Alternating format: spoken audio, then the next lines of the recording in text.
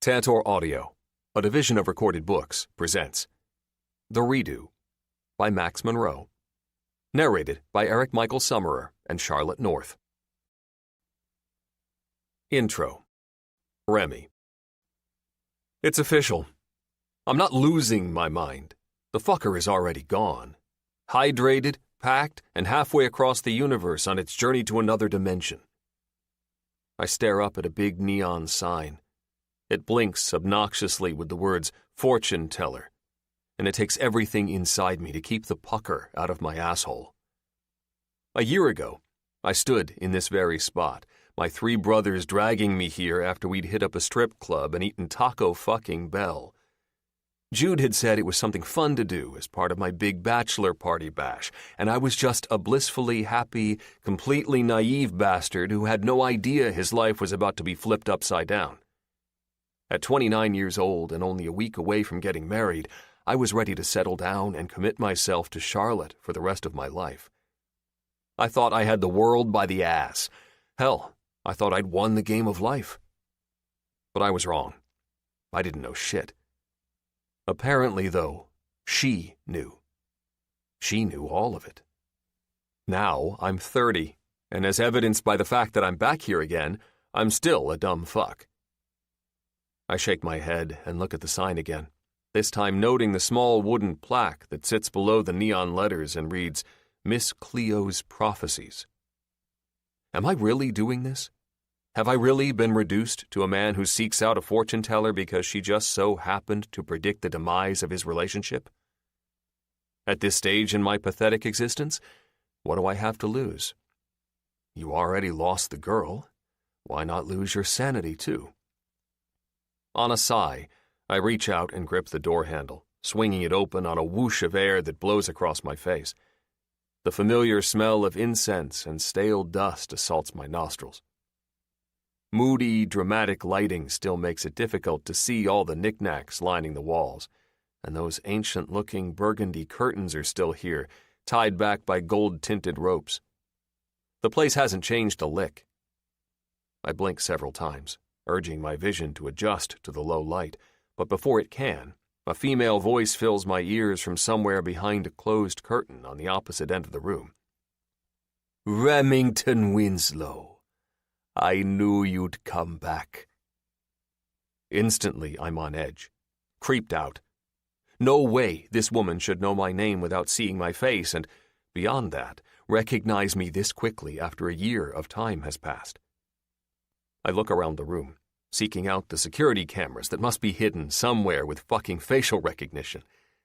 The corners of the ceiling are empty, and I don't see any of those beady little boob cams anywhere either. They must be outside the entrance door. Silent, I stand there, rooted to my spot in the center of the room and wait for the woman of the hour to show her face. I refuse to move deeper into her lair without locking her in my sights first. Of course, she takes her sweet-ass time, the lingering faux loneliness of my wait putting me even more on edge until she finally appears. The curl of her red-tipped finger is the first of her I see, followed quickly by the twinkle of her bright green eyes as they meet mine. A hint of an annoying-as-fuck smile crests one corner of her mouth. Yep, she's the same know-it-all pain-in-the-ass, too. Her dark hair is pulled back beneath the same velvet hood, and her mysteriously youthful skin still doesn't match her age. If anything, she looks younger than she did a year ago. I don't know whether it's plastic surgery or fortune-teller voodoo, but I know she's at least a decade older than she looks. I don't know how I know that, but I do, and that's probably her fault too. She sits down in her chair that presides over a small table covered by a black silk cloth. A set of tarot cards is stacked in the corner, but I get the sense they're just for show. Last time I was here, she didn't use them on my brothers or me, and the layer of dust that sits atop them whispers a tattle about their infrequent use. Please sit down, she instructs, and gestures with one hand toward the empty seat across from her. And for some shit-fucked, insane reason, I do. It's good to see you. I had a feeling you'd come alone this time. I shrug. Only a masochist would bring my brothers back to this place a second time. Today's events aren't a bachelor party. The last thing I needed was my brothers thinking I've officially lost my mind. Lord knows I've been an insufferable hermit ever since Charlotte decided she didn't want to marry me on our fucking wedding day. A cloud passes over Cleo's eyes, dulling the brightness of their green momentarily. I'm sorry about that, my dear. It truly broke my heart reading those events in you. I shake my head and look down to the table. I don't need this crazy chick's pity. How are Jude, Ty, and Flynn? She asks in my silence. Unstoppable sarcasm locks and loads itself on my tongue. Shouldn't you already know the answer to that? I retort. I mean, you are the all-seeing fortune-teller, right? Still a skeptic, I see. She grins like the joke is entirely on me. Still, you're here. She's got you there, bro. Go on, she continues. Ask me the burning questions that have been on your mind, my child. My child? Give me a break. Who says I have burning questions? Your presence and your broken heart. I don't know why those last 3 words feel like a punch to the gut, but they do. A steel-toed boot straight into my abdomen. You'd think, a year after being left at the altar, time would have helped heal those wounds. I mean, that is the saying, right? Time heals everything? Well, I know from experience that saying is utter bullshit. Time hasn't done anything but make me more of a bastard. A man's strength isn't measured by his ability to hide his emotions, she says quietly. It's measured by his ability to face his emotions. I scoff at her motivational poster words. What are you trying to say, oh wise fortune-teller? She's not put off by my attitude. Her face stays neutral, and her words keep flowing. You don't have to put on a show for me, Remington. I'm not your mom or your brothers or your sister.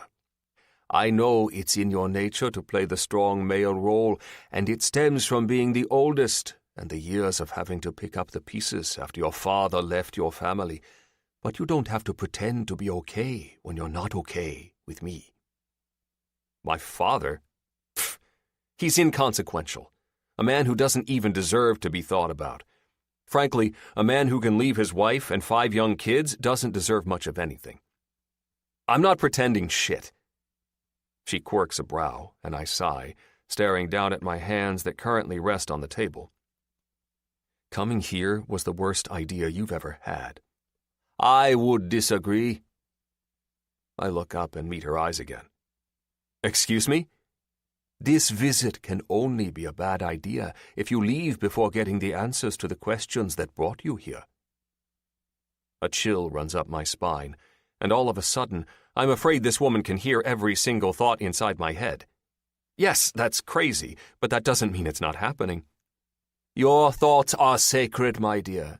I only listen when I need to. Like fuck. Right now, she's listening to every goddamn one. The corner of her mouth hitches, and I know instantly that she's heard that one too. Obviously, for as long as I'm here, she's going to be eavesdropping on every single thought I have. And even though you fucking hate it, you came here for a reason. So get to asking before she hears something you really don't want her to, you bastard. How? I blurt out. How did you know? How did I know that you weren't going to get married? Yeah, Cleo. That would be the big question that brought me here. I snort in annoyance. I mean, fuck, it's pretty obvious that's the biggest question rolling through my mind. How did a random fortune-teller know I wasn't going to get married before I did? Because fate whispers her plans into the universe, and my ears are always listening. I want to roll my eyes at her kooky explanation. I know the devastation is still there, she adds, and I know you're still trying to understand why, but one day you'll realize that marriage wasn't meant to be. The universe has other plans for you. All I can do is stare at her. Is she saying I'm going to be alone forever? I always thought I'd be the kind of man who would settle down with someone, the kind of man who would plant roots and have a family. Not some never-to-be-married, lone wolf, 50-year-old sleazy bachelor. No, darling. That marriage wasn't meant to be. The rest of your fortune is much brighter, she states, and I search her eyes. What do you mean, the rest? I mean, my dear Remington, I had more to tell you before you left, though Flynn did stay back to hear it. He did? I question, outright shocked by that revelation. He hasn't said a word about that shit to me, and it's been a year, so I'm pretty sure he's had an opportunity. While I do agree that family shouldn't keep things from one another, I think in these circumstances it makes sense that he hasn't told you. I raise one eyebrow at her. And why would that make sense? It's about me. I should fucking know. Oh, darling, you've been too closed off, too angry. She raises a hand and gestures toward me. Even now, I'm practically vibrating. I wish I could say she's wrong, but for the past year, I've been a real, unbearable asshole. But her being right, of course, only pisses me off more. Okay, fine. I'll bite, Miss Cleo. What's the rest of my supposed fortune? I ask, disbelief and sarcasm still dripping from every word. Am I going to move off grid? Become some kind of loner from society? Or are you going to tell me I'm months away from winning the lottery and everything will start coming up roses? Cleo doesn't balk at my words or my tone. For some reason, she seems immune to both, reaching out to take my hand and smiling softly when I pull it away. Yes, you have experienced the great heartbreak I predicted. But there will be a chance for happiness for you. A redo, so to speak. But only if you learn to open your heart. You're serious? A wolf-like laugh jumps from my throat. That's the rest of my oh-so-great fortune? I'm just supposed to open my heart and all will be well? After Charlotte leaving me on our actual wedding day, when all our friends and family were there, waiting to watch us say I do, opening my heart to anyone sounds like the worst fucking idea in existence. She nods with a patronizing tilt of her head. It's understandable that you're not ready now, but one day, someone will walk back into your life and it will have the power to change everything. Only you will be able to determine if it's worth it to open yourself up again. Someone who? Someone whom you still hold close in your heart. I narrow my eyes. For a woman who can apparently read my mind and predict my goddamn future, you sure like to say a lot of vague shit. Oh, my child, she says with a knowing smile, the kind of smile that makes goosebumps roll up my arms. I can't tell all of fate's secrets. Otherwise, I risk altering your true path. I stare down at my forearms and hands, my skin still prickling with visible uncertainty. All this effort, all this time spent here listening to her bullshit, and I'm supposed to figure it out on my own? Just wait for an opportunity to come a-knocking on my evil ogre door? What a waste. So, that's it then? That's all you're going to tell me? It's all I can say, Remington, she comments, and surprises me by attempting yet again to place a gentle hand over mine. You just need time. Lots of time. But it will be okay. That I can tell you with certitude. I glance down at her bright red, inch-long nails on top of my olive skin and wonder how I've been reduced to a man who is taking advice from a fucking psychic in a velvet robe. Probably because said fortune-teller was right about Charlotte. Even thinking her name stings like a bitch. When I care about someone, when I love someone, I'm an all-in kind of guy. I don't hold back. I don't play games, and I certainly don't mince words or feelings. I gave my everything to that relationship, bet everything on it going all the way. And all I got was a knife to the back. Is that the way it went, dude? Or was it your ultimatum that forced the knife into her hand? I shake off the unwelcome introspection.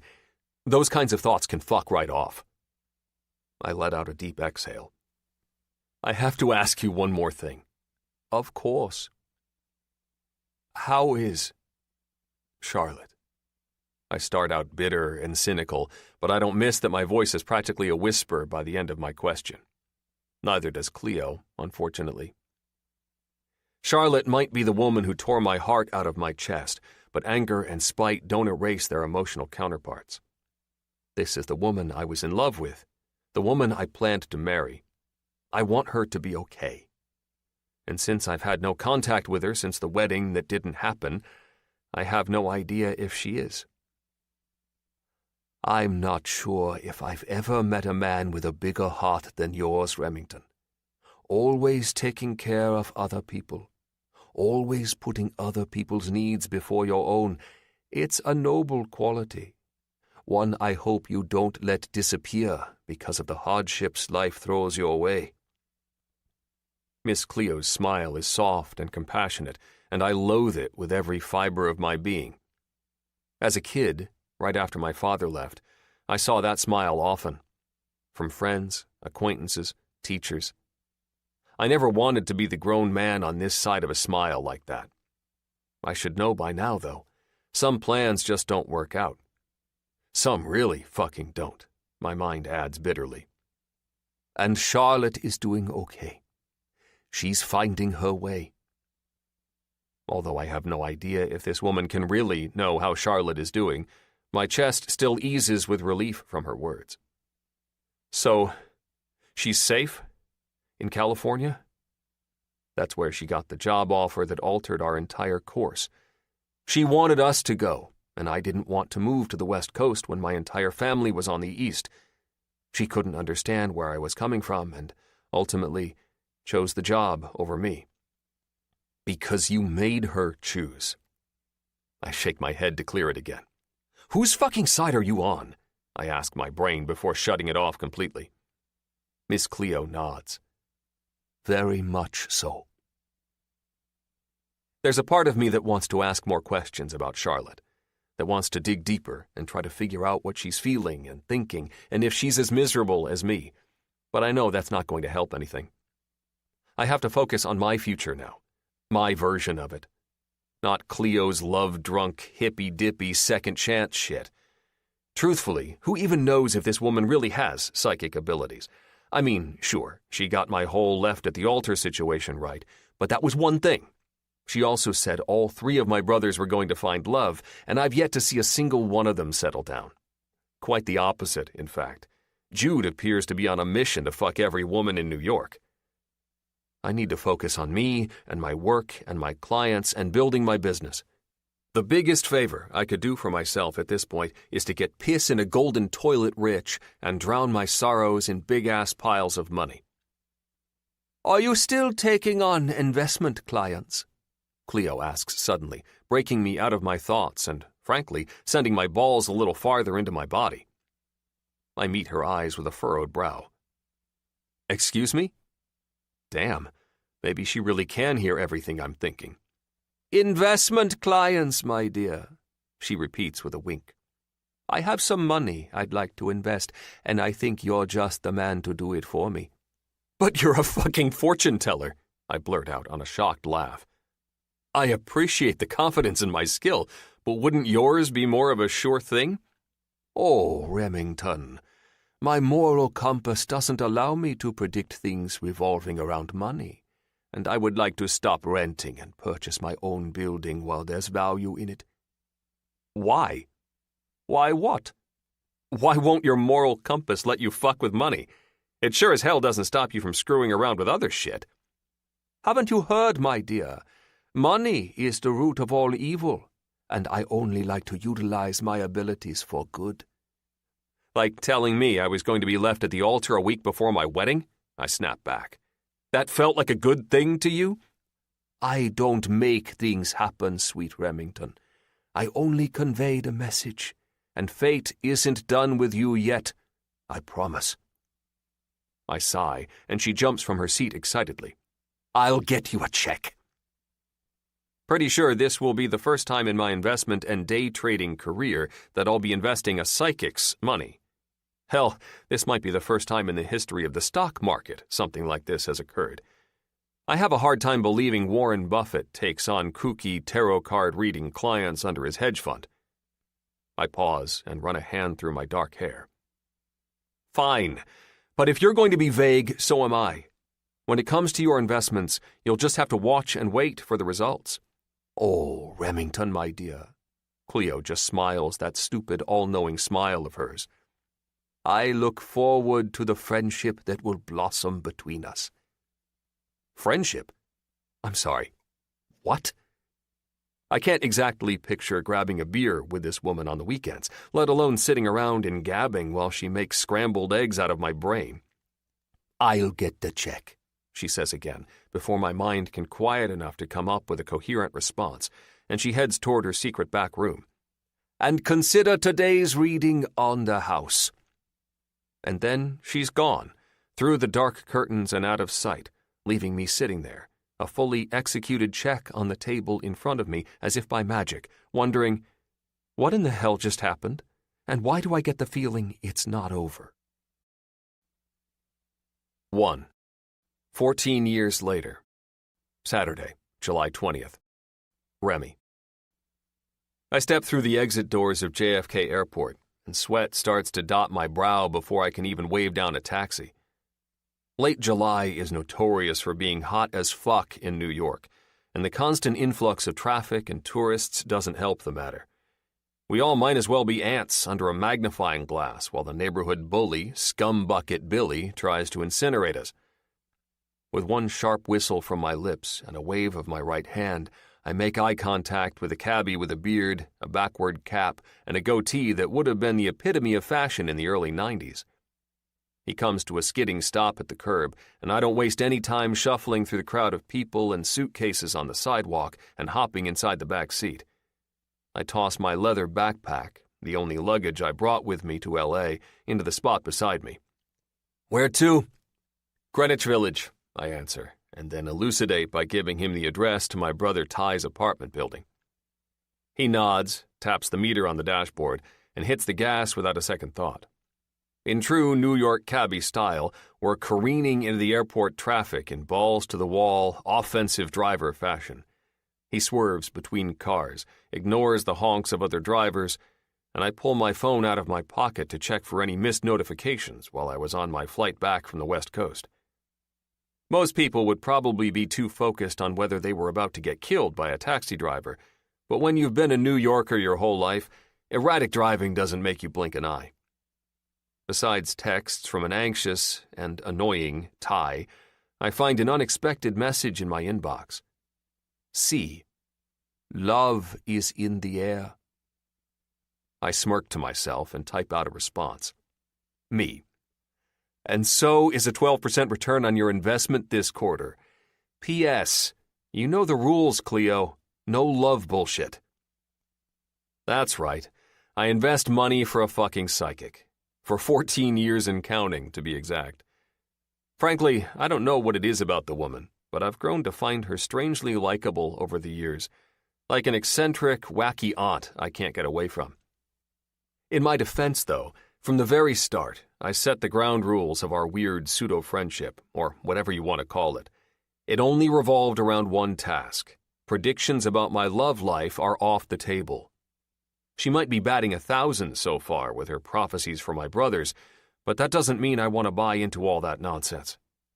These days, occasional dates and one-night stands when I'm feeling froggy are about as close as I get to a relationship.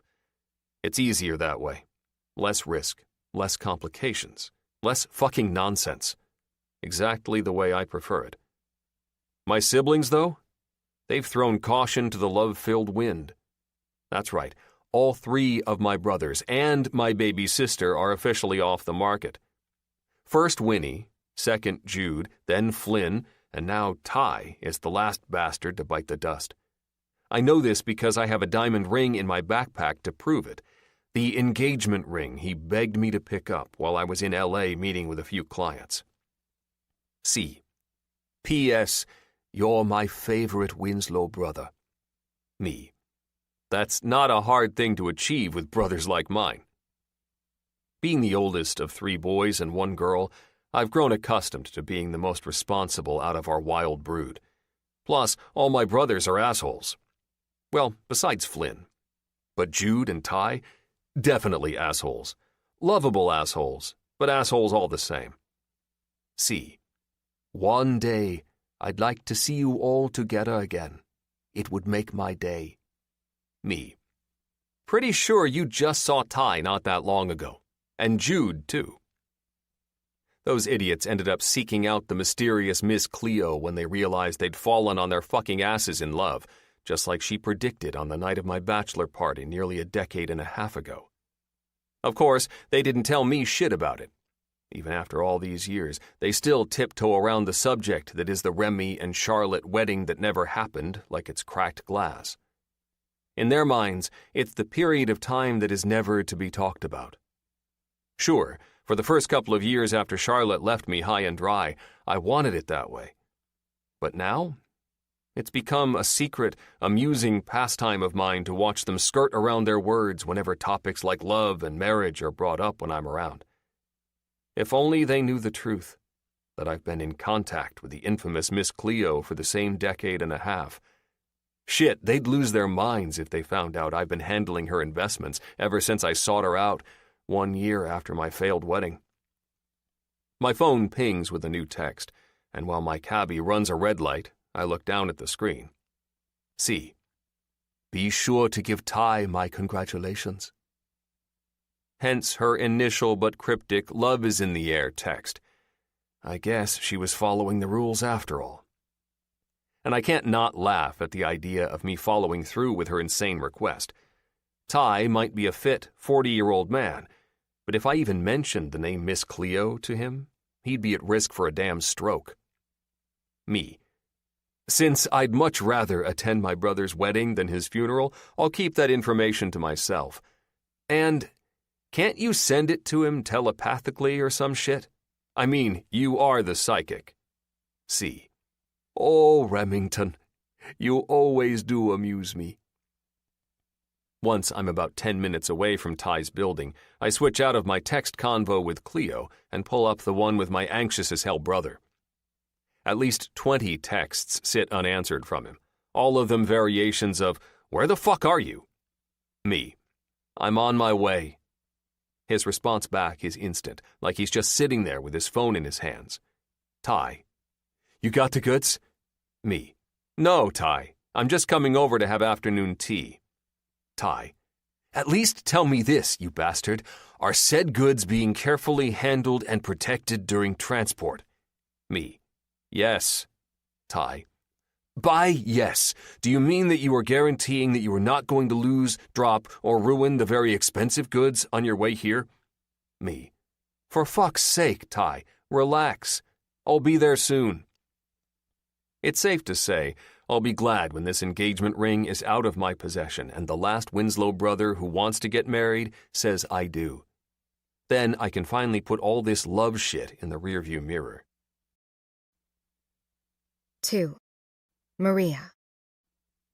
I swallow thickly against a wave of nausea brought on by the combination of 90-degree heat, 6-inch heels, and a pregnant stomach the size of a Volkswagen Beetle, and finish typing out a text message to my assistant as I walk inside the building of my next showing. Me. I need you to contact the mortgage broker for Mrs. Clemens and see where they're at with the financing for the Greenwich Village property. I'm at the property now, and if the inside is just as good as the outside of the building, they're going to have to make an offer today if they really want it. I assess my surroundings with scrutinizing eyes, and still only see good things. Doorman? Check. Marble floors and modern updates in the spacious lobby? Check. Yep, they'll definitely need to put in an offer if they want a chance. The New York real estate market is booming, and the buyers currently outnumber the sellers by a landslide. When I reach the elevator, I hit the call button and tap the tip of my heel against the marble floor as I wait for it to arrive. A distraction, in the form of a text message, pulls my eyes away from watching the little screen above the elevator entry doors that showcases the cart's ascent and descent floor by floor. Claudia. Ugh, can't you do it? I hate contacting mortgage brokers. My assistant is a real gem. And by gem, I mean the worst assistant on the face of the planet. She spends more time Instagramming and TikToking with her friend Leslie than NASA spends on rocket launches, I swear. Pregnancy hormones make the urge to throw my phone across the lobby strong. But I go with a less violent reaction and type out another text with irritated, harsh fingers. Me. Claudia, for the love of God, just contact the mortgage broker for me. Claudia. Can I do it after I eat lunch? I swear on everything, my assistant might be the reason I go into labor early. Or, end up on that show Snapped because I've strangled her. Me. Claudia. Claudia. Okay, fine. I'll call them now. I think pregnancy is making you moody. First rule of life, never tell a pregnant woman she's moody. Second rule of life, never hire Claudia. You'd think the owner of the Barros Group, a successful, high-profile real estate firm in New York, would have a competent, hard-working assistant. Sadly, that is not the case. 2 years ago, I hired Claudia at my sister's urging, and she's been a thorn in my side ever since. A still employed thorn in my side, that is, because apparently I'm a masochist. Claudia. Where can I find the number for the mortgage broker? Lord help me. Seriously, help me. As I start to type out a response, the elevator dings its arrival and the doors whoosh audibly with their opening. My fingers run across the screen quickly, and I don't even bother looking up before stepping inside, and bumping right into another human. He grunts as he catches my momentum by the tops of my arms, and I nearly jump into another dimension. Oh my gosh, I cry, embarrassed by my rudeness. I'm so sorry, I wasn't paying attention at all. Honestly, I'm still kind of not, as I finish typing a message to my worthless assistant. But once I hit send, I tuck my phone into my purse, ready to give him my full attention. Or at least as much as my mortification will allow. I cringe and look up into crystalline blue eyes then, just as a smile is curling onto the handsome stranger's face. But it only takes a millisecond for me to realize he isn't a stranger at all. Truth be told, he's as little a stranger as a man can be. My first real love, and the man I gave my virginity to when I was 16 years old. It seems like a lifetime ago, and just yesterday all at once. But the memory of his gentle hands coaxing my nervous hips up to meet his is the kind of thing you don't forget, no matter how many years have gone by. Maria? He asks, his smile deepening further if you can believe it. Me, though? I'm nearly speechless. Because I haven't seen my high school sweetheart, Remington Winslow, in 2 fucking decades.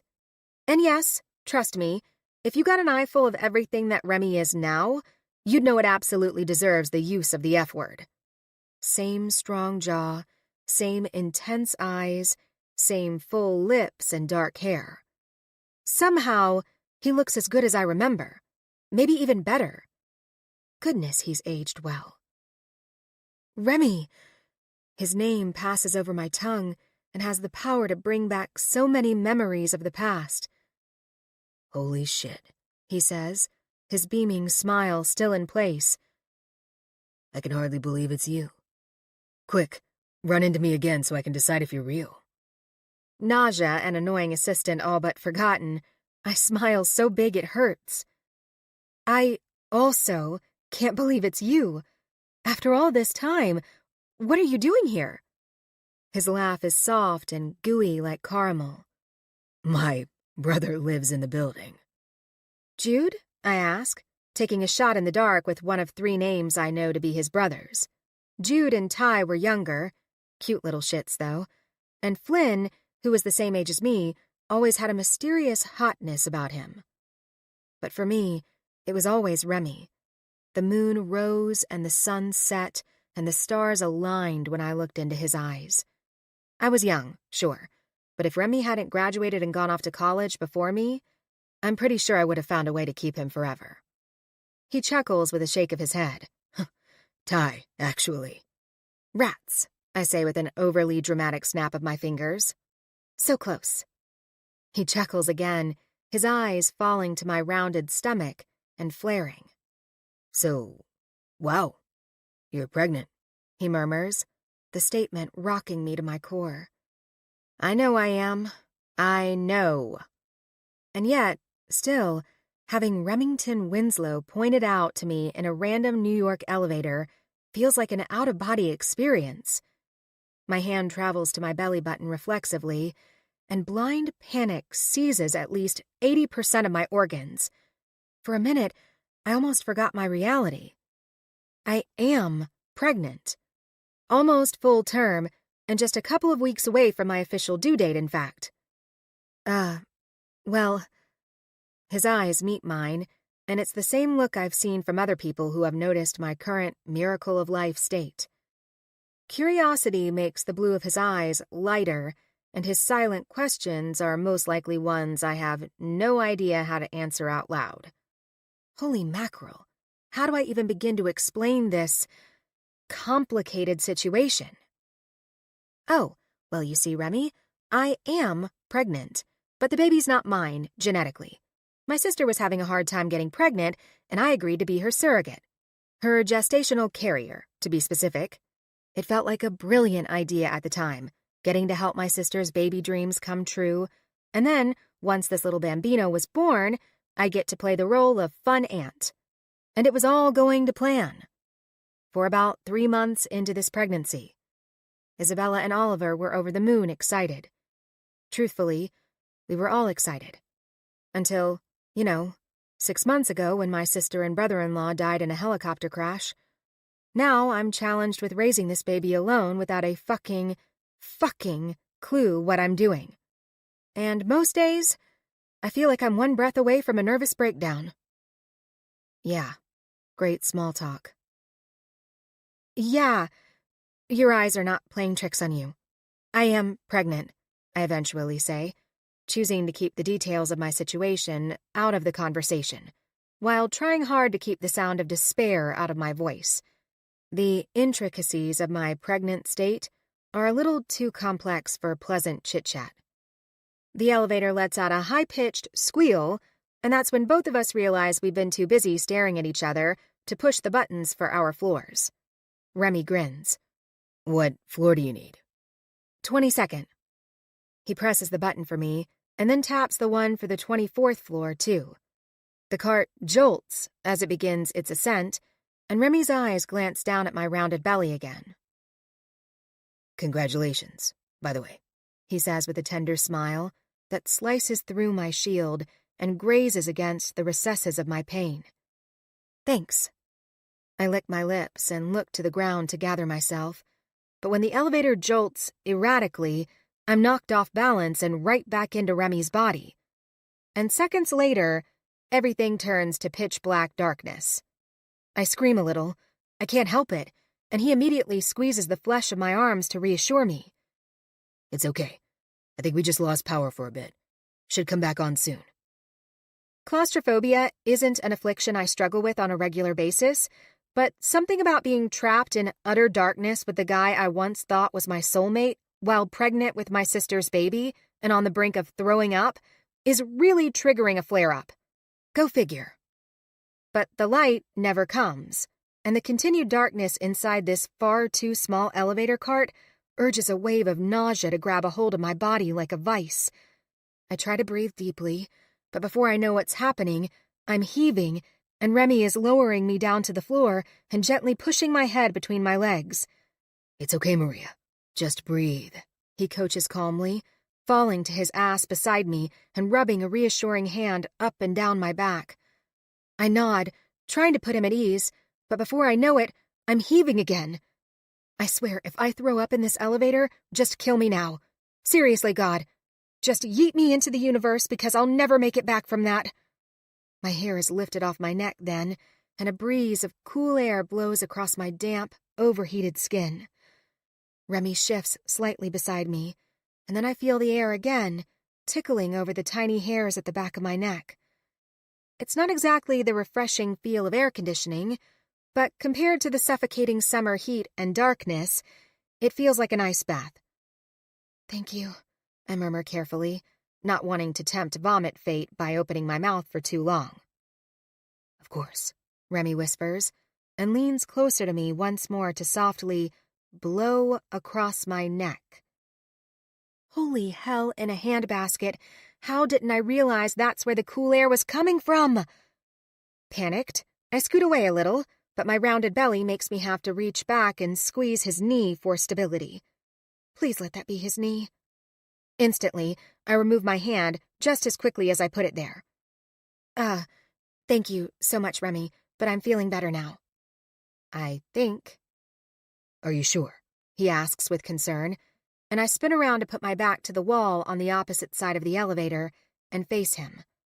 An emergency light flickers at the top of the car, a little delayed, but I'll take it, and I can just make out the crease between Remy's eyebrows.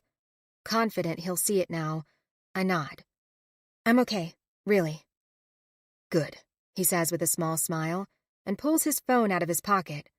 He taps the screen, and it comes to life, illuminating his handsome face. Looks like I still have service. I'm going to call Ty. Phone to his ear, he waits while the faint sounds of ringing come from the receiver. Fucking answer, you bastard, he mutters 3 rings deep, and I want to grin over the memories of the familiar banter that always occurred between him and his brothers. And when he rolls his eyes heavenward, I can assume that Ty finally answered. What's up? Remy asks into the receiver on a harsh laugh. Well, I'm stuck in your building's fucking elevator. He pauses and furrows his brow at whatever his brother says. And Lloyd would be... 10 seconds later, he pulls the phone away from his ear and looks at the screen.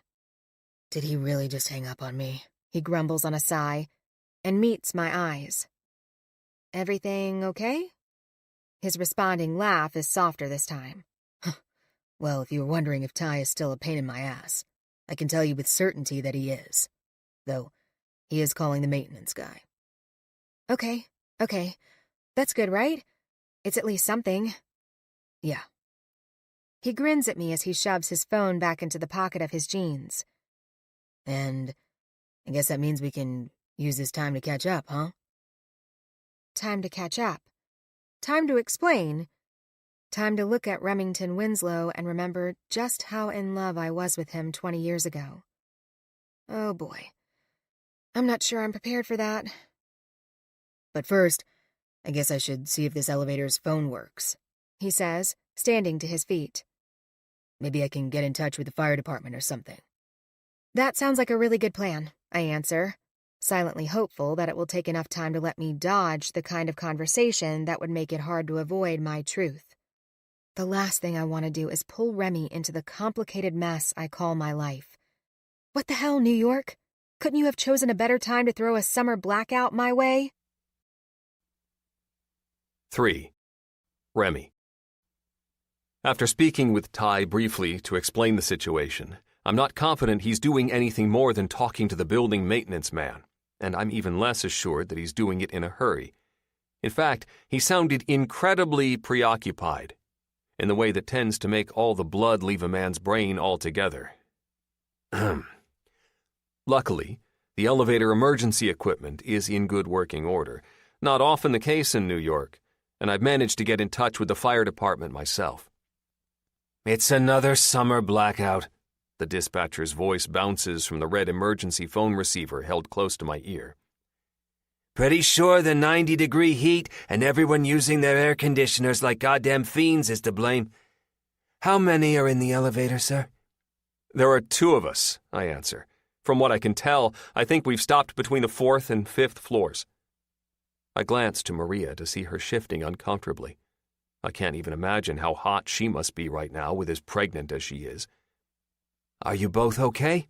Yes, but the other passenger is pregnant, and it's starting to get pretty warm in here. We're going to need to get some water soon, at the very least. Now I'm regretting finishing off that bottle of water and granola bar I had stashed in my backpack on the plane. Maria certainly could have used it right now. Understood, the dispatcher responds, and the faint sounds of fingers over a keyboard fill my ears. "Just hold tight, and we'll get you out of there as quick as we can. Half of Manhattan is blacked out right now, though, so prepare yourself to settle in for a bit." "Great." I'm not sure I should repeat that part out loud. "Okay, thanks." I hang up the phone and turn to an eager for good news Maria. Her face nearly makes me laugh, it's so comedically desperate. I try to break it to her gently. The good news is, they know we're in here, and they're coming to help. Her eyebrows immediately draw together with skepticism. "And the bad news?" I shrug calmly. This isn't the only building with elevators with similar issues. "Ha ha ha!" She laughs, a firm edge of hysteria creeping in as she spins to the corner of the elevator and tries to gather herself. Did they happen to mention where we are on the list?" I wince. "I'm afraid not." "Well, great. That's great." "It's going to be fine, Maria, I promise. We have each other to shoot the shit with, and for my part, I'm pretty sure I could have ended up in an elevator with a lot worse choices." She almost smiles at the compliment and then seems to remember the situation all over again. "I'm supposed to meet a client upstairs in 5 minutes. "Ah, I see.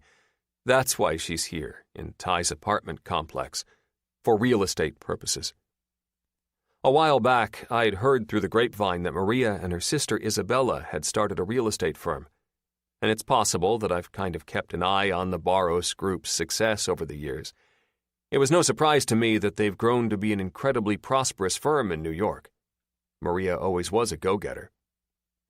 "If they're in the building, they know the power is off," I attempt to reassure her. "I'm sure they'll understand." No," she scoffs. "Not this client. This client only understands that time is money." I grin. "Do they actually use that phrase with you? Time is money? Only once a day." "How obnoxious. Oh, Remy, you have no idea. I work with some of the most insufferable people in the city. Mrs. Clemens is just the tip of the iceberg." "Patricia Clemens?" I ask, my interest piqued. "Yes?" Her eyes narrow in surprise. "How did you know?" "I've done some investments for her and her husband. She called my assistant a half-wit for calling before 9 a.m. one day." "Oh my God, yes. 10 to 4, Maria," she mocks in a voice that is spot on Patricia. "Anyone with class knows those are the only acceptable hours if you have any human decency." Oh man, I hope she buys a place in this building and makes Ty's life a living hell. I laugh, and Maria feigns a pout. Poor Ty. Nah, poor Ty's doing just fine with his life. That's why I'm here, actually. I'm delivering the ring he's waiting on to propose. What? Ty Winslow is proposing? She squeals excitedly. As in, he's going to get married? Yep. I nod slowly. Hard to believe, but he found someone who can tolerate his ass. I'm sure he's hysterical right now, waiting for me. That's crazy. Almost unbelievable. She responds with a shake of her head. Oh, hey, did you happen to park in the garage? The abrupt change in conversation makes me furrow my brow. Of all the things to ask me about, she's wondering about the garage of this random building? No, but I had the cab driver drop me off there because traffic by the main entrance was crazy. I'd only gone up one floor in this elevator when you got on at street level. How are the spaces? Big or compact only? Wait. I feel my mouth curve slightly as I look at her with a tilt of my head. Are you using me for realty questions right now? Mrs. Clemens, she snaps, as though that's the only explanation I need. And truth be told, it is. That woman is basically a caricature of a human. Maria, I say her name with feigned disappointment. I'm wounded. You're not wounded, she scoffs. You're perfect. Her cheeks turn bright red immediately, and her head bows toward the floor as everything inside me lights up. Maria freaking Barros. I cannot believe I've gone this many years without thinking about how amazingly earnest she always was, especially when she didn't want to be. Her nerves always made the words just fall right out of her mouth. Fuck. I always loved that about her. The urge to ease her embarrassment is too strong to deny. Oh boy, perfect? Me? I laugh and flash a wink in her direction. Can I get you to sign a sworn affidavit to present to my family, stating your exact words? Awkwardness gone, she meets my eyes with a grin and quips back. Oh, Rem, you and I both know your family wouldn't accept that affidavit. If Jude and Ty are still the same as they used to be, they love busting your balls way too much. She quirks an amused brow. But surely your wife wouldn't need an affidavit to know how amazing you are. Her statement makes me realize just how long it's been since we've spoken. If I had a wife, I'd hope that would be the case. Wait, what do you mean? She questions and searches my eyes. You and Charlotte got divorced? Well, fuck. After this long, it's hard to believe that anyone doesn't know what happened that day. Actually, Charlotte and I never got married. But the last time we talked, you were like a week away from your wedding. Yep. She left me at the altar. Her eyes go wide in shock. You're kidding me. No, babe. I can assure you I'm not, I remark with a laugh. Goodness, I'm so sorry, Remy. That's horrible. It's fine, I tell her, and truly mean it. It just wasn't meant to be, you know? I'm at peace with that. I shrug. Plus, it was like 1,000,000 years ago. Oh, God, don't say that, she responds on a snort. You're making me feel old. Surely it was just last year that we spoke. In reality, it was about 15 years ago that Maria reached out to me unexpectedly via text message. The exchange was sweet and friendly and made me remember how much I'd always still care about her. But it was nothing more than that. Seeing her now makes me wonder how I ever thought it was a good idea to walk away from her, honestly. Sorry to break the news to you, but it was a long-ass time ago when you sent me that text message. Hell, I don't even have the same number anymore. Gah, me either, she groans. Are we really in our 40s now? I nod. We really are, though I'm the only one of us who looks it. You're right, she says with a playful roll of her eyes. You're practically an old man compared to me. Older by only 2 years, I state, and point one teasing index finger toward her. And careful, Ree, or else you're going to start sounding like my family. She giggles. Are they still as rambunctious as they used to be? No, I shake my head on a laugh. I can assure you they are much, much worse. She snorts, and the sound is so sweet I find myself spouting some more Winslow family updates. Flynn has a wife and twins, Jude is married, and Ty, as I mentioned, is on his way over the cliff. And Winnie, well, as I'm sure you remember, is the only sane one out of all of us. She's married to Wes Lancaster and has a brilliant daughter, Lexi, who keeps us all in check. Wes Lancaster? As in the billionaire owner of the New York Mavericks? The one and only, I nod, and Maria's face turns soft with nostalgia. I always loved watching you play football. I laugh at the irony. 80% of the reason I even played was getting to look over at Maria cheering for me. Winnie hated it, she adds with a knowing grin. Only 2 reasons she was there were you and the snacks. I know, I agree, thinking fondly of all the times my baby sister was sitting in the bleachers, cheering me on at my games with a bored expression on her face. She eats, sleeps, and breathes it now. Her position as team physician is how she met Wes, the man who is so smitten with my sister he honestly thinks he got the better end of the deal. Which he did, of course.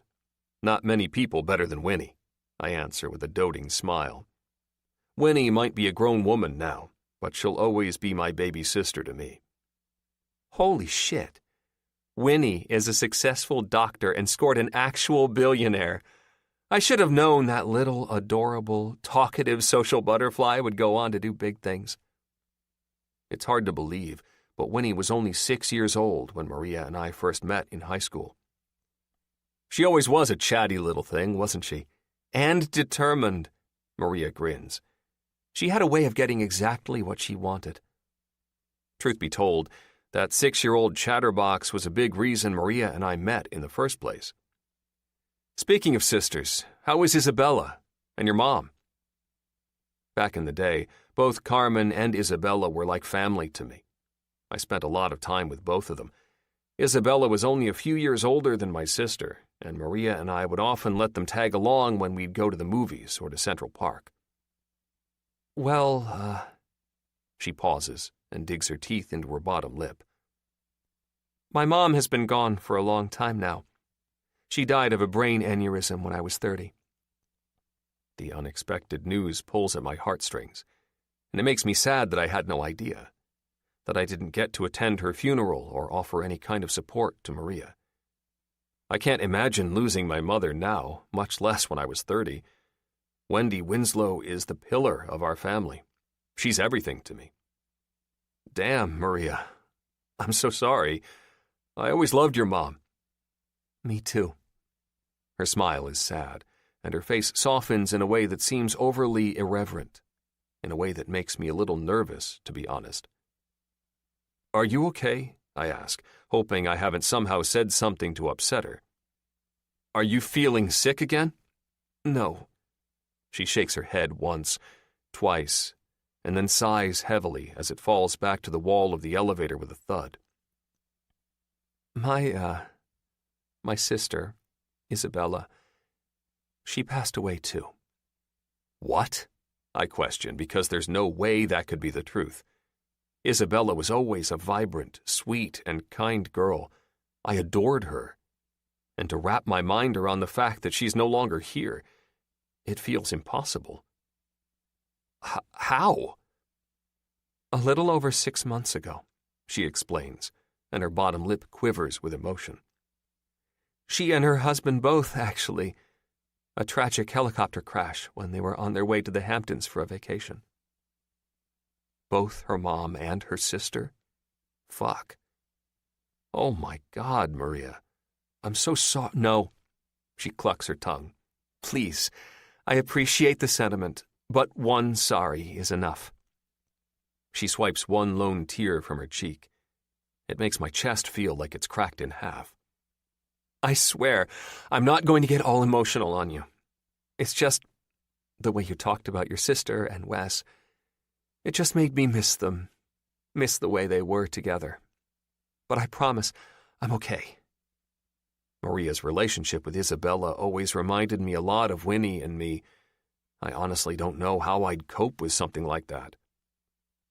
I don't know what to say, Ree. I wish there was something to say. She laughs then, and it's startling.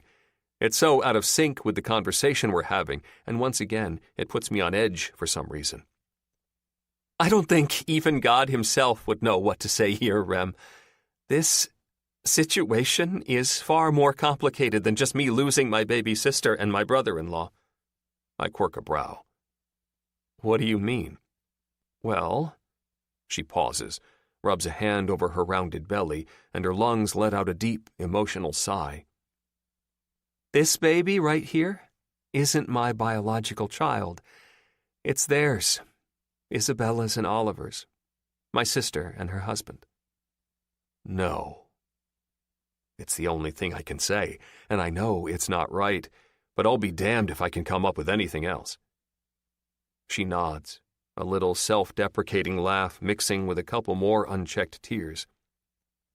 She needed a surrogate, and my uterus wasn't doing anything. I know she doesn't want to hear one particular 5-letter word again, but it's the only thing I feel like I can say right now. God, Maria, I'm so sorry. She shrugs and rubs at her belly unconsciously. I just wish I knew what the hell I'm doing. My life has revolved around my career for the past 2 decades, and now I'm supposed to figure out how to be a good mom? She shakes her head. I never had time to be in a relationship with someone, and now I'm supposed to know how to take care of another human being? I mean, I didn't think I'd ever have kids of my own. I guess I didn't think a lot of things. My mind wants to fixate on the reality that she's doing all of this alone, without a significant other, without her mom, without her sister. But I know that's the opposite of what she needs to focus on right now. She knows. God, she knows. The last thing she needs is me droning on about it. No. Instead, she needs encouragement. That's where you're going wrong, I tell her, and her face pinches in confusion. What's where I'm going wrong? Trying to know what the hell you're doing ahead of time. It's impossible. I've never met a parent who said things turned out like they expected. It's always overwhelming. It's always a shit show. But no. I shake my head and lean forward to squeeze her knee. It's the truth, Maria. Kids are good at one thing, and that's being all the things you don't expect. She laughs, frightened. Great. I'm just saying. You think you're behind, but you're not. You're right on target with where you're supposed to be. When the baby is born, that's when you'll start to figure it out. I hope so. I know so. It's statistically proven. Maria rolls her eyes. Man, you haven't changed at all. Spouting shit like you know what you're talking about. I smile. Sounding confident is the key. Well, thanks. I think. It's not like I have a way out, so I'm just making the best of it. It's going to be great. My niece, Lexi, is one of the best things that's ever happened to me. In fact, she's about the only human I would miss a meal for. Maria giggles, joking. You're a big, strong boy. You need fuel in the form of food. Yes, that is verbatim what I tell myself when I go for the second brownie. Sorry, by the way, she says, and I tilt my head to the side in confusion. Sorry for what? Tossing all my crazy baggage onto you? I'm sure that's the last thing you felt like hearing while being stuck in an elevator. She explains, and I have the urge to pull her into my arms and tell her everything will be okay. But I don't. It's nearly 1,000 million degrees in here, and I can only imagine how little she wants to be smothered. Instead, I go for verbal reassurance. I'm glad you told me, I say, and I mean every word to my core. Yeah, well, I'm sure you weren't expecting that kind of reality when you saw my pregnant belly. No, I answer honestly. But that's life, Maria. Yeah, that's life. She repeats my words. And life can be a real bitch sometimes, you know? Oh, trust me, I know. A soft laugh escapes my lungs, and then I can't stop myself from trying to make her feel a little better at my expense. You want to know something wild about my life? Yes, please, she nods with wide, urgent eyes. I still see Charlotte, I tell her with a conspiratorial whisper. She's married to Nick Raines, Winnie's ex, and the father of my niece, Lexi. Even though I'm truly okay with the whole situation now, it isn't necessarily one I enjoy talking about. But for some reason, with Maria, it's easy. If anything, I want to tell her. Seriously? My niece's father is married to my ex-fiancé who left me at the altar. I nod. It's almost some Maury Povich type of shit. Man, we really are 2 peas in a crazy pot of life, huh? She comments through a quiet laugh. Yeah, babe, I chuckle. We really are. Smiles and silence settle over us, and it's all I can do to stop myself from ogling Maria in the time gap. Her brown hair and brown eyes both glow, and her lips, always plush and perfect, seem even more so in the dim light of the broken elevator. Fuck, she's still painfully beautiful. I don't know what's coming over me, but if I'm not careful, I'm going to be the kind of creepy guy who gets a hard-on at an unbelievably inconvenient time. She's carrying her dead sister's baby, for fuck's sake, Remy. Show a little respect. My phone chimes with a message, and I pull it out of my pocket to check the screen. For once in my life, I'm thankful for a distraction from my brother. Ty. Bad news, bro. Lloyd's a fuckwit and can't do anything. We're waiting on the fire department. Talk about being a little late to the fucking party. This is exactly why I called the fire department myself. Me. Were they able to give you an ETA? When I spoke to them, they didn't have any idea. Ty. My guess is that it'll either be before the power comes back on or after. Me. How is it possible that you're tenured? How? Ty. Tenured in English, bro. Not fucking elevator engineering. Me. Thanks. Really, this has been helpful. I tuck my phone back into my pocket and watch as Maria lifts her head from her own.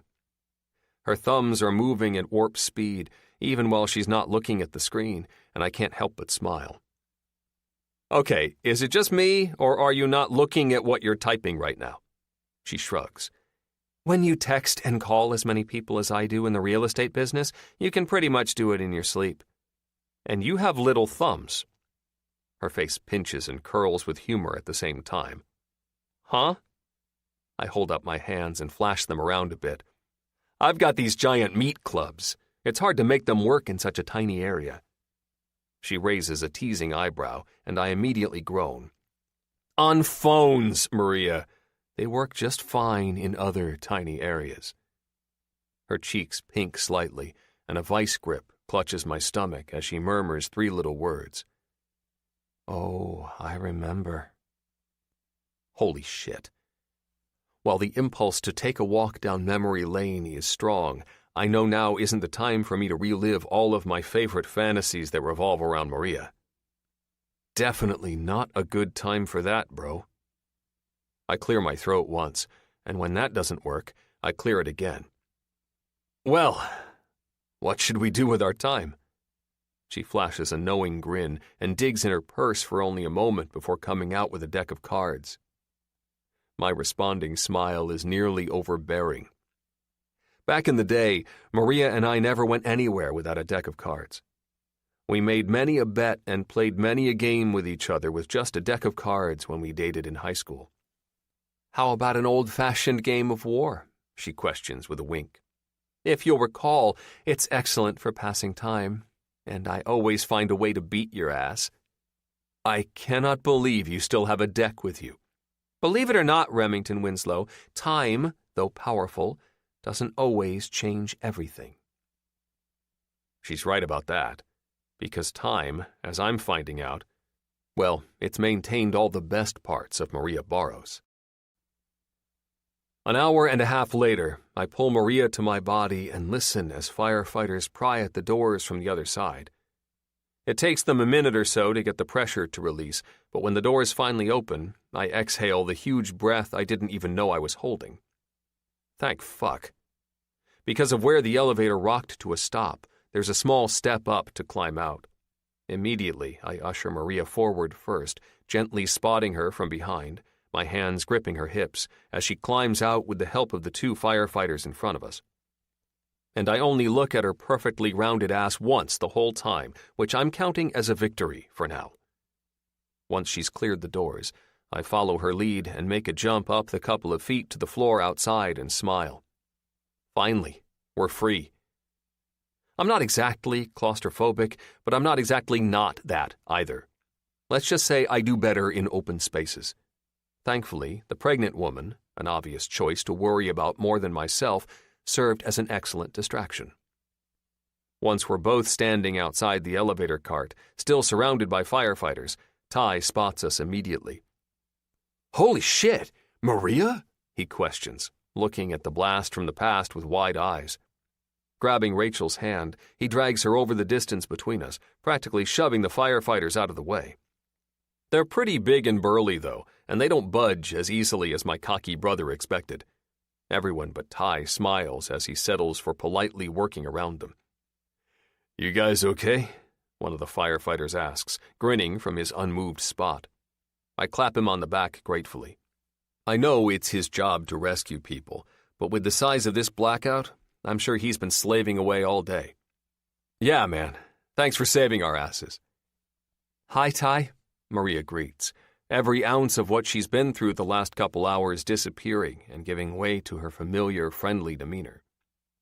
Ty looks at me and smiles. Talk about a small world, bro. I grin. Tell me about it. Rachel, this is Maria. Maria, this is my Rachel. Ty introduces the ladies. Maria and Rachel shake hands immediately. Nice to meet you. I'm an old friend of this guy right here, Maria explains and nudges my side playfully. From way back in our high school days, though it's been quite a few years since we've seen each other. Wow, Rachel remarks, surprised.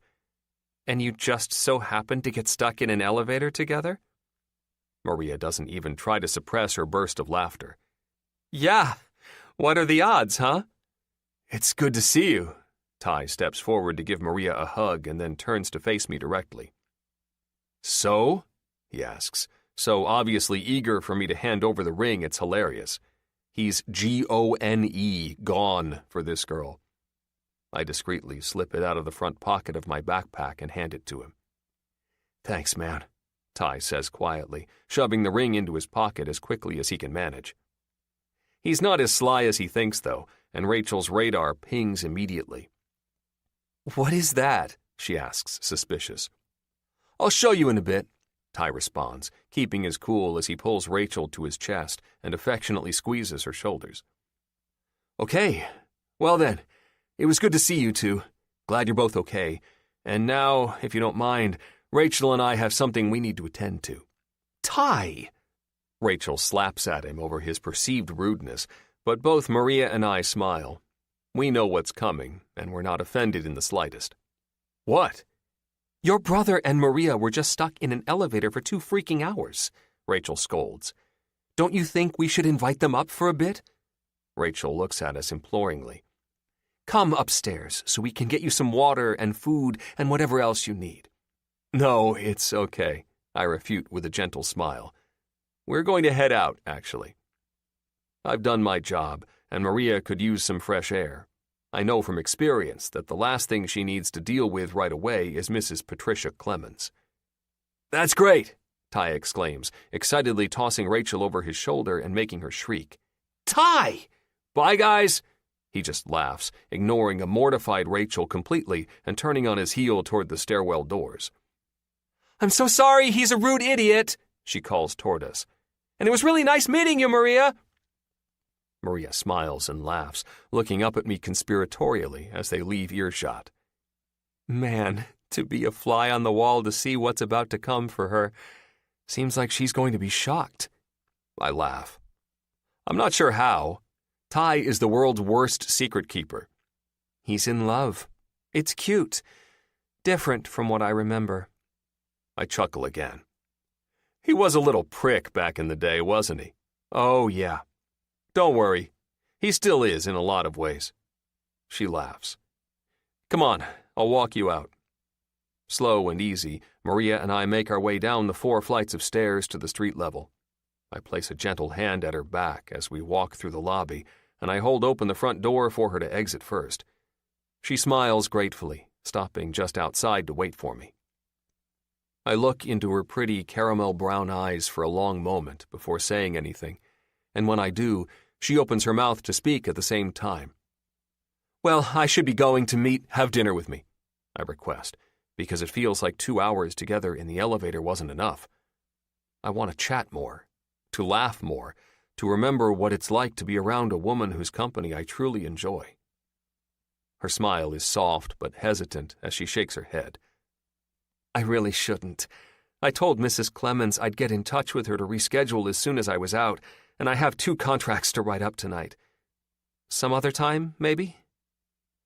I want to push the issue, to fast-talk her into going with me anyway, but knowing what she's been through and how tired she potentially is, I realize it's a much better idea to lay the groundwork to have another opportunity at a less chaotic time. Some other time, definitely, I respond with a wink. And I'm going to hold you to it. Gently grabbing her phone from her hand, I type in my current phone number and save it to her contacts quickly. She watches me avidly, not bothering to hide the thick swallows she takes that makes her throat bob. I've really enjoyed seeing you, Maria, I tell her, and her responding smile is so genuine it makes my chest grow warm. It's been good to see you too, Rem. So, let's do it again, but under less stressful circumstances, yeah? She snorts. Less stressful sounds perfect. You have my number now. I hand her phone back to her. Use it, okay? She nods. Sure. I lean forward and kiss the soft skin of her right cheek to say goodbye, and then I watch as she walks away. For the rest of the night, I wait, hoping she'll call or text or anything to return the exchange of numbers, but the communication never comes. Memories, however, do. Her "some other time, maybe?" reminds me so much of the first time I met Maria Barros.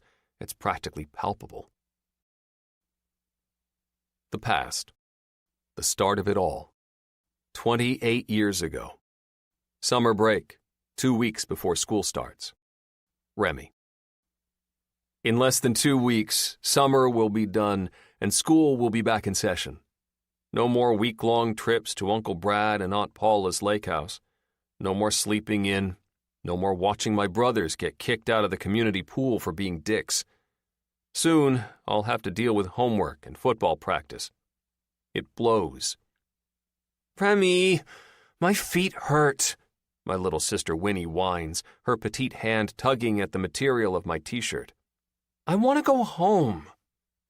I almost want to laugh at her sudden change in mood.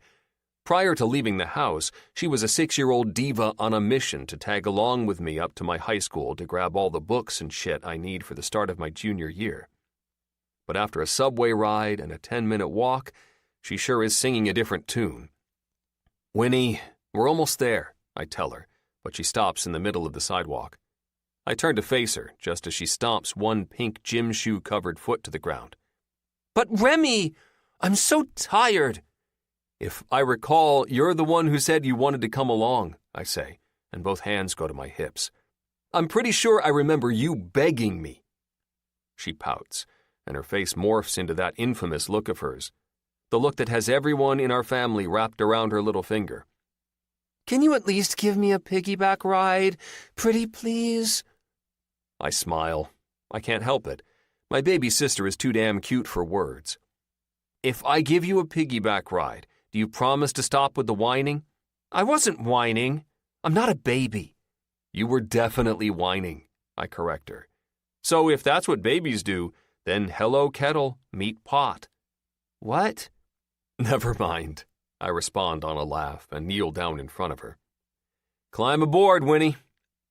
She smiles like a girl who just won a battle of wills and doesn't hesitate to climb atop my shoulders.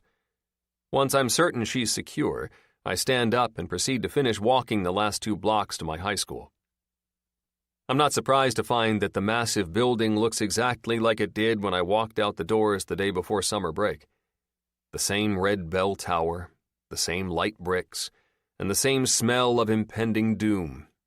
Ha, I'm kidding. Sort of. "Are we getting Flynn stuff too?" Winnie asks, and I laugh. "Hell no. Flynn can get his own shit." "Remy!" Winnie exclaims and slaps one hand on the top of my head. "Those are bad words. I'm going to tell Mom." "If you tell Mom I say bad words, she'll never let you hang out with me." That shuts her up. "Fine. I won't tell," she mutters. "But I still think we should get Flynn's stuff." "Even if I wanted to do that, I can't. Since Flynn is a freshman and I'm junior, our pickup days are different." "When does Flynn have to go?" "Tomorrow." "Oh. You trying to plan another getaway from the house?" "No." "Liar," I smirk and walk inside the entrance doors of the building, heading straight for the main lobby area where I know the pickup table is located. "Your school is so big, Remy. I hope I get to go here when I'm all growed up." I want to tell her high school isn't all it's cracked up to be, but I bite my tongue in the name of keeping the younger generation optimistic.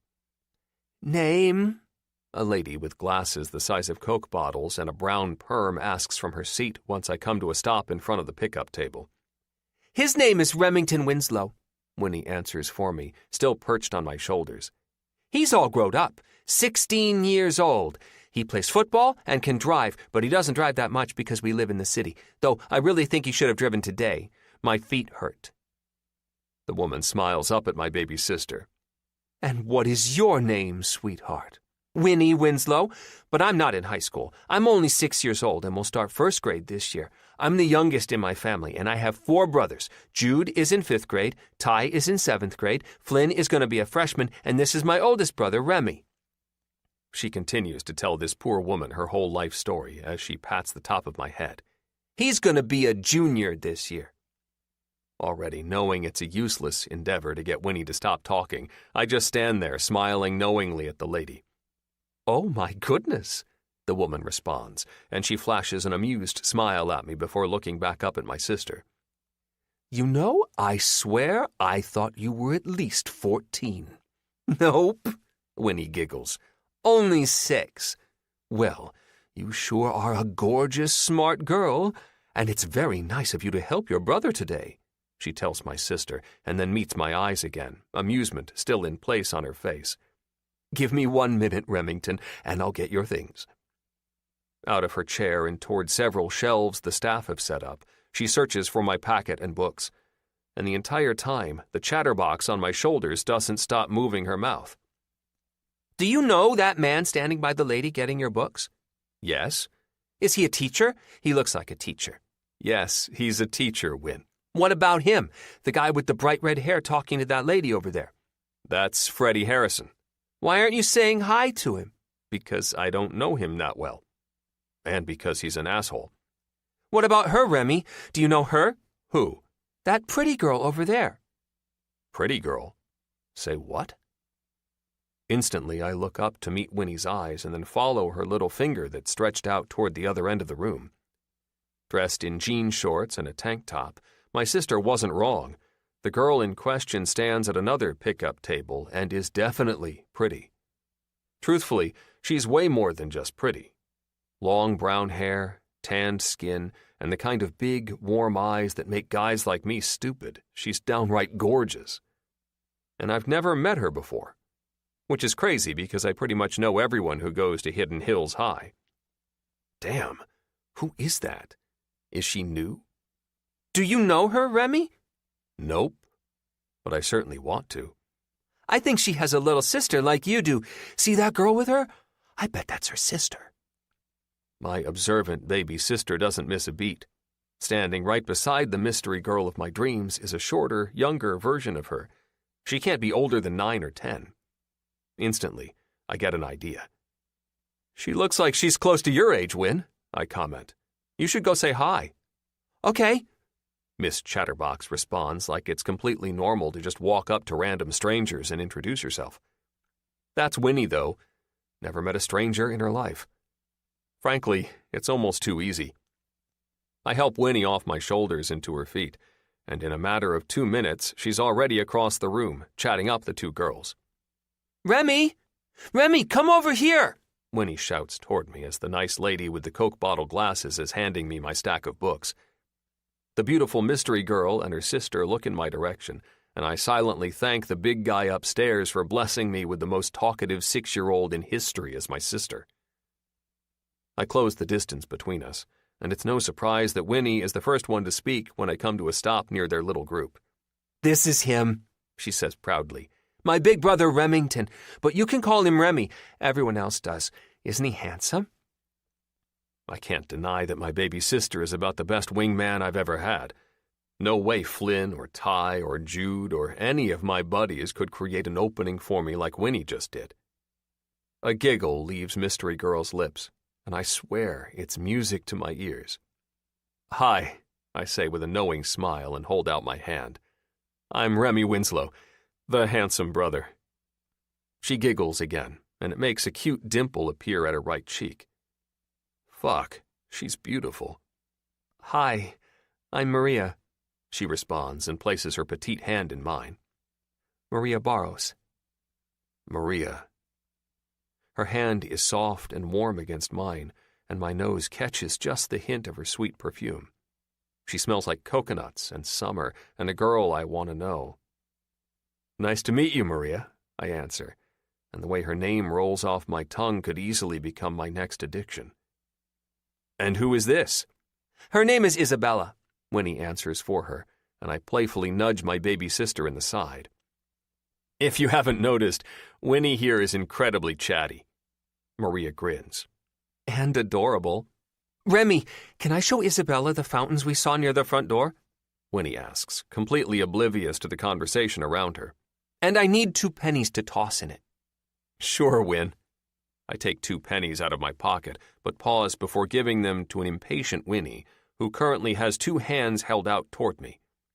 But only if it's okay with Maria. Can I?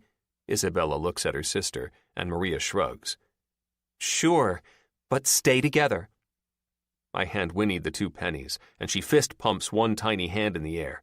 Come on, Isabella, let's go make a wish. And then Maria and I are left alone, both of our sisters running toward the entrance doors of the building, where the not all that exciting fountain sits. Are you new? Do you? We both start to talk at the same time, and a blush forms on Maria's cheeks. Sorry, what were you going to say? It's fine, I respond with a smile that's probably too big for the occasion. Are you new here? She nods. Freshman. That's cool. What about you? Junior, I answer. My brother Flynn will be a freshman this year, too. Her smile is self-deprecating. I take it Flynn realized he didn't need to be here until tomorrow? Maybe, I grin. But it's okay. Your secret is safe with me. So, you're not going to tell the whole school I'm a dumbass? You're not a dumbass, I respond on a laugh. But the most perfect girl I've ever seen? Yes, that you definitely are, Maria. Though that's also a secret I'm going to keep to myself. Are you busy?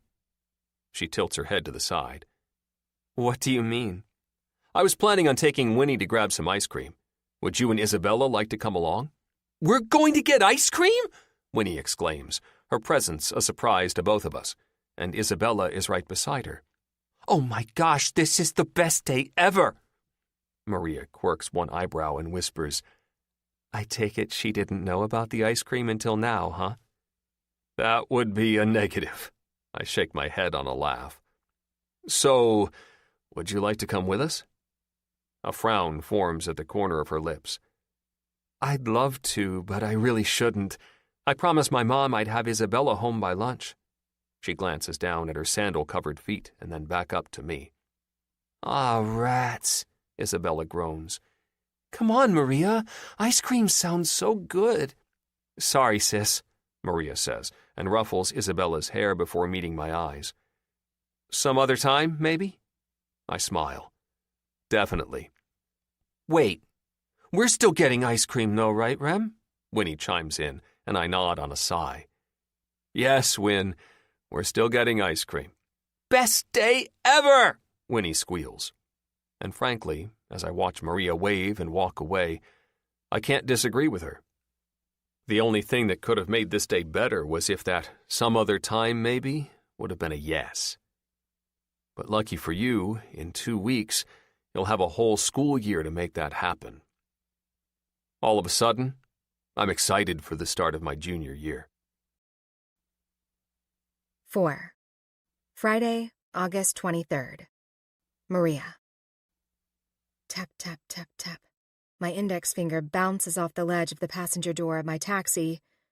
A vision of what feels like miles of cars assaults my eyes through the windshield.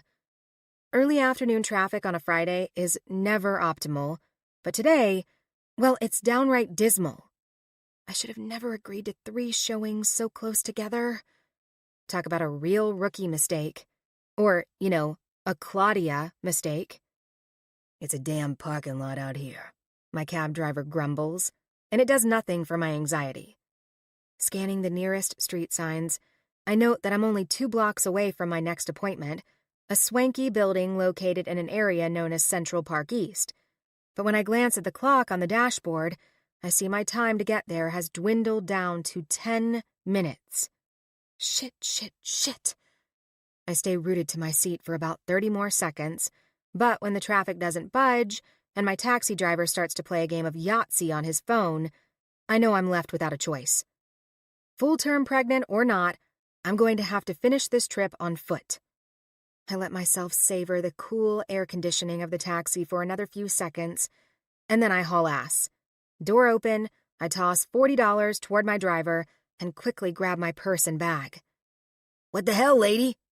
Sorry, but I have to go. Thanks. I shut the door and carefully maneuver through the traffic, both hands on my belly, until I reach the safety of the sidewalk. I know my cab driver is pissed at me because my problem has now become his problem, but that's life, man. Not to mention, I paid him double the fare the meter on the dashboard showed. He'll get over it. Me, on the other hand, well, I just hope my swollen feet can tolerate the long, hot trek inside these heels I decided to wear today.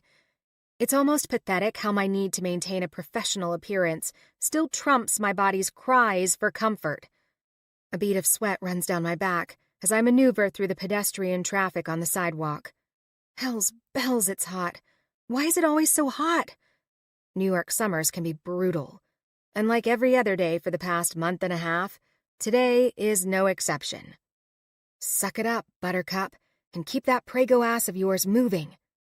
Half a block into my blistering stroll, my phone buzzes with a new text message, and I quickly pull it out of my purse to see the very last name I want to see right now.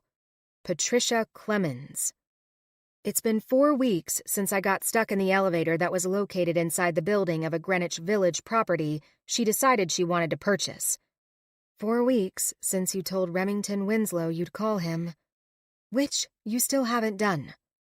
I roll my eyes at myself and focus on the task at hand. Mrs. Clemens. Ever since the Greenwich Village seller accepted the Clemenses' offer, I've had an influx of calls and texts from Patricia, all of which revolve around her closing date, but not for the normal reasons you'd expect. Any rescheduling that's occurred is because her bougie ass likes to take last-minute, purely recreational trips to Fiji.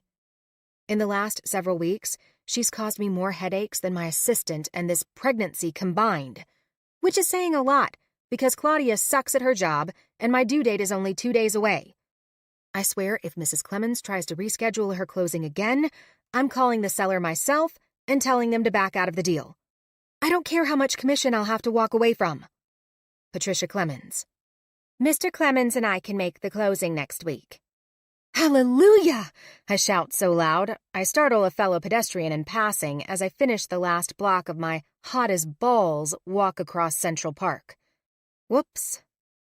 Determined to get this date in stone, I type out a quick response to Mrs. Clemens and the seller's agent, solidifying the closing that I've already assigned to a new agent at my firm. I will most likely be busy with a newborn next week. At least, that's what my OBGYN, Dr. Maddox, has told me. I hope Daniel, one of 2 new agents that I hired out of desperation about a month ago, will be able to close the Clemenses without any issues. I really, really hope. I've been trying to get both him and Brenda, the other agent I hired, up to speed, but I can't deny, 4 weeks before I leave on maternity leave isn't much time.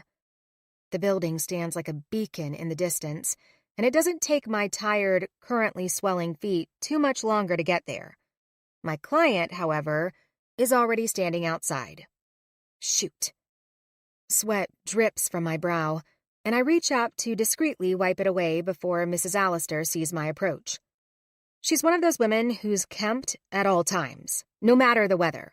And while I appreciate working with people who smell good, it's not always easy to maintain my laundry-fresh scent when it's 100 degrees outside and I'm carrying the next world record-sized baby. I don't actually know, of course, how big this baby is going to be, but I'm kind of doing the thing you do to figure out the tip at a restaurant. You know, taking the number of weeks and doubling it. That puts the baby's poundage somewhere in the 70s. That's how I feel, at least. There's a part of me that wishes I knew whether I have a little boy or a little girl inside this belly of mine, but the need to honor Isabella's wishes has been too strong to deny. She wanted to be surprised, so looks like I'm going to be surprised whenever this baby makes his or her big debut. And to think, that surprise is going to happen really damn soon. Mentally, I'm well aware my due date is 48 hours away, but at the moment, I'm mostly just trying not to think about what I'm going to do when this baby is born until, the baby is born. Some might call it unhealthy avoidance, but I prefer to think of it as a woman trying to cope with the insane cards she's been dealt. I mean, if you show me a psychology textbook that provides the correct way to handle a situation like mine, I'm certain it'll be the day pigs can fly. After crossing the street as fast as my waddling hips will let me, I wipe the dampness from my hands on the straight line of my maternity pencil skirt and face the real estate music. "Mrs. Allister!" I call her attention, jumping up on the curb with a spryness I definitely don't feel and sticking out my hand for her to take. "So good to see you again." "Does this building have on-site parking?" she asks, instead of greeting me back, and completely ignoring my outstretched hand. I smile and cock my hand back to my hip. It's always the rudest clients with the deepest pockets. Every insult or dismissal might as well be a $sign. "Yes, there's an underground garage with 24-hour valet and security. You won't have to worry at all." "Good," she says with a nod and an almost smile. Ah, she's warming slightly. I, however, am well past warm. If I wrung out my bra, I could probably fill a freaking bathtub. "What about a concierge?" "There's no official concierge, but the front desk manager, Lucas, has assured me that he handles many tasks for the residents of the building as an inclusion in your monthly fees." "I suppose that would do." She doesn't look back as she heads for the front door of the building, and the doorman jumps to pull it out of her way. I smile gratefully and mouth a silent "thank you," and he just nods and offers a secret, knowing grin in response. Obviously, he's used to entitled people. Lucas is standing behind the front desk in the lobby, but he moves swiftly to push the elevator button for Mrs. Allister while I hold out a hand and shake his. I've spoken with him several times prior to showing this apartment, and he's always been the epitome of helpful and considerate. He's the reason we're able to get into this apartment while the owners are away on vacation. "Lucas, thanks so much for meeting us. This is Mrs. Allister." "Mrs. Allister," I call, garnering her attention just enough that she turns to barely glance over her shoulder. "This is Lucas, the front desk manager of the building." She doesn't recognize him with anything other than a blink of her eyes, and still, Lucas smiles. I take it as a good sign that the staff of this building has as many years of customer service under their belts as I do. At this point, rudeness just washes off me. The elevator door opens with a prestigious ding, and Lucas gallantly jumps to stick his arm across the door to hold it while we enter. The mere idea of getting inside another elevator makes me hesitate for a brief moment. It has every single time I've done it for the last month. But I force myself to put one foot in front of the other and step inside. Call me crazy, but getting stuck inside an elevator for a few hours in the middle of a New York blackout while you're pregnant doesn't exactly make you excited to step inside a cramped cart. Sure, I've been in dozens of elevators since, and clearly the time I got stuck turned out okay, but that was because the kind of man who might as well be a modern version of Prince Charming just so happened to be inside. Surely that can't happen every time, just as frogs don't really transform with a kiss. Well, it could happen again, but only if you'd call him. Despite my inner voice's urgency, it's pretty damn obvious why now isn't an optimal time to get in touch with Remington Winslow again. I mean, what's he going to do? Help me figure out how to use a breast pump while I have a newborn crying over our attempts at chit-chat? Yeah, no thank you. No one deserves that kind of chaos in their life, especially not Remy. As the elevator starts to make its journey up the building, I take several deep breaths and concentrate on getting myself together. I'm sweating profusely, despite the crisp breeze of air conditioning, and my lower back is so tight it feels like I've rammed a rod inside it. Mrs. Allister's inspection of this place will no doubt be swifter than some of my other buyers, but I'm still going to need to slap on a smile and walk her through. Unfortunately, my belly decides it's the perfect time to tighten in a way you can see through my silk blouse, and I inhale a sharp, deep breath through my nose and release it out of my mouth as quietly as I can. "You're fine, Maria. You're fine. It's just a summer pregnancy. Millions of women deal with this every day." I find a place of calm inside myself and smile over at Lucas, whose eyebrows have now pulled together in concern as he stares at my protruding, hard belly. I wave him off silently from my position behind my client and shake my head. I'm good. Really, I'm good. Any woman who is full-term pregnant in August looks like this, I swear. As the elevator opens on the top floor of the building, Lucas presents his arm again, but this time doesn't move with us. I've unlocked the door for your ease of entry, and will be downstairs if you need anything. Anything at all. Please don't hesitate to call me, he tells me gently, as I follow Mrs. Allister off and to the door across the hall. She opens it without pause, and I have no choice but to follow, smiling and waving at Lucas as I go. Once inside, I kick off my shoes and start flipping on light switches as fast as I can. This is the formal living room and parlor, and another living area is down the hall, adjacent to the kitchen. Window cleaning? Mrs. Allister asks, brusquely. Once a week. She nods then, clomping down the hallway in her heels without even considering removing them.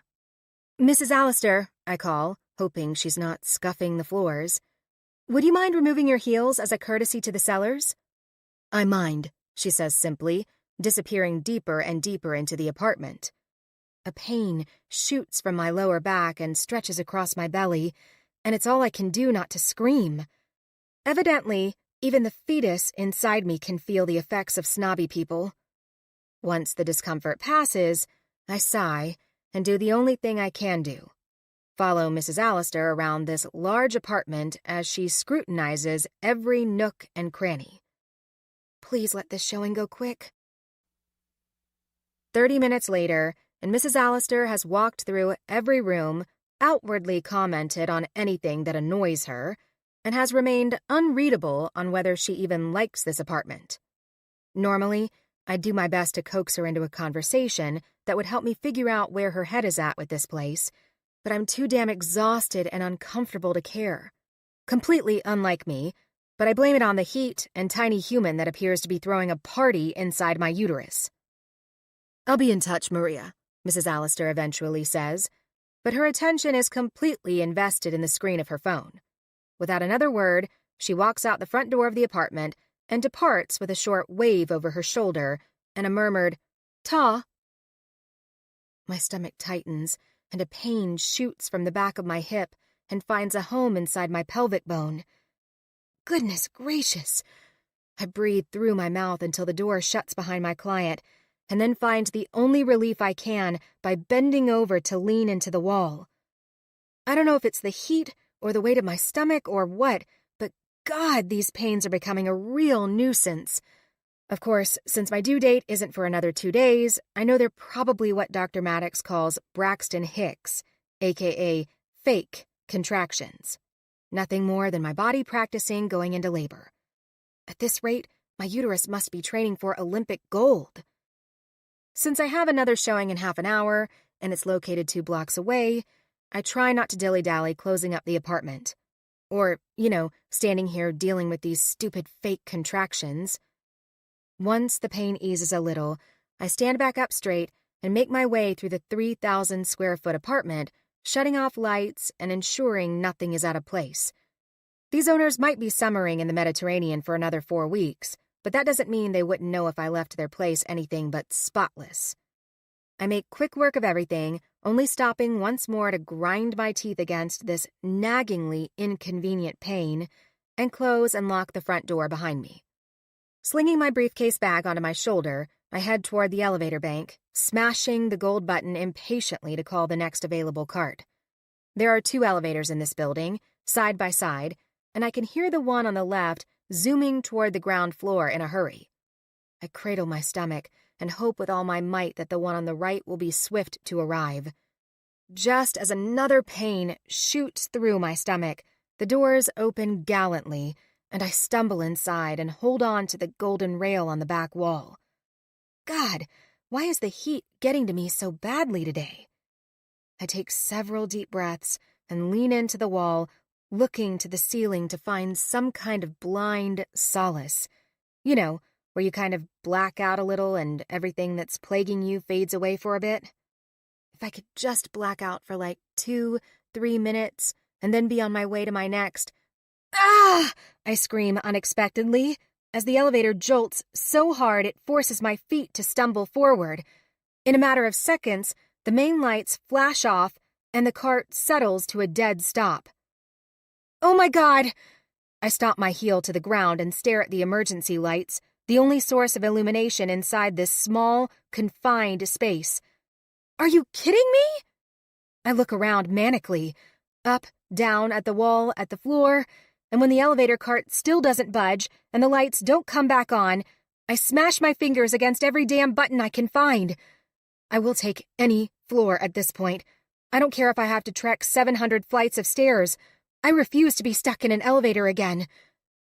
But nothing changes. I'm still inside the elevator, and the damn thing isn't showing any signs of life. Oh my God! This isn't funny, universe! This isn't the blackout I meant! 5. Remy. This kid, I swear. I laugh down at my phone as I read a message from Lexi. I just dropped her off with Wes and Winnie after she spent the afternoon with me at Coney Island, but apparently my niece is none too thrilled with what her parents are up to. Lexi. They're currently potting a vegetable garden and talking about the meals they're going to make with it, Uncle Remy, as if all of these plants won't be dead within the month. My sister and brother-in-law have a track record with plants. A can't keep them alive kind of sad reality. I know this because my annoyed niece always gives me the inside scoop. Me. You have to give them credit for trying over and over again. That's determination. Lexi. Or botanicide. Me. Botanicide? Is that a real word? Lexi. It would be if more people killed plants at the rate of my parents. I snort and shake my head just as I'm nearing the door to my building. My doorman, Nathan, rushes to beat me there from his spot at the curb, assisting a fancy-looking woman as she climbs inside a black Escalade, but I'm 5 steps ahead of him. Sorry, Mr. Winslow, he remarks, making me purse my lips and shake my head. Don't be, Nate, I call over my shoulder. I can open doors myself. Been training my whole life for it. Once I step inside the fresh air conditioning of my building, I sigh in relief. It's another hot one today, and according to the meteorologist, it's only set to get hotter in the next couple of hours. Lucas, my building's front desk manager, looks up and waves from his phone call as I pass him by, and I offer him a smile as I close the distance to the elevator. While glancing down at my phone and typing out a text to Lexi, I push the gold call button for the next available cart. Me. Just let them revel in their blind, plant-growing ignorance, Lex. I mean, it's too late for these plants, but in the future, I'll try to help you stop your mom and Wes from committing any more botanicide. Lexi. Fine. But maybe I'll pull up some plant facts from the web and read them off in their vicinity. Consider it a last-ditch effort. Me. Ha ha. Sounds like a plan. Lexi. Why are you laughing?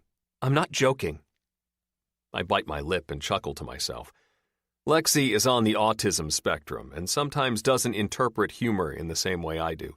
She's also 1,000,000 times smarter than me, however, so in all honesty, I usually just default to her opinion. Me. Oh, sorry, Lex. Of course. You can tell me some of the facts the next time I see you. The left-hand elevator dings, and I step inside, the doors sliding closed in front of me. Lexi. Are you considering a garden? Me. No. Not exactly. Wes and Winnie's brownstone has a backyard. My apartment is located inside a high-rise with only Central Park as the closest source of nature.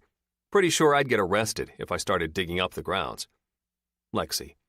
Then why do you want to know facts about plants? I chuckle again, shaking my head and poise my phone at my fingertips to type another response. But the elevator cart rocking to a hard stop forces my attention. Mere seconds later, the power goes out completely, and the emergency lights inside the cart illuminate. You have got to be fucking kidding me. I furrow my brow and hope this is only a momentary pause in power, but when nothing changes, it's pretty fucking obvious that I'm trapped in an elevator again. But this time, there's no gorgeous woman by the name of Maria to keep you company. My mind could dive deep with thoughts of her or the reality that a month has passed without her following through on using my number, but clearly I have something that's a little higher priority to deal with at the moment, like getting the hell out of another elevator. Get your shit together, New York power grid. Even with the reliable staff of my building, who are probably already on the case, there's no way I'm going to wait around to be rescued. After watching the firefighters work a couple weeks ago, I'm pretty sure I can get out of this fucker myself if I try hard enough. I moved to the doors swiftly, tucking my phone inside my pocket and studying the seam between them. They look spring-loaded, but there's enough of a gap that I think I can get just enough traction inside the seam to budge the entrance open. I scrape my fingers into the notch between the doors and push as hard as I can until they start to give way and sluggishly slide open. It hurts like a motherfucker. My fingers, no doubt, will be bruised and bleeding, but once I manage 5 inches of space between the doors, they start to move easier. Thank fuck. I peer out of the cart and realize 2 things. I'm halfway between floors, and thankfully, the doors to the floor above me have glitched open enough that I can get my body through without having to strongman them open. The fall to ground level is nothing to snub my nose at, but since I've never really been afraid of heights and have a long history of doing reckless shit with my brothers, I don't hesitate over the risks. Right into action, I pull myself up and out of the cart and onto the 6th floor of my building. I dust off my now sore hands and push to standing, but when my ears catch the faint sounds of the word help coming from the other elevator shaft, I rush over and put my ear against the closed doors. "Help!" I hear a desperate woman's voice call. "Can anyone hear me? I need help!" "Hello? Can you hear me?" I yell back, hoping to reassure her that someone's here and that help is on the way. "Hello?" she yells back, her faint, feminine voice sounding both strong and terrified at the same time. "Is anyone there?" "I'm here!" I scream again, this time a little louder. "Have you tried the emergency phone?" "It doesn't work," she yells back. Of course it doesn't. Fucking hell. "Do you know what floor you're on?" "I think I'm on the 6th. The panic in her muffled voice is unmistakable. "And I really need to get out of here. Please help."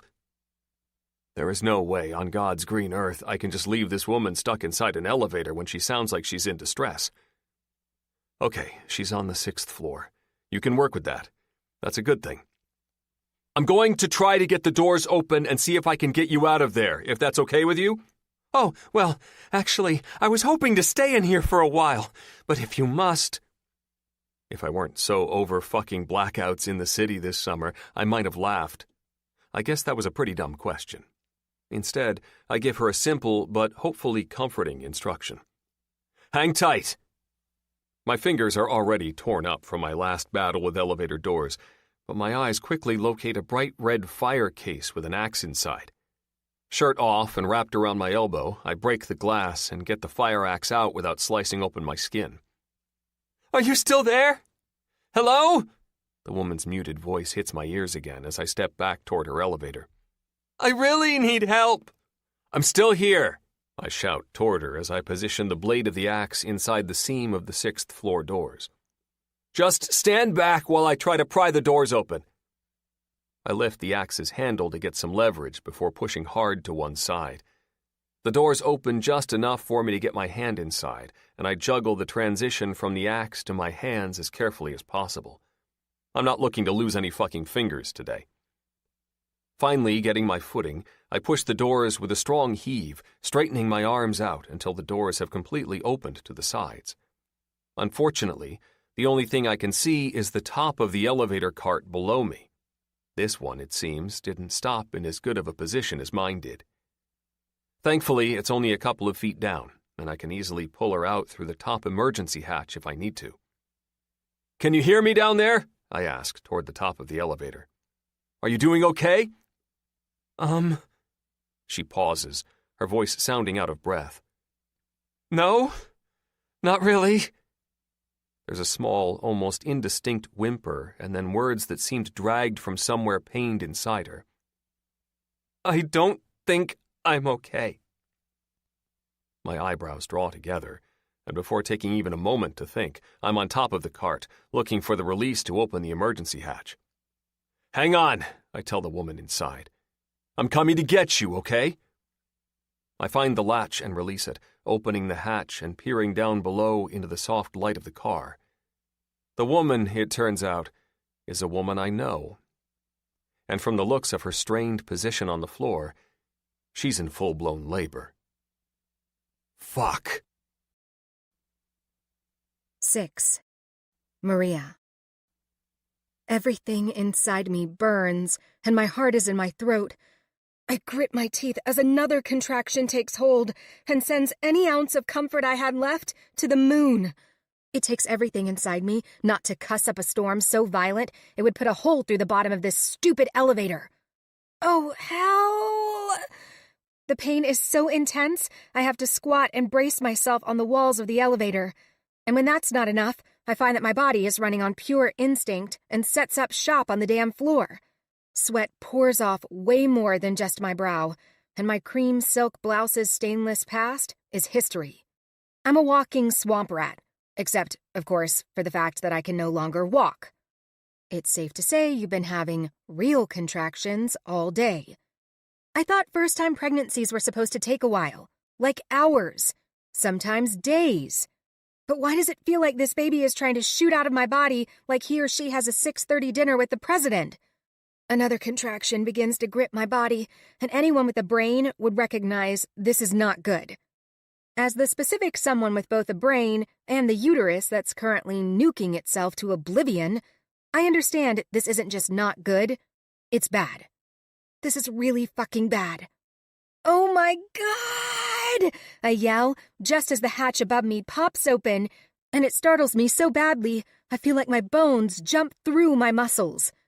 The top of the metal structure creaks above me frighteningly, and all I can do is crane my neck to look up as I continue to puff tight breaths through tense lips.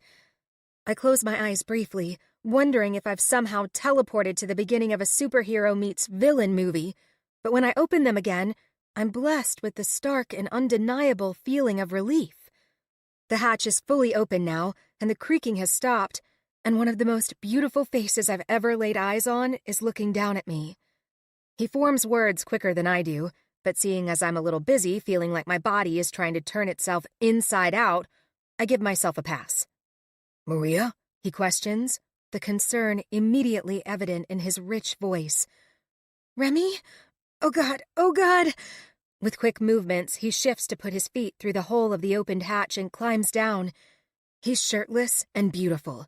And for the love of everything holy, I wish I could concentrate enough on anything other than the contractions that keep gripping my body like a vice to appreciate it.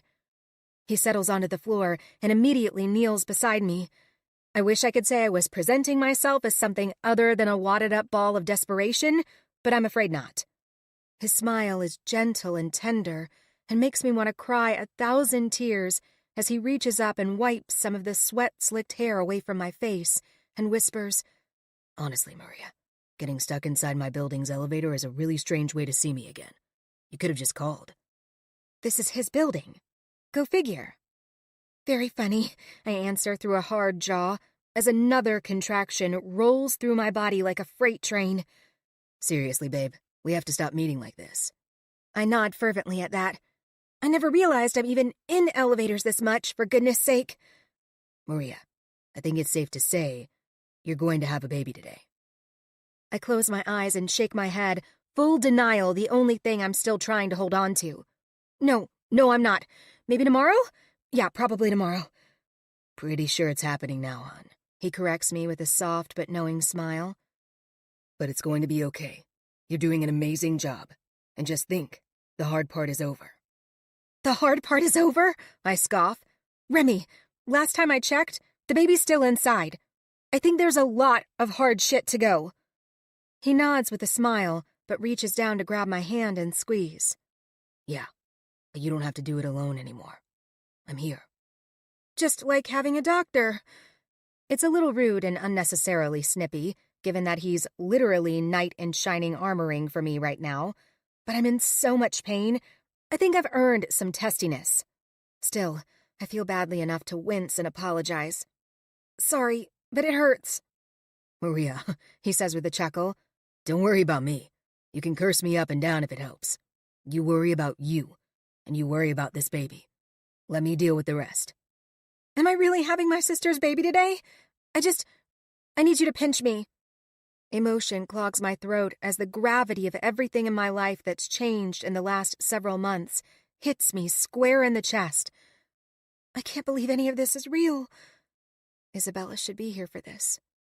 Remy strokes the hair at the side of my face again and squeezes my hand. You can do it, Ree. I promise. I've never met a woman I thought could do it more. I'm momentarily taken aback by the genuine nature of his compliment. Really? God, yes. You've been through more than 90% of people I know, and somehow managed to come out on the other side even stronger. Beautiful, successful, kind. You're going to be the best thing this baby can have with the hand it... She or he? Is it a boy or a girl? I don't know yet. My sister wanted it to be a surprise. Looks like we're about to be surprised today, then. I nod resolutely then, fully accepting the fact that this is happening, and I can do it. I have to. End of story. Okay, Rem, you can stop Tony Robbinsing my ass. I'm ready and willing. God help us both. He laughs. I was going for a more Bear Grylls type of thing, but Tony Robbins works too. Sorry, Charlie. This talk was nowhere near tough enough for Bear Grylls. I can be tougher. No, I say through a half-laugh, half-groan. Please don't. Okay, Remy consoles with a grin. I'll be good, I promise. Good! I try to respond while simultaneously howling in pain over a peaking contraction. Holy chickens in a coop, this hurts! Remy rubs at my arm and my hand and my leg, seeming desperate to comfort the impossible. The truth is, baby's fucking hurt. I don't care what people want to try to tell you when they're not in the throes of a currently epidural-less labor, but shooting a baby cannonball through a very small hole is one of the worst ideas someone has ever had on this planet. I'll sign a notarized statement and present it to a judge. Do you think you can stand up? He asks, clearly trying to get me out of this elevator so I can have this baby in a hospital like a normal woman. I want to nod yes. I want to agree and get to my feet and magically find myself in a hospital bed with a staff of doctors and nurses around me. You know, so they can give me all the drugs that will make this not hurt so fucking much. But what I want and what my body wants are two very different things. I want to stand, I do, but the pressure, Rem, the fucking pressure... I can't even continue to speak when another contraction takes root. His eyes pinch together in worry. Maria, how long have you been having contractions? I don't know. What? I start to say, but the pain is back again, tightening my body in a way that makes anything other than breathing impossible. Just take deep breaths, he coaches, and pulls his phone out of his pocket. I might be able to get us out of here. I was in the other elevator and pried my way out, and I can already get an ambulance on the way. Ah! Sweet land of the living, I don't think we have time for that, superstar! I shout, and when the pressure becomes so intense it feels like someone just lit a match to my vagina, I turn into a crazy woman and slap his phone out of his hand. And then, pop! The audible sound fills the elevator, and the feel of water dripping down my legs makes me very aware of my reality. Oh no. What? I think my water just broke, Remy. Oh my God. I grunt when the urge to push is undeniable. I think the baby might be coming now. Like, right now. I feel like I need to push. Oh shit, Remy says, glancing down to the space between my legs with a swallow. Oh my God, I want to push. Shit. His eyes go wide. Are you... Ree, I'm going to have to look and see what's going on. Are you okay if I... He stammers a little, nerves and uneasiness about making me uncomfortable, no doubt hurtling their way from his stomach to his throat. But pretty quickly, the man I've known nearly all my life gets it together. Steady, in control, calming. Remington Winslow has seen the options before him and decided for himself. There's only one thing to do here, and it's not going to do either of us any good to tiptoe around it. Ree, I need to check you and see if the baby's coming, okay? I nod fervently. I'm well past modesty at this point, I admit easily through my pants. Please, help me, help the baby. He nods immediately, squeezing my hand before he lets it go, swiveling to reposition on his knees. Down between my legs, he eases up the hem of my skirt and props my feet up on his shoulders. As he gently maneuvers my underwear out of the way, the demands of my body cry out again, making me howl into the echoey space so hard I throw my head back until it nearly hits the wall. Sweat feels sticky on my face, and the cloying heat of this summer blackout isn't helping a bit. But eventually, I find the strength to lift my head again and meet Remy's eyes. And that's all it takes for me to know the truth. The baby is there. The baby is so there, he or she is practically a third passenger already. It's happening, isn't it? I kind of want to cry. I'm really about to have this baby in a fucking elevator, aren't I? Remy nods, his eyes sympathetic and his smile comforting. I can see a head full of beautiful brown hair. Shit! I scream, letting my head fall back again and throwing my arm over my face. I knew it was happening. I can very much feel it happening. And still, some small part of me was hoping it wasn't real. And then the fear rushes back, making my mind race with all the things I was supposed to do and all the things I'm not sure I'm ready for. Oh my God, I don't think I can do this, Remy! I grunt, trying to breathe through the urge to push. I don't know if I can be a mom to Isabella's baby, and I still have so much to get done at work. Daniel and Brenda aren't ready to handle the ship while I'm busy with a newborn, and Claudia is completely worthless, and I think I need to hold the baby in until I get all my ducks in a row. You know, just like a wine bottle with a cork, but only the cork needs to be human-sized and— Maria.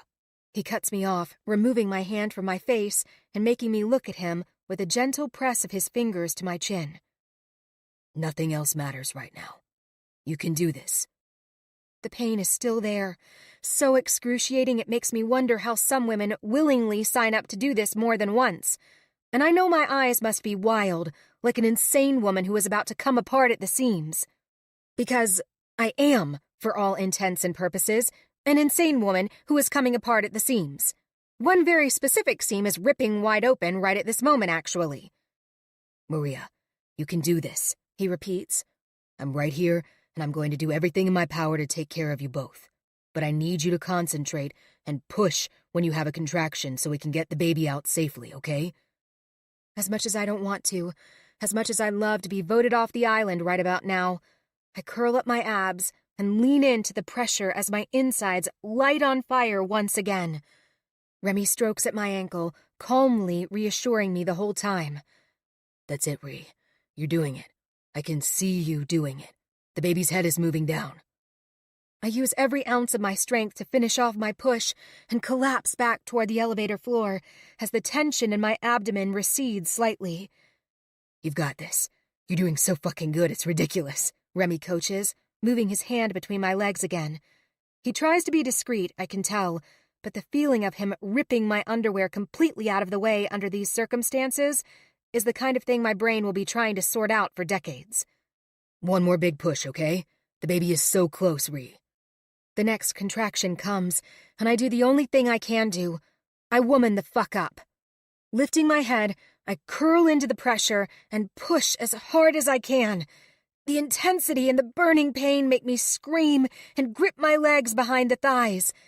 And Remy continues to reassure me with encouraging words while he leans his weight into my feet to help give me leverage without moving from the catcher's position. Keep going, Ree. Keep pushing just like that. I scream and I yell, and I'm pretty sure I say some things about the Pope that I'm going to need to confess the next time I go to church. But within a minute, the most beautiful cry in the world rents the air.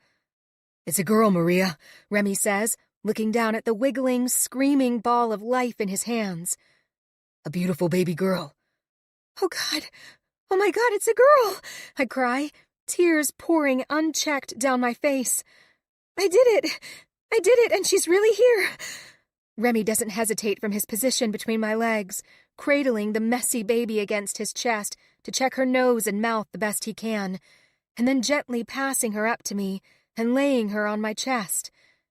You're the most beautiful baby I've ever seen, I tell her, and her cries begin to soften. Welcome to the world, sweetheart. There's a moment then of complete and utter spirituality. A moment when everything in the world slows, and my sister feels so incredibly present. Her sweet baby girl clings to my chest and wraps her fingers around my own, and all I can do is sob.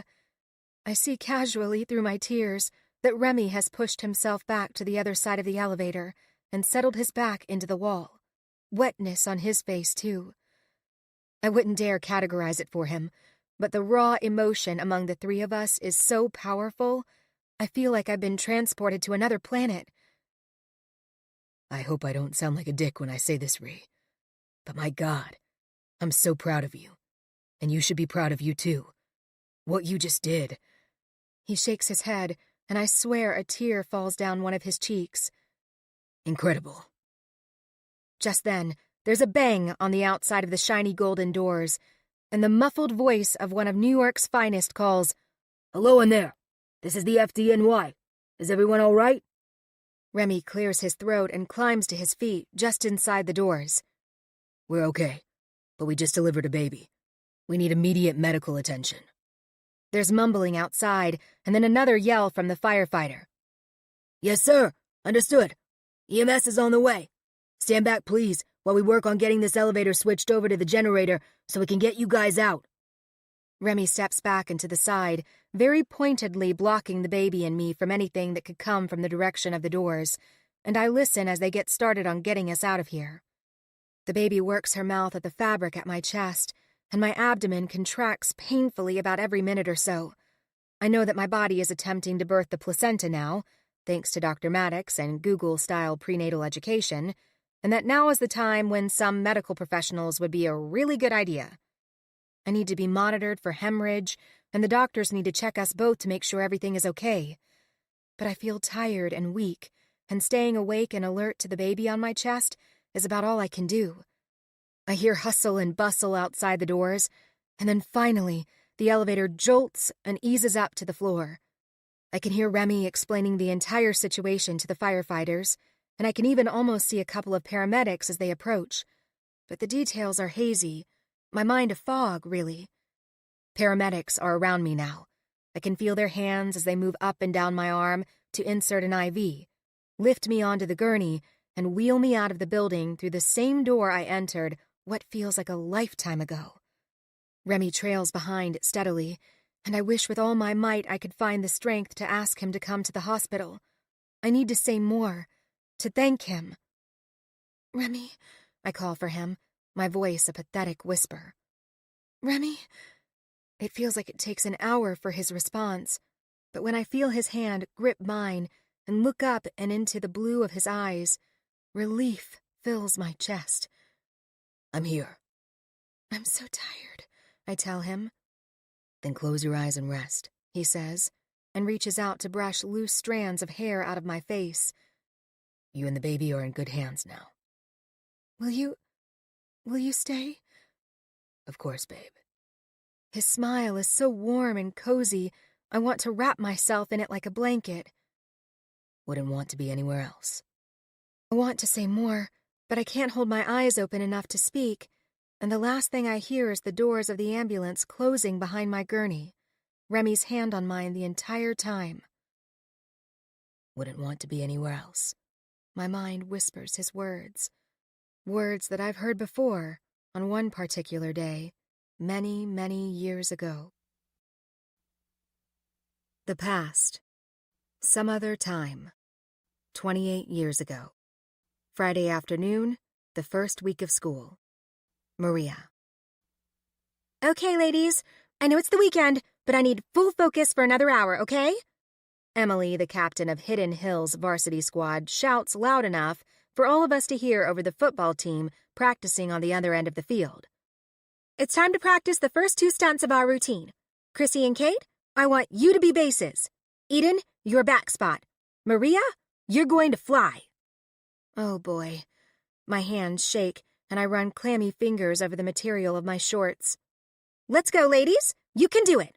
Emily exclaims, as she stands off to the side, ready to watch me and three senior girls attempt a basket toss that kind of makes me want to puke. Yes, I've done this type of stunt before, but I think the pressure of being the only freshman on the varsity cheerleading squad is starting to get the best of me. "You ready, fresh meat?" Chrissy asks, and I push a smile to my face to cover my nerves. "No, not really." Of course." "Well, let's do it then, girlfriend," Kate chimes in. I position myself between them, and with my head down, I inhale a deep breath. I can do this. I try to picture my little sister Isabella in the hope that I can draw some strength from her enthusiasm for all things cheerleading. The girl lives and breathes cheer.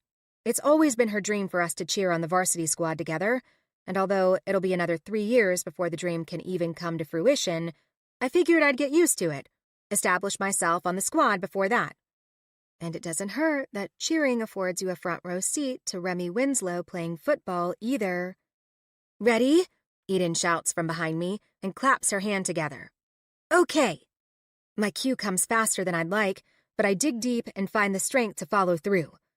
Hands together 3 times, I jump to the tips of my toes and straighten out the muscles of my body while I brace myself on Chrissy's and Kate's shoulders. They lock their arms together by holding each other's wrists in a basket weave pattern, and Eden grips my hips, counting it off. 1, 2. With a bounce of my toes, I jump up to the surface of their hands, and Eden counts it again. 1, 2.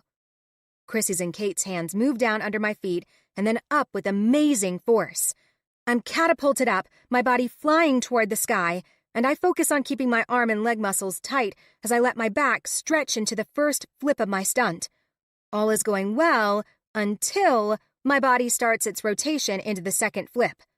My equilibrium turns wonky when I forget to latch my eyes onto my spotting point, and my body over-rotates all the way through the second flip and halfway into a third as gravity starts to pull me down. My momentum is too much for Chrissy, Kate, and Eden, especially in this awkward position, and as a result, the catch fails spectacularly. We have a rule in cheerleading, that a flyer never hits the floor. But even I have to admit, in this case, I've made it pretty much impossible for them to catch me. All that's left is the ground. Oh, no! After that much height and rotation, the impact is so sudden it forces my left hand to hit the ground at an awkward angle, and an audible crack assaults my ears. The pain that follows is so dang intense, it makes my vision burst into a kaleidoscope of indiscernible shades of reds and yellows and whites. Maria! Oh my gosh! Concerned voices fill my ears, but all I can do is lie there, on the grass, cradling my left arm to my body. The discomfort is so acute, so undeniable, that I know I probably broke something. Oh God, I'm gonna puke. To my right side, I tilt my body, and vomit shoots out of my mouth and onto the football field. Ew, gross. Shut up, Chrissy. She's hurt, Eden scolds. Maria? Emily's worried voice is right beside me. Are you okay? All I can do is shake my head when I meet her eyes. I am definitely not okay. I think we need... She starts to call over her shoulder, but something stops her mid-sentence. Bright blue eyes replace Emily's green ones so quickly, it's almost as if she vanishes in a puff of air. Maria, you okay? Remington Winslow, sweaty and still wearing a football helmet, is hovering over me, his eyes etched with the kind of unease that makes tears want to flow from mine. I swallow hard against them and try to answer, but my words come out all stuttery. It hurts really bad. I don't know why I want to cry. Because it hurts? Because I feel embarrassed? Because I feel oddly thankful for the concern he's showing me? Probably all 3. Is it your arm? He asks, his fingers gently assessing me for injuries. The left one, I tell him through a shaky breath. I think it's broken. We should probably call an ambulance. The great disappearing Emily tries, only to get metaphorically shoved out of the way again. I got her, Remy says, as he tugs off his helmet and tosses it to the ground. Maria, just keep that left arm braced to your body, okay? But there's no time for me to answer before I'm being moved up and into his arms and cradled close to his chest. Where are you going, Winslow? A husky male voice calls from somewhere in the distance. She's hurt, Coach. I'm taking her to the ER, Remy yells over his shoulder, his body already jumping into action and somehow managing to carry me like I weigh 2 pounds. There are definitely irritated words that follow from his coach, but I'm too busy staring up at the enigma jogging me across the field and into the Brooklyn parking lot where his car is located to hear what's said. Most high schools in Manhattan don't even have football teams, but ours does. Still, because of spatial constraints, that means we have to either drive or bus it over to Aviator Field in Brooklyn every day to practice. It's normally a pain in the ass, but then again, I don't usually get the opportunity to ride in Remy's car. It's going to be okay. Hang tight, and I'll get you to the ER as fast as I can, he says gently, as he carefully adjusts the passenger seatbelt over my body and shuts the door.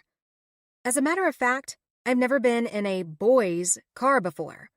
I'd expect to feel all awkward and nervous, especially since said boy is 2 years older than me and one of the most popular guys in school, but the pain in my arm makes it impossible for me to think about anything else. Not even a minute later, Remy is in the driver's seat of his totally cool forest green hatchback Mustang and taking a right turn out of Aviator Field's parking lot.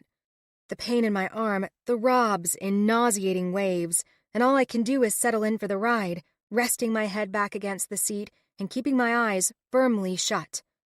I can feel him shift forward and mess with the knobs near the stereo, and the soft sounds of a Van Morrison song fill my ears. Into the Mystic. It's an oldie but goodie, and makes me smile internally over his music choices, despite the throbbing pain resonating from my arm. When I open my eyes again enough to look at the display, I realize it's a CD.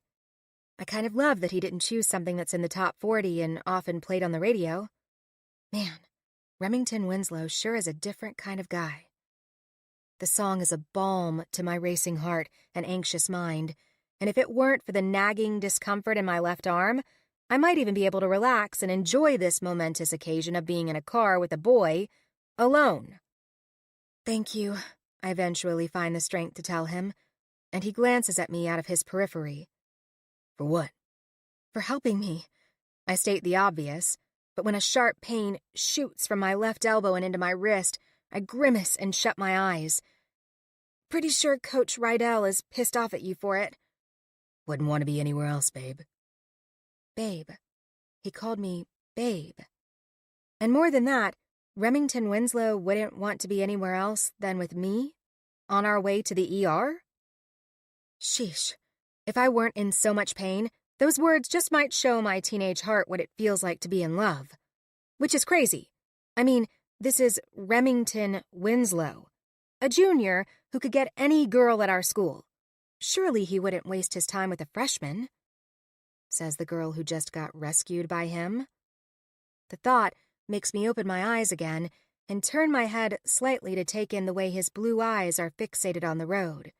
His dark hair is damp with sweat, and the t-shirt that covers his body shows off every rigid muscle. Goodness, he's hot. You hanging in there? He asks, looking at me briefly before putting his gaze back to the road.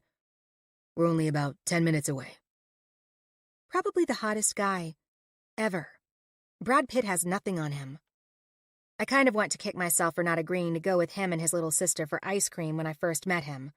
I wanted to, of course, but I was too nervous and made up some lame excuse about having to get Isabella home. My sister definitely gave me an earful for that as we walked back to our apartment that day. That was so dumb, Maria. You should have said yes. He was so cute, she'd said. Which, she was right. It was dumb. Ever since then, I haven't had a single conversation with him. Frankly, I only ever see him when I'm at cheerleading practice and he's busy playing football at the other end of the field. The music switches to another Van Morrison song, most likely because the CD is a greatest hits, and the opening beats of Someone Like You start to fill the inside of Remy's car. Someone like you? More like someone like Remy. That's the kind of guy I'd like to call my boyfriend. Maria, you okay? You still with me? He questions, and I realize I never answered him the first time he asked. But I don't really care about that question. I'm too busy wondering about a different one. Is the some other time offer still on the table? I blurt out, and he furrows his brow, his eyes shifting back and forth between me and the road. What? Blush heats my cheeks, but it doesn't stop me like it normally would. Call it pain, hysteria, or adrenaline, but I am, in fact, trying to ask Remington Winslow out.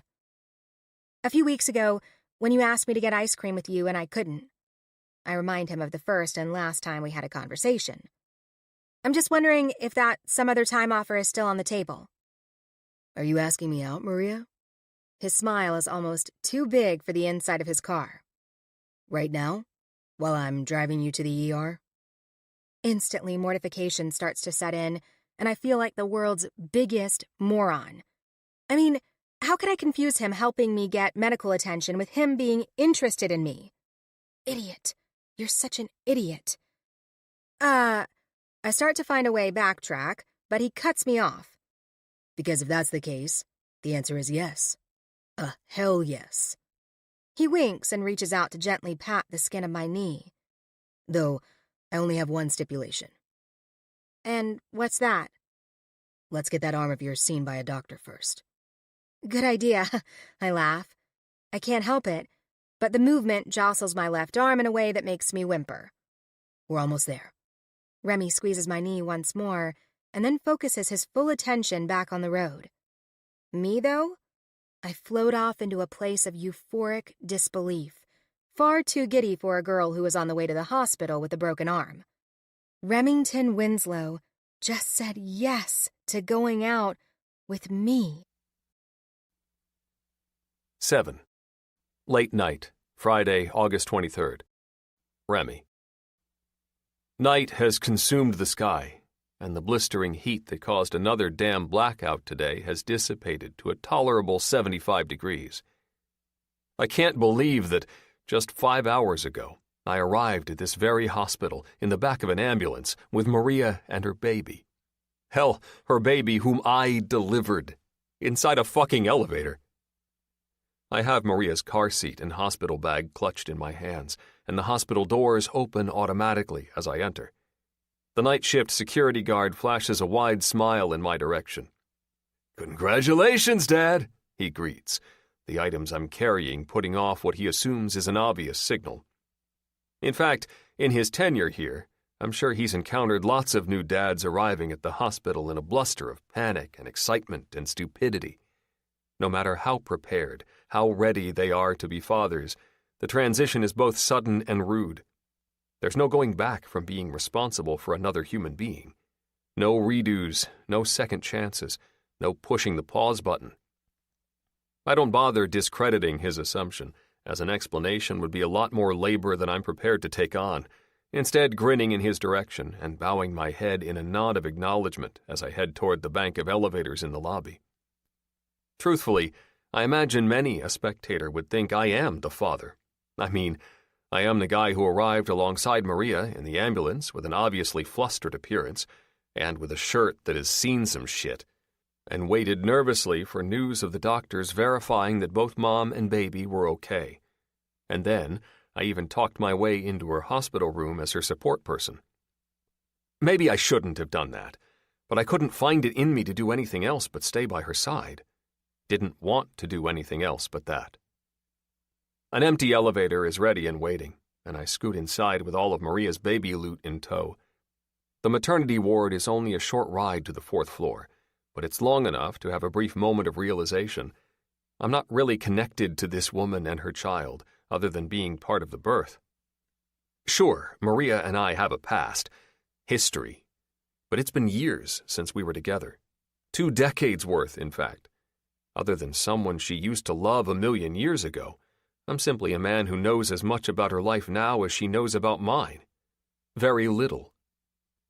God, I hope I'm not making her uncomfortable by hanging around and semi-forcing her to let me run the errand to her apartment for all the planned items she didn't have with her. But without any family showing up to replace me, it doesn't feel right leaving her alone. She really is a one-woman show, and wholly welcome or not, I won't leave her to that. Can't leave her to it. She's doing a lot of things alone right now, and the thought of adding to that pile makes my stomach churn. When the doors open on the 4th floor, I step off and make my way down the hall, the nurses offering friendly waves as I pass their station. They recognize me by now, our story of birth in an elevator becoming hospital lore in a flash of a second upon our arrival. I smile glancingly, knowing that staying in the good graces of the nursing staff in the hospital is about the smartest thing you can do, but mostly focus on making my way to Maria and the baby. The door is cracked as I step up to it, the tiniest sliver of light from the hallway cutting into the darkness of the entry hallway. I push it open gently, careful to be quiet, and pause at the corner by the bathroom when I see that both Maria and the baby have fallen fast asleep. It's a sweet vision, to be honest, and I refuse to be the bastard who wakes them up. Backing out slowly, I set the car seat and bag on the chair by the door and head back toward the nurses' station.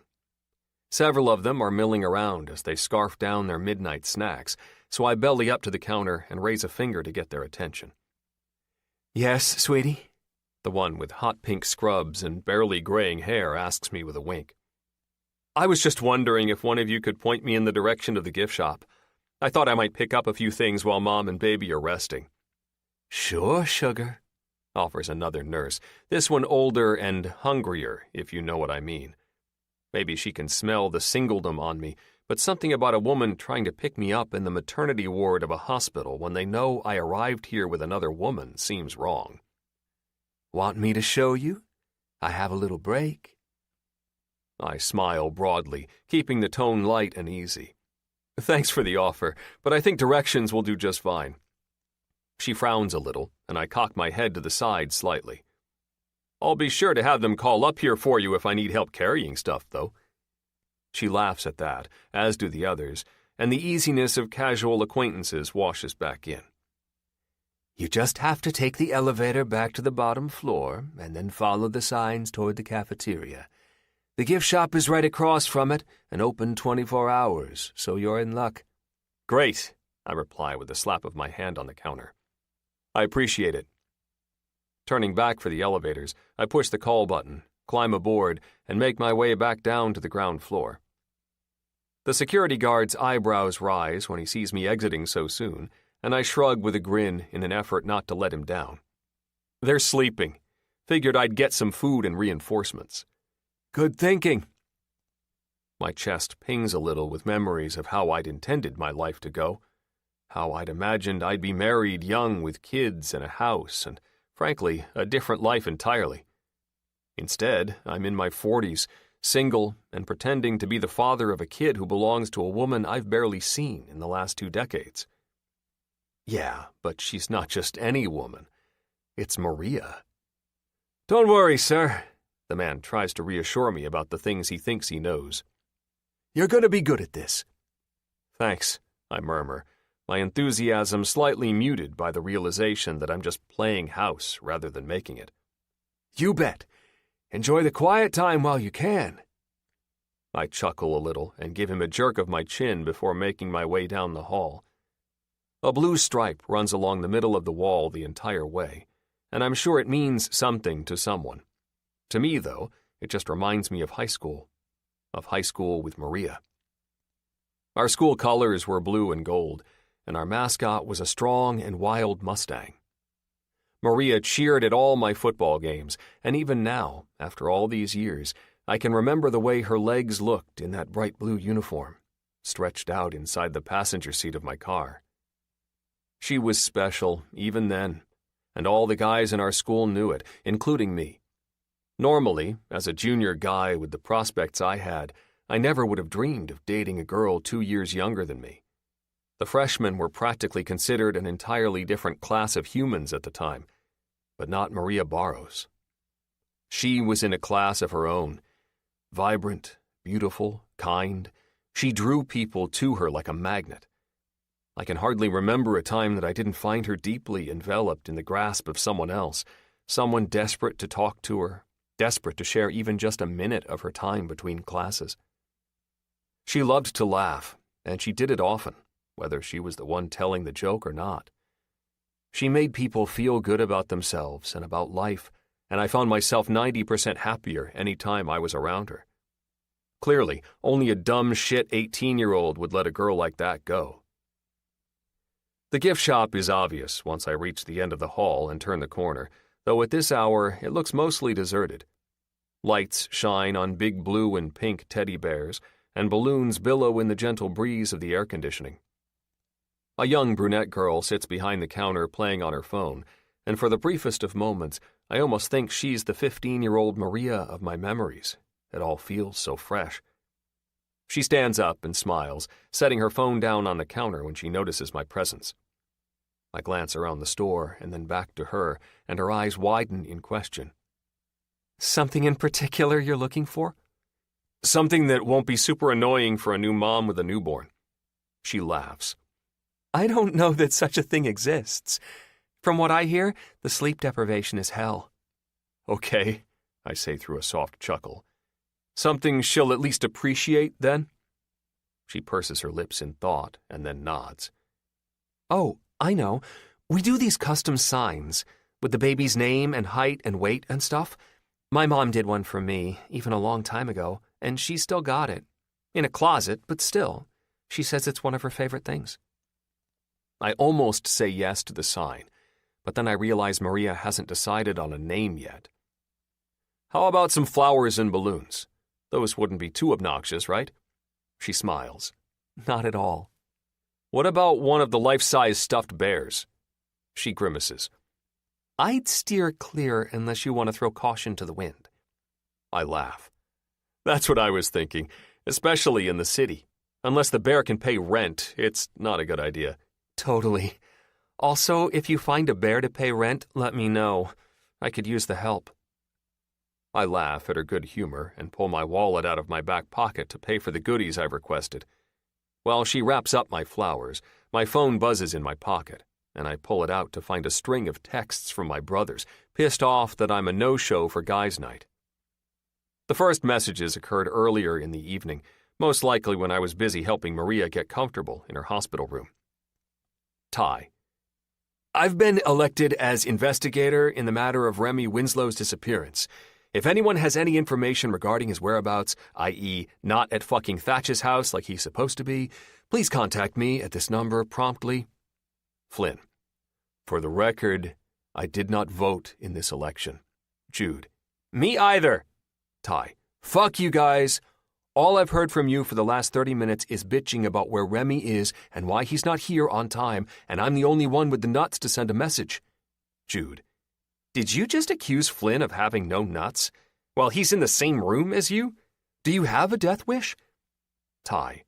His wife likes me too much for him to kill me. Flynn. You're her least favorite, actually. Ty. The fuck?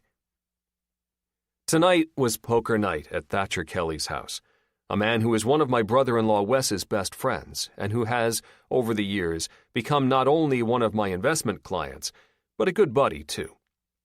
Honestly, Thatch is one of those people that once he's in your life, you can't get rid of him. He's like a lovable parasite. I scroll down about 20 text messages and finally land on some words of actual concern for my whereabouts. It's not like I was wishing for them to worry so much they sent out a search party, but given the length of time it took them to reach a true manifestation of an emotional connection to their eldest brother, I won't be listing any of them as my emergency contact in the future. My sister and my mom will have to bear that burden. Jude. Remy? Earth to Remy! Where the fuck are you? Ty. Is it just me, or does it feel like he's standing us up? You think he's okay? Jude. Remy? Are you okay? Text yes if you've been abducted by aliens. Ty. That'd suck if he got abducted, but it'd also be cool, you know? To have a relative who lives on another planet. Flynn. I don't have time for space travel visits. We just got the twins on a sleep schedule. I scroll down to the most recent messages, and they make it apparent Flynn is the only sober brother left. Jude. What's a ducking bastard, you Rem? You standed us up. Ty. Duckwit. Flynn. Hey, idiots, our cab is here. Stop texting, close your tabs, and get the fuck outside. Jude. Damn, Flynn's mads. Ty. So pisses. Jude. Ha! Now I gotta piss. Ty. You think Rems dies? Jude. He okay, bub. Flynn. I will kill you both if you don't move your asses. I'm left wondering how in the hell poker night at Thatch's place turned into my two youngest brothers getting hammered drunk at a bar, but choose to find the answer to the question some other time. Crazy assholes. On a silent laugh and a roll of my eyes, I lock the screen of my phone and shove it back into my pocket. It might seem cruel not to at least let them know I'm okay, but trust me, with the number of times they've left me wondering whether I'd find their bodies in a ditch somewhere, this is the least they deserve. I did, however, answer Lexi earlier in the night, who was still very concerned by the care her parents were showing in their garden. I talked her off a ledge while Maria and the baby were getting their checkups, and I even said hello to my sister briefly. So I'm not a total monster. One member of my siblingdom knows I'm alive. "Here you go," the girl behind the register says and hands the flowers and balloons to me. "Thanks again," I tell her over my shoulder as I start the trek back to the maternity ward. It's a short, uneventful trip in the elevator, and I hold the balloons in front of my face to avoid eye contact with all hungry eyes as I pass the nurse's station. When I get back to Maria's door, a dim light is on, and I can hear her murmuring to the baby on the other side of the room. Slow and easy, I push through the door and announce my arrival with a soft, "It's Remy. Can I come in?" "Of course," Maria says, turning to face me as I walk inside her room. On the bed, the baby is sprawled out in front of her, fussing a little as she gets her diaper changed. A smile lights up Maria's face when her eyes meet mine, and I can't pretend it doesn't spread a warmth through my chest. "Well, this is a nice surprise," she adds. "I saw the bag and the car seat and thought you went home for the night." "And missed the look on your face when changing your first dirty diaper? No way." She laughs. "My God, it's like tar." I pad into the room and stop just short of her so I can lean around to see the baby. "Don't worry, little lady. My mom said the same about me." Maria rolls her eyes, and I put the flowers on the table by her bed and tie the balloons to the window lock so they're out of the way before returning to her side as she's securing the tabs of the baby's diaper. "So, what are we thinking about her name?" I ask. "Have you decided yet?" She shakes her head solemnly, and I rub her shoulder in comfort. "It's fine. She doesn't need a name yet anyway. Honestly, she won't even know the sound of it for a couple of months, so you could try out a bunch of stuff if you want to," I tease, trying to lighten the mood, and Maria turns to shove my shoulder playfully before picking up the baby and cradling her. "You're ridiculous." No, I scoff. Me being ridiculous would be suggesting you name her Otis, or Cone, or Schindler, or ThyssenKrupp. Are those? Her eyebrows pinch together as she concentrates. Are those elevator companies? They might be, I admit with a wink, and she bursts into melodic laughter. I smile so big my face hurts. How in the F do you know all those elevator companies? I think the real question here is, how do you know? I challenge, crinkling my brow. You first. I'm an observant person. I notice details. I shrug one shoulder. I also might have a strong understanding of how each of those companies is doing in the market right now. Stocks, of course. She laughs. Well, I'm in real estate, and you wouldn't believe the things clients ask sometimes. Are there really elevator brand snobs? Here, in this city, sharing my air? Yes, lots of them. And, well, honestly, after the run I've had with elevators lately, I'm starting not to blame them. I walk to the chair on the other side of the room and settle into it while she eases herself and the baby down onto the bed. I want to offer to help, but her body language seems closed off from that, and I completely understand. We've gotten supremely intimate today, and she's finally getting back a little bit of her personal space and control. If we're going to point the finger, we should probably do it at the power grid, I comment. He's the bad guy here. Nah, I choose not to believe that. The city's power grid is a mint antique with a lot of charm.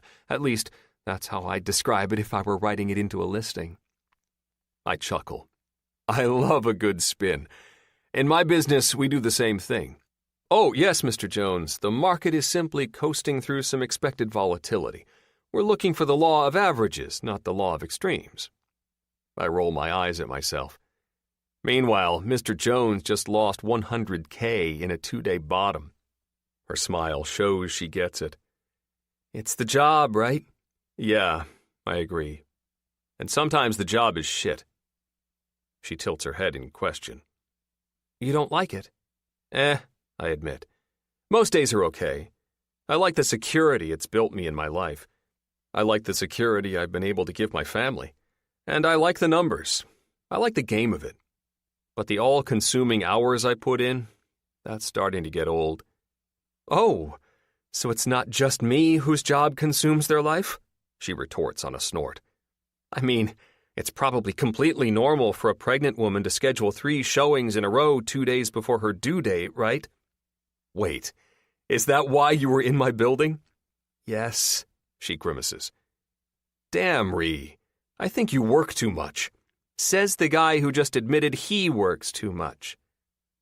I laugh at her cheeky grin, and somewhere deep inside me, I remember how good the two of us used to be together. How we always laughed and had the kind of back-and-forth banter that made me pull all-nighters with her on the phone, despite my mom's irritation. So, the hours then? She questions, and I meet her eyes again. That's what you don't like about the job? The hours can be brutal. Sure, the stock market's opening bell rings at 9:30 a.m. sharp, but the true trading, if you manage to claw your way into the investment in crowd, starts around 4. If you want to make the real moves, you're up and trading before the sun even thinks about rising. That's part of it, I answer honestly. But if I had to choose what bothers me the most, it's the pressure and stress that come with messing with someone else's hard-earned money. That's exactly why I try not to be too judgmental, even when people are pricks. I mean, it is their money they're spending. They just want to protect it. I can understand that. Nah. Anyone who's rude to you must really be an asshole. A giggle jumps from her throat as she pats the baby's back with a gentle hand. And why's that? Because you're special and kind and considerate. A whole trio of things that are a rarity in this city. In this world, really. Anyone who can't see that has their head up their ass. In an instant, her eyes turn warm and vulnerable in a way that makes me want to walk over and pull both her and the baby into my arms. Remy? Yeah? Thanks for showing up today. I don't know what I would have done without you. Knowing what I know now, I don't know what I would have done if I'd missed it. 8. Early morning, Saturday, August 24th. Maria. The war inside my chest could be in history books one day, I think to myself as I stare down into the newly opened eyes of the most beautiful baby girl I've ever seen. She's so delicate and tiny and innocent, and the perfect combination of her parents, and my heart squeezes at the hurt of them never getting the chance to see her, of Isabella never getting the chance to hold her. My sister loved babies and wanted them with a fierceness that I never understood. I was content to be alone, content to pour all my time and energy into myself and our business and my sister and her family. Now, I'm all the family this sweet angel has got. When it comes to her living relatives, it's just me and Oliver's parents that are still in the picture. But they live across the pond, all the way in Italy, and aren't in good enough health to travel. Aside from FaceTime calls, I'm not expecting to see them anytime soon. I'm literally all she has. And she's all the family you have, too. I was supposed to be her fun aunt, but now I'm her mother, right? You okay over there? Remy asks quietly from his spot across the room, and my gaze jerks up to meet his. Your thoughts look heavy. How he could possibly read me that well after all these years is beyond me. Right now, I look at him, and I see nothing. Understand nothing. I would give almost anything for a tiny window to see inside, for the chance to know what he's thinking at this moment. I mean, it's 1 a.m, we've been at the hospital for several hours with nothing more than a lot of diaper changes, feedings, and bumbling on my part, and still, he hasn't left other than to go to my apartment on an errand for me and to the gift shop to get me flowers and balloons. Frankly, he hasn't even gone home to change his torn-up t-shirt that became a casualty in the war against the elevator. Is he planning on staying the rest of the night? The whole time I'm here? I can't figure it out, and with the state of my emotions this soon after giving birth to my sister's baby, I don't exactly have the capacity to ask. I'm okay, I guess. It's just a lot. Remy nods sympathetically, his eyes so soft I'd almost swear he'd lost a sister and subsequently given birth to her baby himself. Perhaps, though, the adult version of the boy I loved is just an empath of sorts. I know. You have all the right in the world to feel anything you need to feel. There's no certain way this is supposed to happen. No certain way this is supposed to happen? I scoff a little, a bitter twinge firing in my chest and making me say the words I'd been thinking out loud. I was supposed to hand her over to my sister while I watched joy overwhelm her. I was supposed to be the fun aunt. But now I guess I'm her mother. Yeah, Maria. His smile is sad, but also hopeful. You are her mother, and she's so incredibly lucky to have you. Those words disarm me. They make me drop my verbal weapons and meet his eyes. You think so? I ask, and glance down at the beautiful baby in my arms. I know so, babe. I'm sorry, I say with a groan. The last person I want to lash out at is Remy. He's the only one here for me. The only one here for... Just like that, it hits me. My sister can't be here, but I can do my damnedest to make it seem like she is. She wouldn't mope or cry, or even let the exhaustion get to her. She'd joke and laugh and love and tease, and she'd do it all in earnest. The best thing I can do for her daughter is embody her spirit. Isabella Olive, I say aloud, making Remy raise his eyebrows slightly. That's what I'm going to name her, after her mom and her dad, Isabella and Oliver. And I want to call her Izzy. Izzy. He tests out the name on his tongue. I love it. I smile then. Yeah? You don't think it's too cheesy?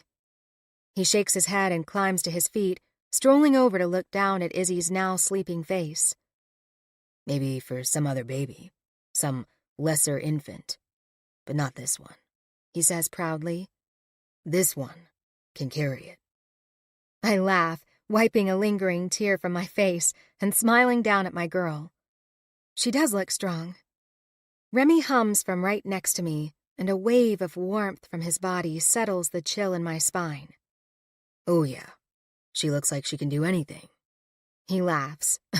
Aside from feed and care for herself for the next several months, that is. But other than that, she's got this world handled. That makes me feel good. Confident, like the world isn't turned completely upside down, if only for a moment.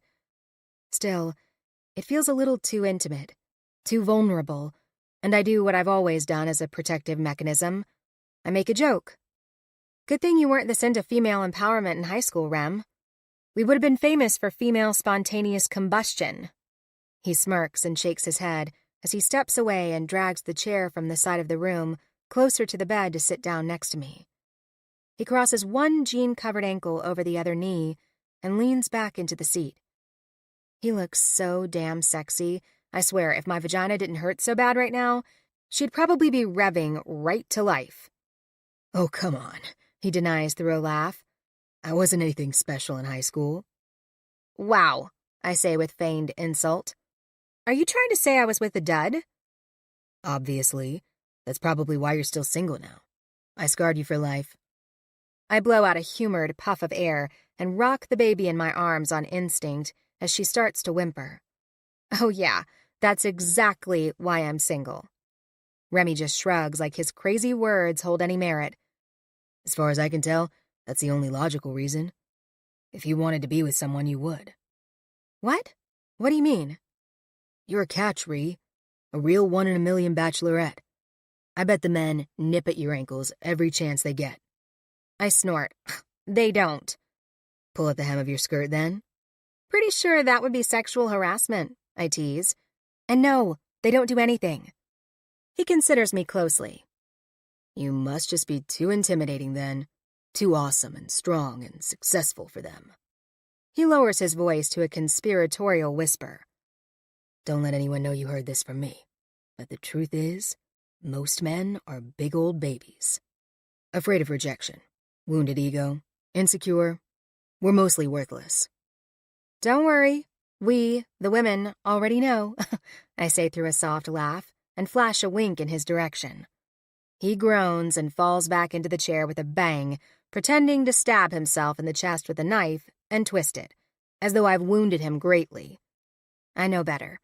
Remington Winslow may be a representative of the male community, but he's absolutely none of the things he just listed. He's confident and kind and completely secure in his manhood without having to be a pompous twat.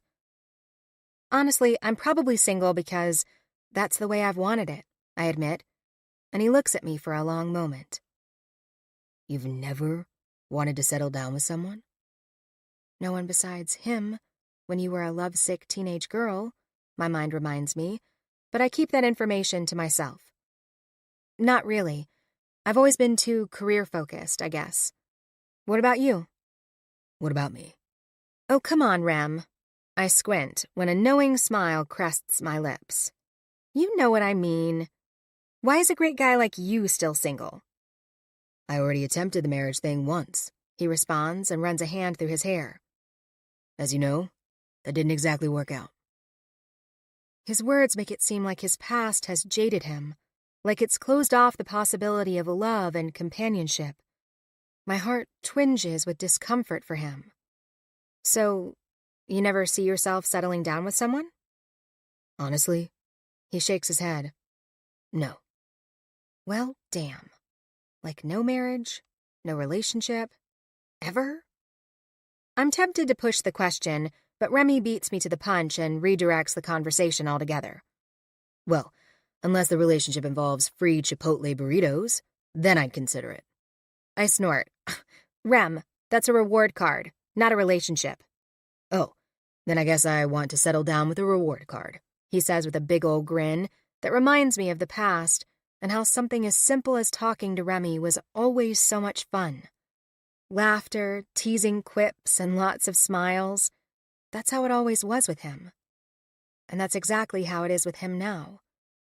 We fill more hours of the night, teasing and joking and laughing, while Izzy is cradled in my arms for 90% of the time. I know people say to put babies down from the beginning, but I know my sister wouldn't let go for a beat unless it was to give Oliver a short turn. And Remy makes it easy on me anyway, taking her without my asking to change her diaper and moving to the other side of the room when it's time for me to breastfeed her. He even gets the nurse for me when I'm having issues with getting her to latch. He respects my privacy while remaining at my side, and after more time passes, I'm not even sure I care to know what his plan is anymore. I'm just thankful for his company, thankful for the time he's spent making me feel like I'm not alone. Now, though, it's a little after 5 in the morning, and finally giving in to exhaustion, Remy's fallen asleep in the hard wooden chair on the other side of the room, and his neck is craned awkwardly to the side. After all he's done for me, I can't stand the thought of being the reason he can't look to the left for a couple of weeks. I start working on shifting my weight in the bed to get up and wake him when a new nurse comes in to introduce herself and let me know she's taking over for a couple of hours because my previous nurse got to go home early. She's blonde and bubbly and efficient, writing her name, Deb, on the whiteboard at the side of my bed, and then glancing over to Remy sleeping in his chair. She smiles conspiratorially. The dads are always more exhausted than the moms at this point. I think it's because they spend the entire pregnancy worrying. A small ping of something I can't distinguish makes my belly flip at Remy being referred to as the dad. I don't know what it's about, but I can only imagine it's another blip of grief for my sister and her husband. And I can't find it in myself to correct her. I can get loud if you want. Wake him up, she offers, pulling me out of my thoughts and making me laugh. That's okay. Thanks for the ride or die attitude, though. I appreciate it. She winks. I'll be back in a little bit. Let me know if you've changed your mind. As she leaves the room, I find myself staring at the fan of Remy's dark lashes on both of his closed eyes. They're as long as I remember, as though they're extensions. Why do men always have to have such great eyelashes? It's completely unfair. His face is relaxed, almost like he didn't deliver my baby in an elevator several hours ago. And that's when it strikes me. I think I'm getting a little too comfortable having him here. It's relaxed and companionable, and quite frankly, easy reassurance of why I loved him so fiercely back in the day. But God, my life is the absolute epitome of complicated, and Remy is the least deserving person I can think of trapping in my chaotic web. Gingerly, I climb from the hospital bed and cross the distance to his chair on the other side of the room. His chest moves up and down with ease, and his lips are parted just enough to let out the tiniest puffs of air. He's gorgeous, and I'm probably becoming a little too smitten all over again, which is why I need to do this now, before I lose my nerve. With 2 shaking fingers, I reach out to his shoulder and shove gently. It takes half a dozen pushes before he wakes up, but when he does, it's with a jolt. What's happening? Are you okay? Is Izzy okay? All thanks to raging postpartum hormones, I nearly burst into tears at the sweet concern in his voice. We're fine. Everything's okay. He sits up straight and wipes the sleep from his eyes to look me over. Do you need me to do something? I soften my face with a smile I don't really feel. Go home. Get some sleep. In an actual bed. But I thought, Maria, I can help. I know, Rem, and I appreciate it, but watching you sleep sitting up in that chair is giving me a crick in my neck. Go home and rest. I'll be okay, I promise. Are you sure? I can stay, it's no prob— I'm sure, Rem. He considers me for a long moment, and then nods. Okay, if that's what you want. It is, I say, and try to mean it. But trust me, the jury's decided. You officially saved the day. Thank you for being there for me. I wouldn't have wanted to be anywhere else. With words like that, I almost have the urge to tell him to stay forever, but I know that would be ridiculous. However, you should know, my departure comes with stipulations, he says and stands to his feet. Stipulations? Yep, stipulations. He smirks as he pulls his cell phone out of his pocket and holds it out toward me. I'll head home, once you give me your phone number. In an instant, I feel like I've been transported back in time. The past. One of many firsts. 28 years ago. Friday night, the first week of school after leaving the ER. Maria. Remy comes to a stop in front of my building, and I stare down at the brand new, bright pink cast on my arm. The ER doctor confirmed that my suspicions were correct. I did break my arm, but apparently I was lucky it was a clean break to only 1 bone. And after 6 weeks of walking around with this colorful monstrosity attached to my body, I'll be as good as new. Another oldie but goodie plays from Remy's stereo, a song I've heard my mom play 1,000 times while she's making dinner. It's one of those songs that just, I don't know, gives you goosebumps. Pretty sure some guy named Otis sings it, and the title is These Arms of Mine. I look toward the driver's seat where Remy sits, and I don't know if it's the music or the dose of pain medication the ER gave me to take the edge off, but I feel something. Something that I don't really understand, but makes me want to lean over the console and find out what Remington Winslow's lips feel like against mine. But that's crazy, right? That would be a crazy thing to do, especially for a girl who has only kissed 1 boy in her entire life, and it was just a small little peck of nothing exciting. You think your mom is going to be mad? Remy asks, and I'm thankful for the distraction. Goodness knows my mind wasn't heading anywhere good. Well, I look at him with wide eyes and a smile that's equal parts terrified and amused. I don't think she's going to be happy that I didn't call her. Instead, the nice nurse in the ER was the one to let her know her eldest daughter broke her arm, while verifying insurance information and parental permission to be casted by the good doctor. Pretty sure I'm about to get an earful of anger and worry and disappointment when I walk through the door. I did end up talking to her, more so to calm her down, and so she didn't burst through the hospital doors like a madwoman than anything else. But still, I at least did that.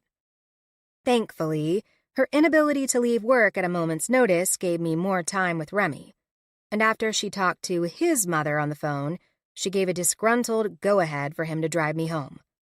"Well, you better bring your ass right home," were her exact words. Considering Carmen Barros never curses, it's safe to say I have a heap of trouble waiting for me.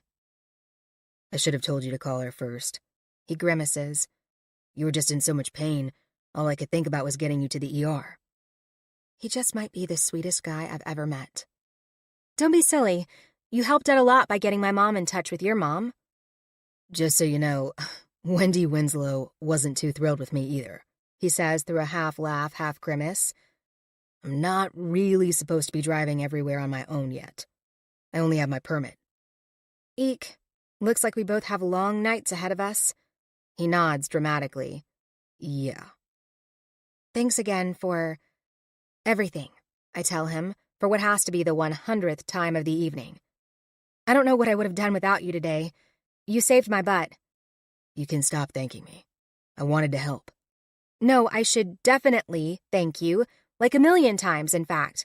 I owe you big time, Remy, I say, wishing I could repay him for his kindness. If you ever get hurt or something and need someone to drive you to the ER, I'm your gal, I say. But then quickly add, but obviously I hope I can help you in a different way that doesn't involve you getting an injury. I definitely don't want that. But if an injury would occur, which I definitely don't want that to happen, I'm not the gal who can physically drive you because that would be illegal unless it happens 2 years from now, but I'll definitely be the gal who will call you a cab and keep you company. Oh my God, what is wrong with you? You sound insane. I almost cringe at my nearly incoherent ramble, but when an amused laugh jumps from Remy's lungs, I find myself smiling instead.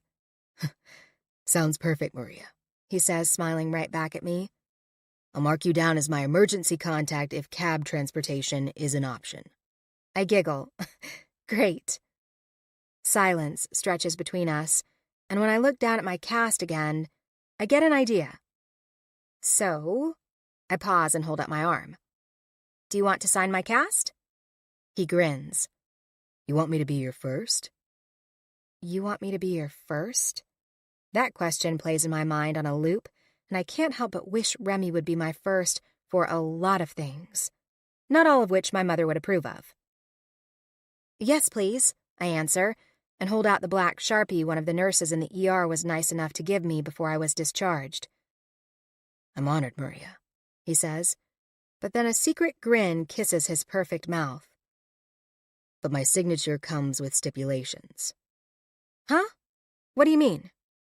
"I'll sign your cast," he explains, "but only if you give me your number."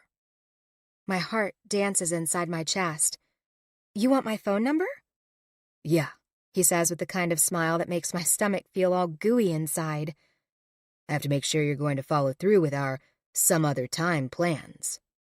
Are you asking me out after I've already asked you out just to make sure we go out, Remington Winslow? I tease, using his earlier words, and it's no surprise to me that he takes it in confident stride. "Maria, I am most definitely asking you out after you've asked me out to make sure we go out. Soon." Holy moly, he's asking me out. Remington Winslow wants to go out with me. My inner cheerleader does 3 flips in the air, although I'm certain she actually manages to stick the landing. You have a deal. I hand him the marker. He grins at me from beneath his lashes as he takes the Sharpie from my hand and writes his name on my cast. His handwriting looks exactly how a boy's handwriting should look. A combination of messy and sharp, and I don't know why I like it so much. Once he dots his I's and crosses his T, he gives the marker back to me and holds out the palm of his right hand. "Your number, please, m'lady." I giggle, thinking he's joking, but when he doesn't move his palm from its outstretched position, my jaw nearly hits the tops of my thighs. But this is a permanent marker. "Exactly," he says. "No way I'm going to risk losing Maria Barros's number." He says my name like I'm someone special, and it makes my belly feel all fluttery inside. I want to let out the giddiest squeal, but I hold it back, acting as laid back and chill as I possibly can, and simply write my number on the palm of his hand. Thank you. He stares down at the numbers like they mean something to him, and I stare at him like he's the type of guy who could quickly mean something to me. When he looks up at me from beneath his lashes, I can't find the power to look away. The stereo clicks off from the engine being idle for too long, and a hush fills the car. The air around us is so quiet that my ears feel like there's a radio inside them trying to find the right frequency. Remy searches my eyes, and I can't look away from him. Don't want to look away from him. He shifts his body closer to mine, the only thing between us the center console of his Mustang. He lifts his hand and uses his fingers to brush loose strands of hair that have fallen from my ponytail and slide them behind my ear. His touch, it feels magical, otherworldly. For the briefest of moments, I flicker my eyes down to his lips and wonder again what they feel like. So, when I use this number, his voice is the first thing to break the silence. You're going to answer my call, right? I nod, look at his lips again, then find myself licking my own lips. His gaze catches sight of my tongue's movement, and he's back to searching my eyes again. I wish I could see inside his head. I wish I could know what he's thinking right now. I wish I could find out if he's thinking about kissing me like I'm thinking about kissing him. I've never felt the urge to kiss a boy before. Not like this. It feels strange and good and crazy all at the same time. I bet he's a good kisser. You can't have lips like that and not be a good kisser. His face moves closer to mine, and my heart kicks into overdrive inside my chest. Oh my gosh, is it happening? Is he going to kiss me? And then, his lips are on my face, pressed softly against my cheek. I'm almost disappointed, but he doesn't give the emotion time to form a pit in my belly. I wish I could stay here with you all night like this, Maria, he whispers into my ear. But I know I need to let you go inside. And he presses one more soft kiss to my cheek before moving his body back into the driver's seat. I'll call you tomorrow. And I'll answer. Good night, Maria. Good night, Remy. Holy shit. Remington Winslow is going to call me. Tomorrow! It's all my mind can think about as I climb out of his car. Once I make my way inside my building, I lose every ounce of cool and dance in the lobby like a fool. Sure, I'm about to get yelled at by my mom, and I have 6 weeks of healing ahead of me, which means I'll have to sit out cheering at some football games and competitions. But Remington Winslow holds my number inside the palm of his hand. If he keeps this up, soon he'll have your heart there too. 9. Saturday, August 24th. Remy. The sky is a dusky denim color from the light of the sun, the ball of fire just barely starting to make its way above the horizon, and the normally bustling city streets are filled by a few lingering delivery trucks and the scent of fresh bakery flour. Only the weary are up at this hour, preparing for the rush of the rest. They are the backbone of the community, the holders of the coffee and the start of so many's days. A yawn catches me off guard as I step off the curb in front of the hospital and cross the street to the other side.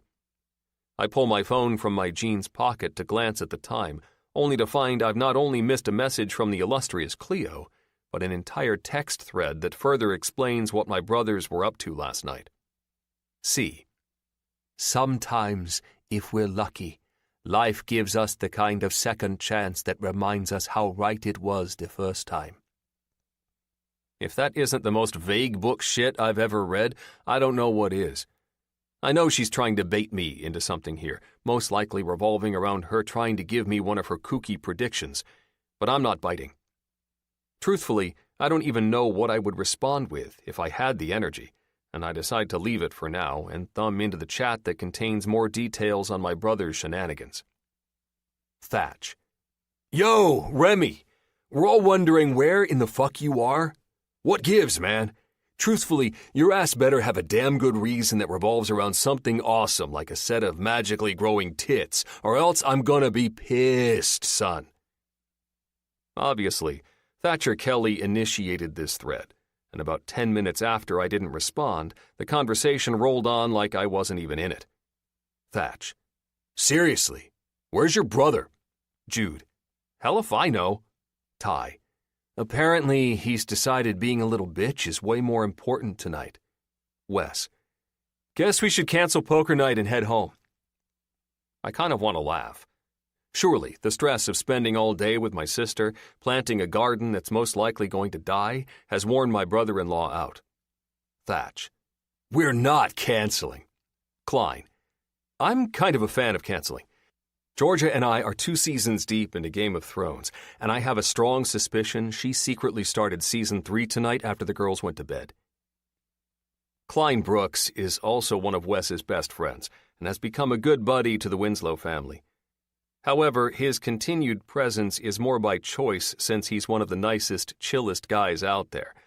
Unlike Thatch, who just takes it upon himself to set up shop in your life. Wes.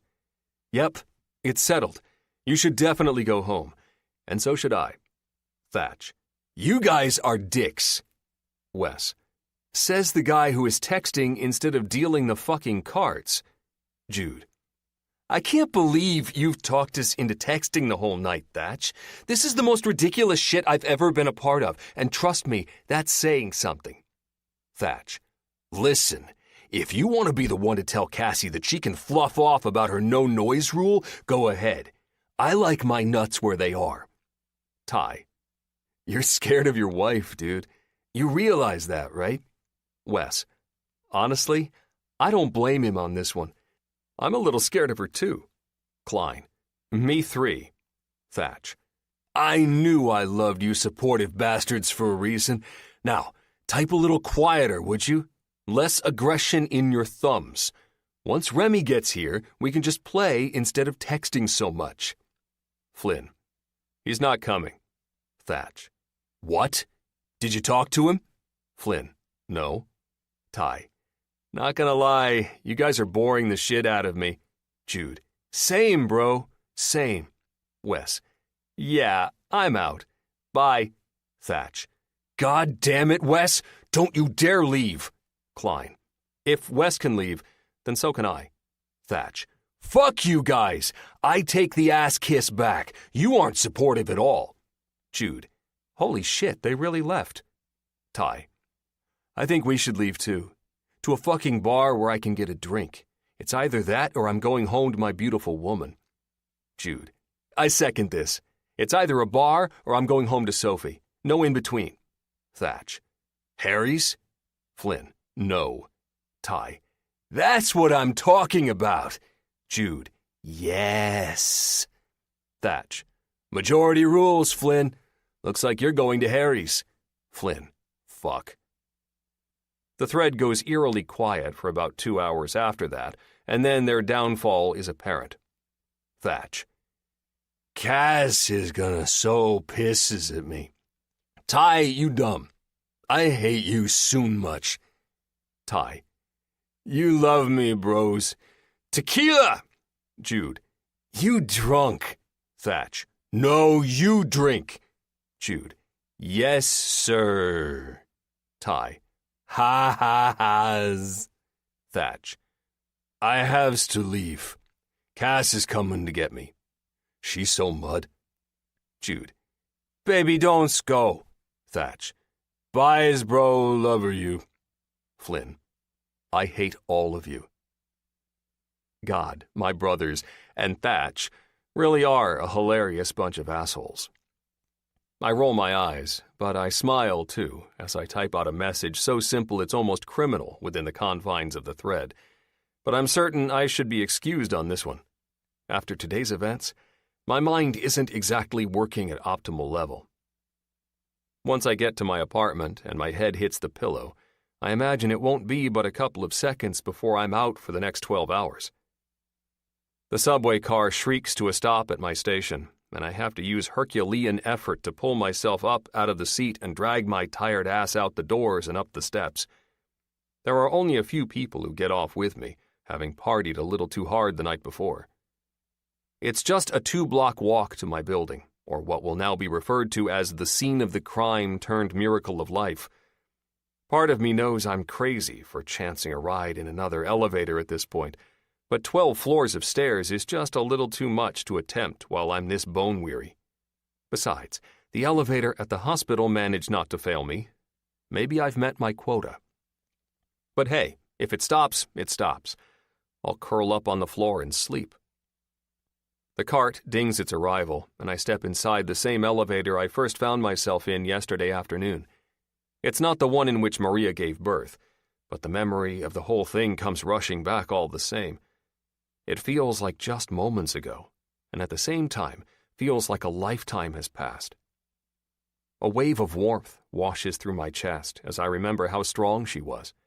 Courageous, determined. It's not every day that a woman is faced with the magnitude of obstacles she's been, but it's even rarer that they do it with as much dignity and grace as her. I swear, she's the strongest woman I know.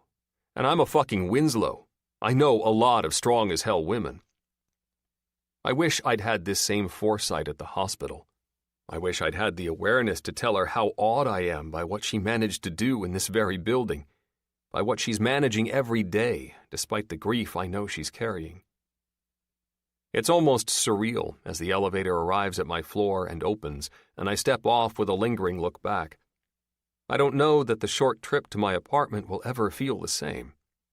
I mean, holy shit, I delivered a baby. Like MacGyver or Chuck Norris or motherfucking Superman. You'd think I would have been scared shitless, but I don't know. Between seeing how strong Maria was in that moment and feeling the poignancy of what we were experiencing together, I just couldn't be anything but the man she deserved to have by her side. A quick trip down the hallway and a turn of my key, and I'm inside the solace of my apartment.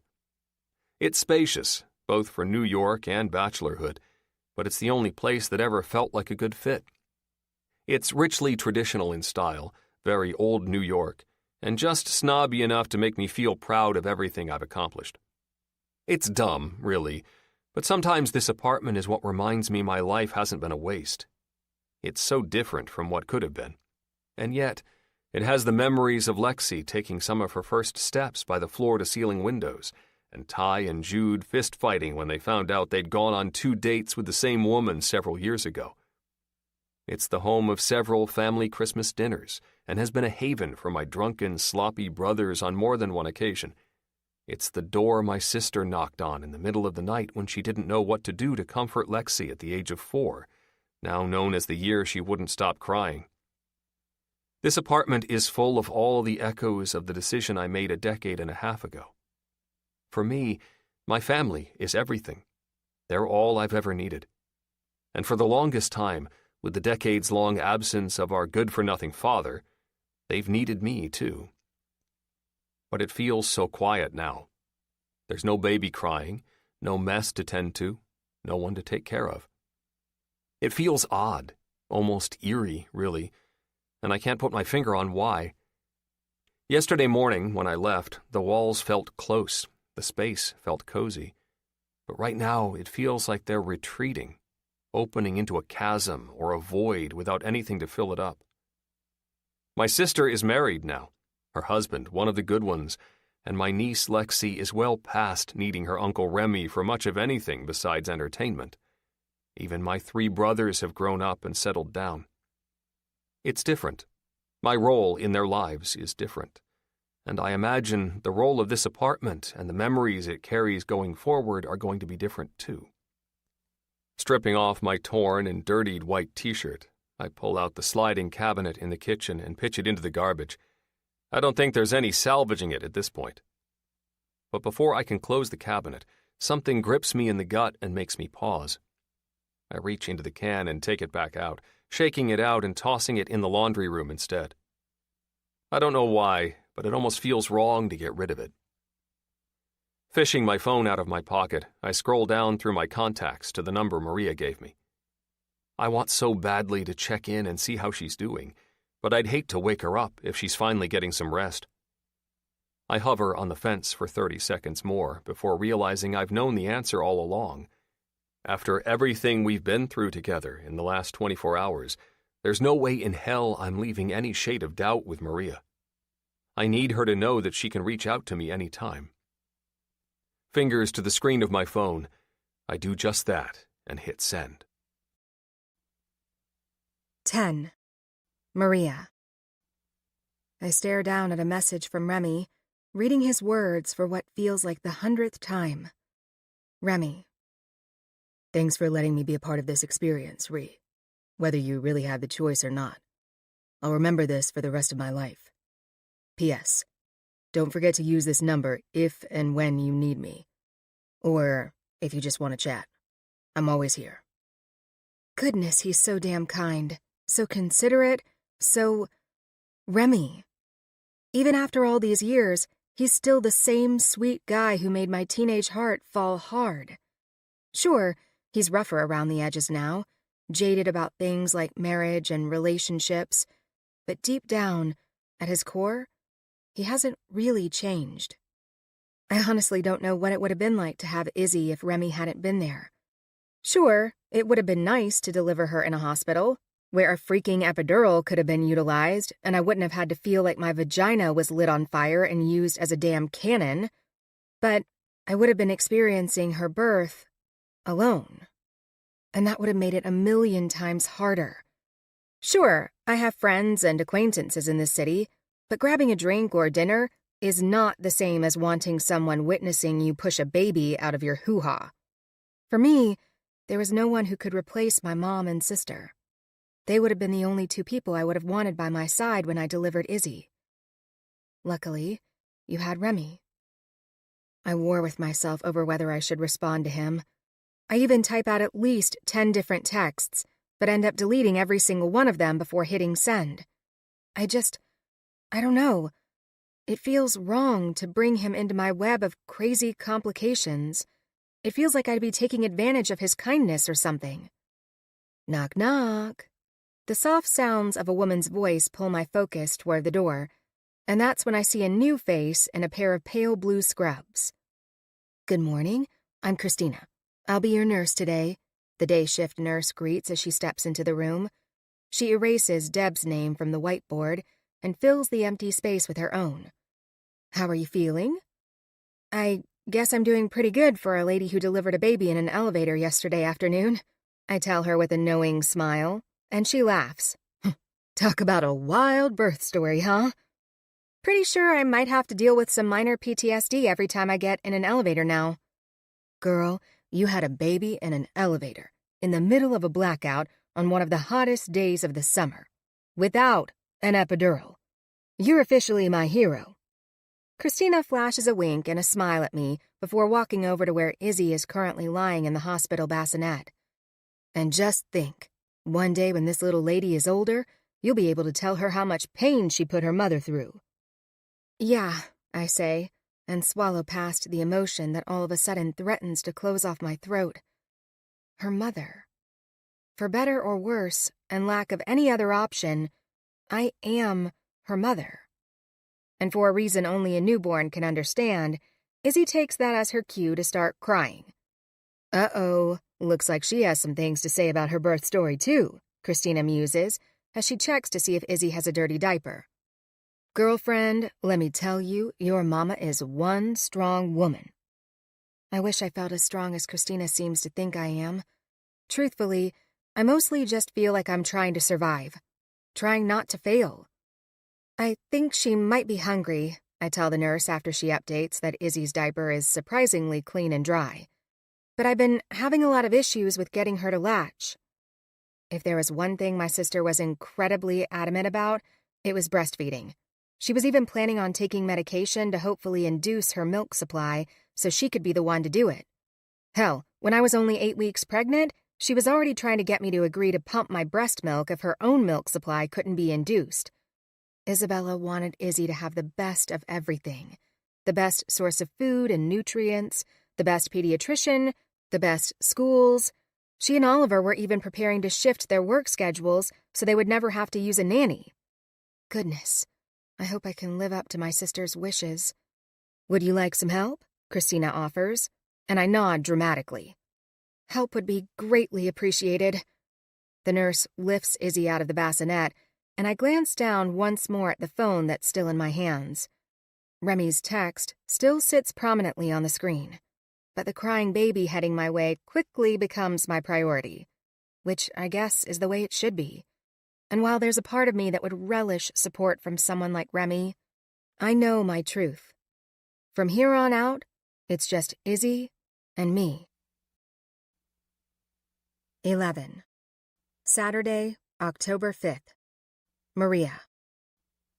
When I was about 7 months pregnant with Izzy, I watched a documentary where a 40-year-old woman ran a marathon 1 week after her 6-week postpartum checkup, with her baby in a stroller. She made it look so easy, like she was all healed up and just crushing the whole motherhood thing so much that she had time to fit running 26.2 miles into her schedule. Naively, after seeing that, I thought I'd be rocking and rolling just like her when I reached this point. Like my 6-week postpartum appointment was going to be some kind of momentous occasion where I'd feel victorious. Hence, why I thought I could fit it in during Dr. Maddox's Saturday hours on the same day as a listing appointment with a new client and somehow juggle it all with a big-ass smile and happy baby to boot. Ha! The joke is very much on me. And I now know that documentary woman was either a psychopath or a robot. "It's okay, sweet girl," I tell Izzy, but her cries only get louder, bouncing off the walls of the small exam room in piercing waves. To her, it is most definitely not okay. Apparently, nothing is okay right now in Izzy's little life. Her cries only get louder, and I pull the flimsy paper gown around myself, trying to hold it in place with my right hand as I rock her stroller back and forth with my left. Izzy's been cranky around this time every day for the last several days in a row, and no matter what, I never know how to fix it. It's as if she's opposed to the angle of the sun, except she's inside a room without a window. Gah, I just wish there was a way to know what's upsetting her. I rock the stroller faster and faster until the hiccup in her cry is less shaky, and I glance at the clock yet again. The doctor is evidently running behind this morning, and for someone on as tight of a schedule as I am, it's the last thing I need. Izzy's pacifier falls to the side, and I grab it as quick as I can and push it back into her mouth. Her eyes are fluttering just enough that I know sleep has to be somewhere on the horizon.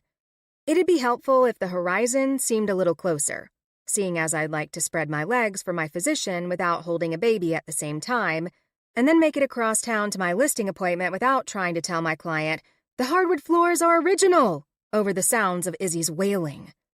Her eyes blink heavily, and I have to caution myself not to rock the stroller faster with my eagerness. Finding something that works with a baby is a lot like finding something that works with sex. Don't go faster. Don't go harder. Don't change the rhythm. Don't move a fucking muscle that you're not currently moving. And what exactly do you know about sex these days? It's only been 11 billion years since you've had it. I hear the doctor chatting with the nurse outside the door and grip my teeth while appealing to the universe. Please, I beg of you, let them come into this room as quietly as they possibly can, like church mice, in the middle of a priest's sermon with the Virgin Mary herself standing at the altar. As Dr. Maddox and her nurse continue to chat about a new upscale Japanese restaurant in Soho, I will Izzy to take the plunge into dreamland. Back and forth, back and forth. I watch as the tension in her tiny body finally leaves on a whimpering sigh. She's still in the twilight stage of sleep, but I can attest to the fact that she's due to pass out. We partied all night together last night, and her body's needs should take over soon. At least I hope. I really, really hope. Finally, there's a knock on the door, just 2 quick raps of knuckles, and then the door is swinging open, and it all occurs without startling Izzy. Thank everything. I shift back onto the table and rearrange my gown, a practice in modesty I don't really understand, given the fact that the whole purpose of this appointment is for the good doctor to spend some time between my legs. Hi, Maria. Her smile is warm as she greets me. How are you feeling? I keep my voice low and soothing, a hint I'm hoping her medical degree will help her pick up on. and answer to the best of my ability. Great, Dr. Maddox. I mean, tired, sure, but great. Things are really great. I'm great. Izzy's great. We're great. Wow, Ree, don't oversell it. Dr. Maddox's brow automatically pinches together, and I don't blame her. I sound about as confident in how things are going as I would if I were preparing to perform an operation with only a 10-minute YouTube video serving as my training. Are you still breastfeeding? Ugh. 2 questions into this appointment, and I already feel like a failure. I, tried, but yeah, I had to switch to bottle feeding. To say I tried is putting it lightly. After having issues with Izzy's latch from day 1 in the hospital, I continued to try even after I was discharged. I even hired 3 different lactation consultants and private nurses to make home visits to help. But all breastfeeding ever brought me was lots of stress, tears, and sore nipples.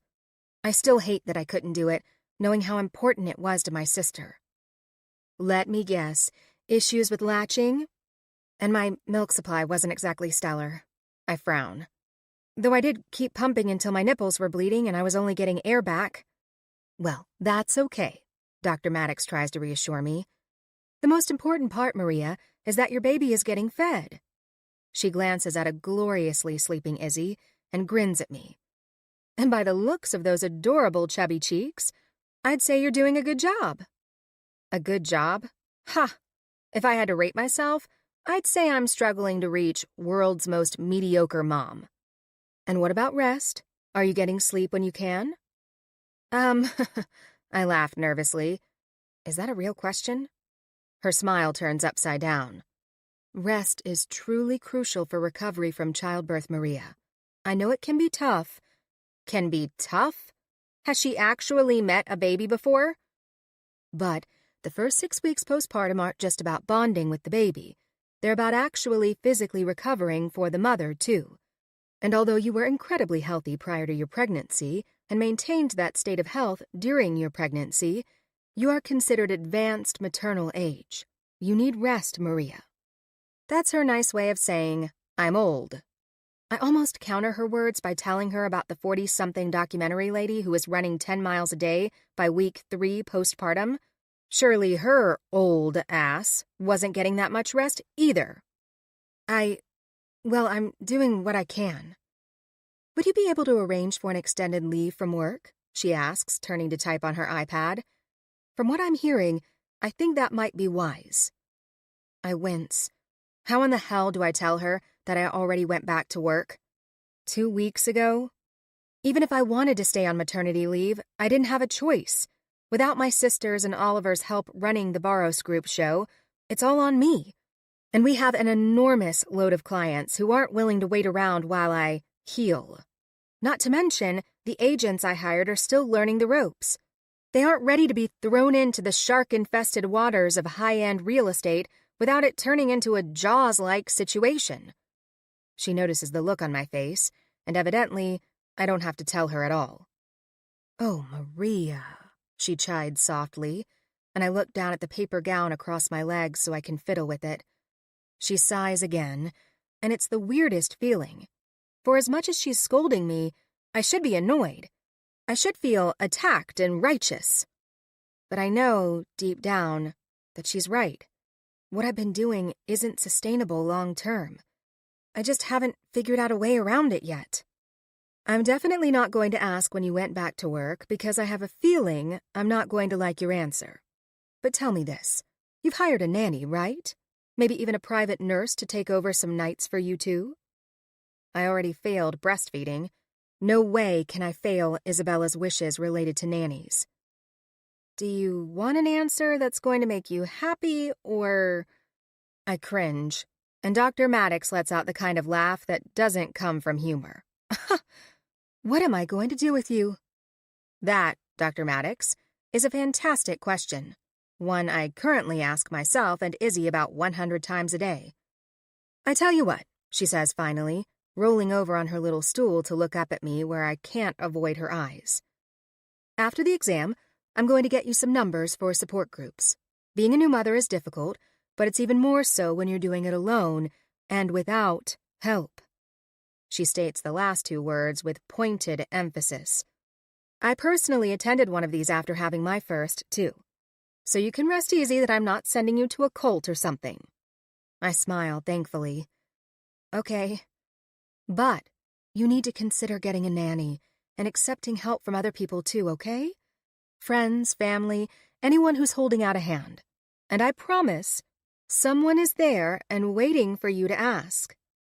I almost scoff in A minor. I'm pretty sure that's the note of loneliness. Although, there is one person who would help in a heartbeat. By God, he's already done enough. Unless I'm on the brink of insanity, I refuse to put this on him. I'll ask for help.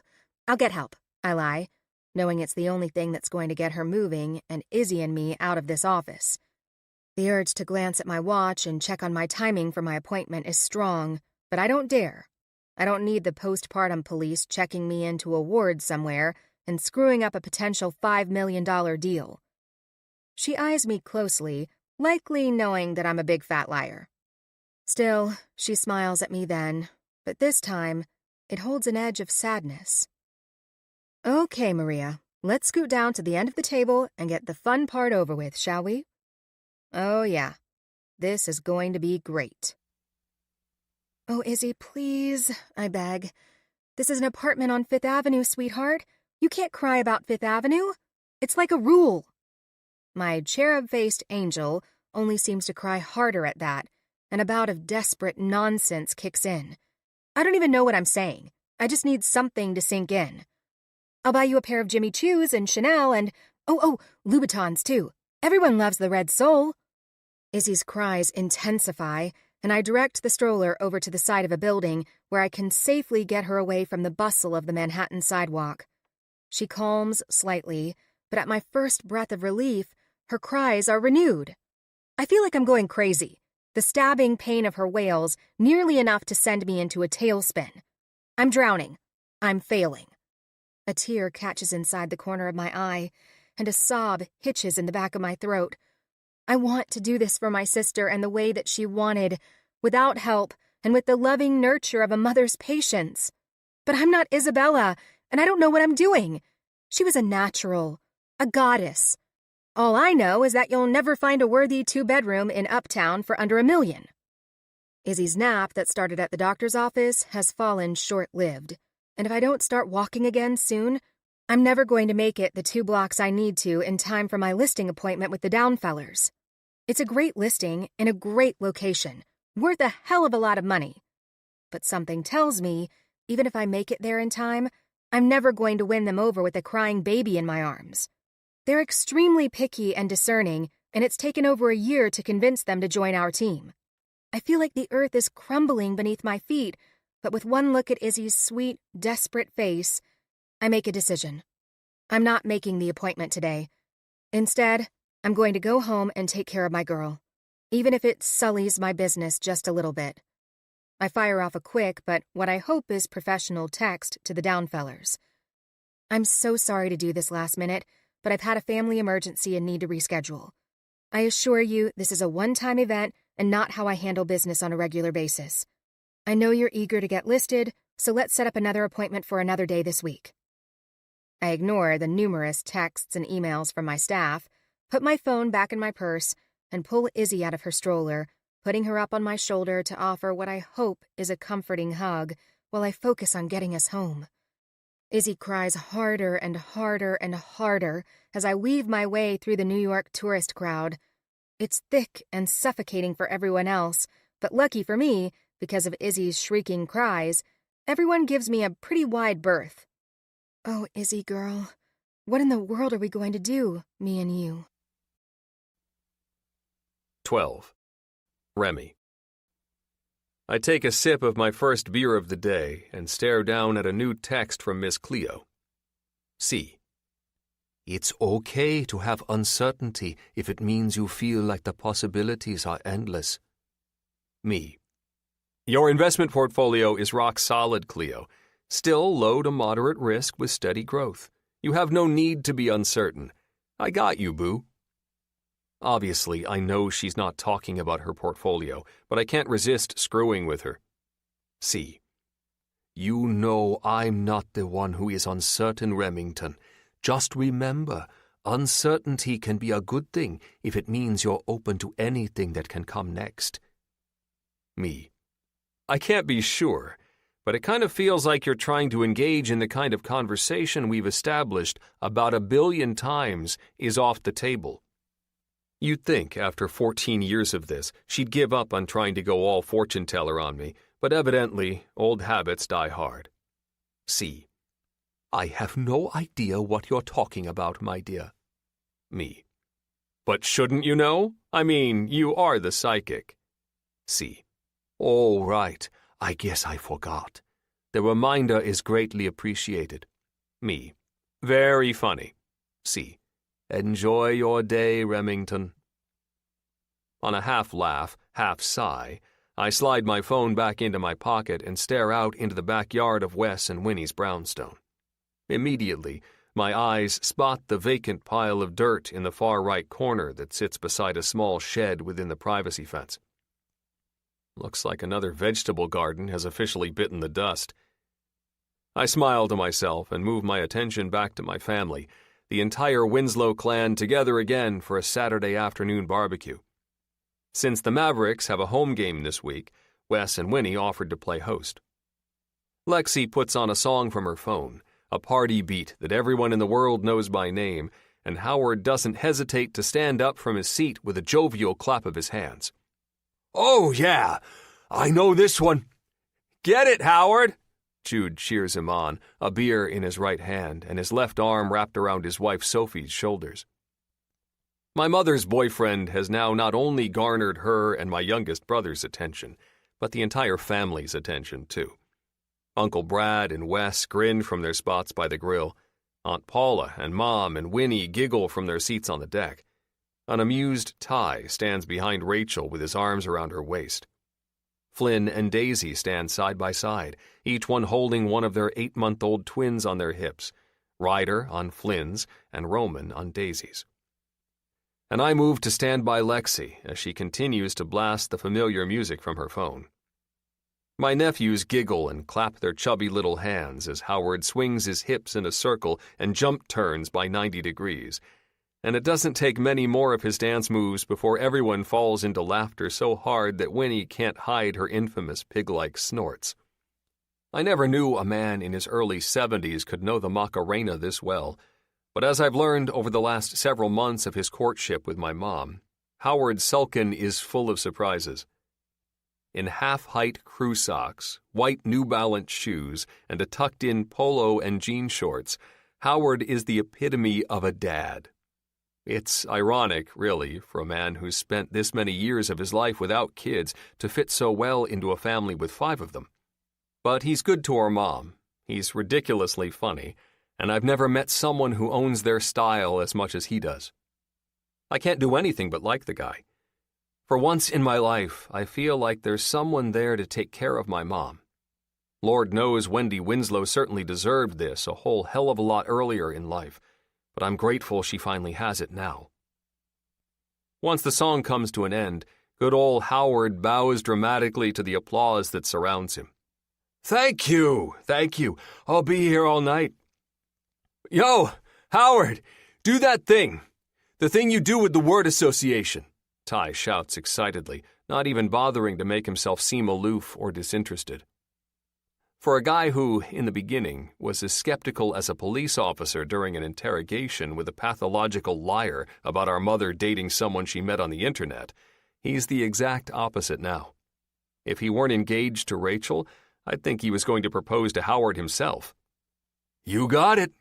Howard, ever the people-pleaser, nods, dusting his hands off in preparation like any good dad would do. Who do you want me to start with? Remy, Ty says, and shines a sarcastic, I'm a real asshole kind of smile in my direction. Definitely Remy. I almost groan aloud, but I know damn well that would result in way too much sibling satisfaction.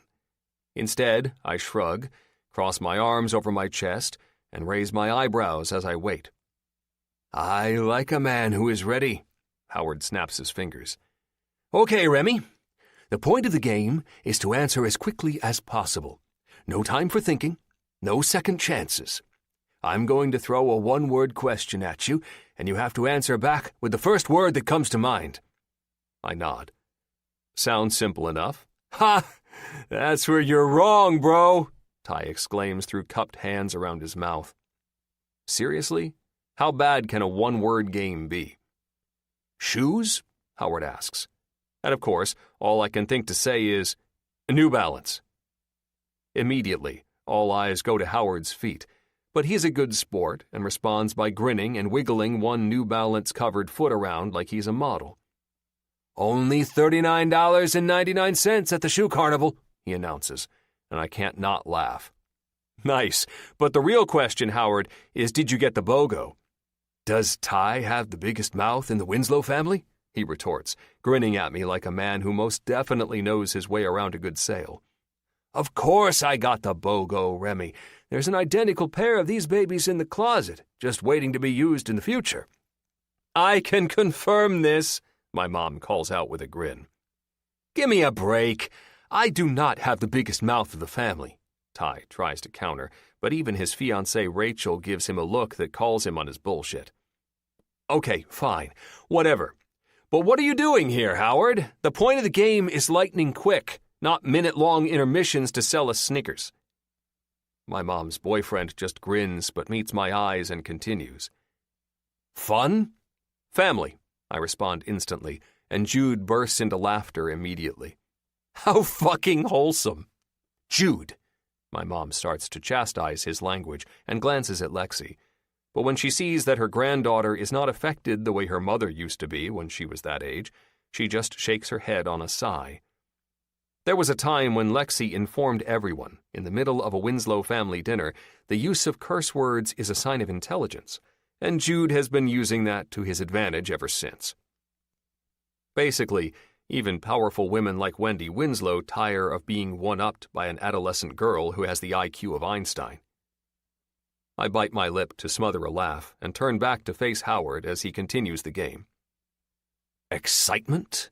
He asks, settling himself into a good old-fashioned dad pose, his feet shoulder-width apart and his arms across his chest. Maria. She is the one word, the one name that immediately comes to mind. One that won't make a bit of sense to anyone on this deck and isn't exactly business I'd like to share. But the excitement of 6 weeks ago is still so fresh that if I tried hard enough, I could convince myself it happened just yesterday. But then again, the month and a half of hoping she'll call, hoping that she'll let me lend a helping hand, haven't passed by quickly either. Other than one text from her right after she got home from the hospital, letting me know they'd been discharged and were apparently doing well, and no matter how many times I've attempted to reach out to her since then, it's been radio silence when it comes to communication with Maria. Rem? Ty's far too amused voice grabs my attention. Again, the name of the game is quick, bro. I ignore him and glance around the backyard at my family. Wait, how many turns do I get? Doesn't it eventually rotate or something? Oh, shit, Jude laughs annoyingly. Sounds like someone is feeling the heat. Of course, Ty is all about it. The kitchen is cooking, bro. I flip both of them off, and my mother can only sigh. She's been trying to reform her foul-mouthed, crude children for over 40 years at this point. I guess, given our inability to change, she's just about given up. I'm cool as a damn cucumber, I retort. I'm just wondering when someone else gets to join in. Howard is more understanding of my questions and holds up a reassuring 5 fingers. Each person goes 5 times, then it moves on to the next person. And the excitement builds every second like you're on the boat in the Gene Wilder version of Willy Wonka, Ty chimes in. What are you, the cruise director? I ask him. Trying to build interest and participation? I've just seen it in action, bro. That's all. Howard's a wizard. I shake my head but turn back to Howard. The faster we get this over with, the better. Most of these other yahoos like being the center of attention. I, however, do not. Excitement? Howard repeats again. This time I answer with a much vaguer version of the same story that instantly came to mind. Blackout. Interesting choice of words, Rem, Ty shouts himself back into the game. I recall a time when you... Keep 'em coming, Howard. I cut Ty off at the knees. I already know what that word sparks in his mind, but that doesn't mean I have to subject myself to his response. Next, my mother's boyfriend tosses out quickly, and I respond with a swift, future. Howard's eyes light up mischievously as he repeats my answer, this time in the form of a question. Future? My answer is immediate. Undecided. Winnie and my mom both make a sad, disappointed sound that lets me know that one word has the power to bring a shitstorm of questions my way. Questions they've been pestering me about for years, their focus on my constant state of bachelorhood a little too intense for my liking. Hell, it'd be too much for any single man on the planet's liking, and if there were men inhabiting Mars, they'd want to avoid their damn questions too. Flynn and Jude groan, and I know it's because they're just as aware of what I've set off in the females of the family as I am. I wouldn't be surprised if Daisy and Sophie and Rachel all join in now, trying to help poor, single Remy find the purpose for his life. Although I did reach the 5-word mark, it's clear I've put a damper on the future prospects for the game when the women start to shift toward one another. And when my phone starts to ring in my pocket, I immediately excuse myself and make my way off the deck and away from the Winslow women's plotting. I don't care if it's a telemarketer at this point. I'm taking the call. Someone who wants to sell me life insurance? Let's do this. One of those annoying fuckers who want to extend my car's warranty. I'll even give them the damn VIN number if it means they'll keep me busy until Uncle Brad and Wes finish grilling the burgers. At least then, food might have the ability to keep my mom and sister too busy to play life coach. I'm so amped for this distraction, I put the phone to my ear without looking at the screen to see who it is first. Hello? The baby won't stop crying. And my phone won't stop ringing because I had a million work things to do and couldn't, and I'm losing it. The voice is feminine, frantic, and one I know like the back of my hand. Maria. And I don't think I know how to do both things at once, but if I don't figure it out, Izzy and I are going to be homeless. She pauses only very briefly to take a breath, but I don't hesitate to cut in. Text me your address. I'm on my way. Okay, maybe not homeless, but definitely need to move to something smaller. She keeps rambling, apparently too worked up to even hear me. And I can tell you right now, this place is big, but it already feels tiny with all the crying and vomit and toys and blankets and bottles. And Dr. Maddox said I should hire a nanny, but I can't do that because I know that's not what my sister wanted, and I don't even know my name anymore, and I know it's crazy of me to ask anything of you, given the fact that I already owe you my life, but I just didn't know who to call or what to do or if I'm going to make it, and Maria! I call with a little laugh, both to remind her of her name and to get her attention. It's okay. Take a deep breath. I'm on my way. Wait, really? Just text me your address, and I'll be there in 30 minutes tops. Promise. But what if I keel over from exhaustion between now and then? She's teasing, I can tell, but I'm pretty sure she half believes it's possible, too. The desperation in her voice is unmistakable. You won't. Just hold on until I get there, okay? Okay. And Remy? Yeah? Thanks. No thanks needed. I'll see you soon. I hang up the phone with a small grin curling the corners of my mouth. Once I get her text with her apartment's address, followed by the words, "Thank you," in all caps with 20 praising hands emojis, I tuck my phone into my pocket with an amused shake of my head. But when I turn around, everyone is looking at me. And I do mean everyone. I am a fish in a bowl. Can I help you? I ask, trying not to get too defensive right off the bat. With this much of the Winslow family interest piqued, that'll only make it worse. You going somewhere? Ty asks, a sly smirk on his face as he takes a pull of his beer. I bet the bastard heard me say her name, and now he thinks he knows a secret.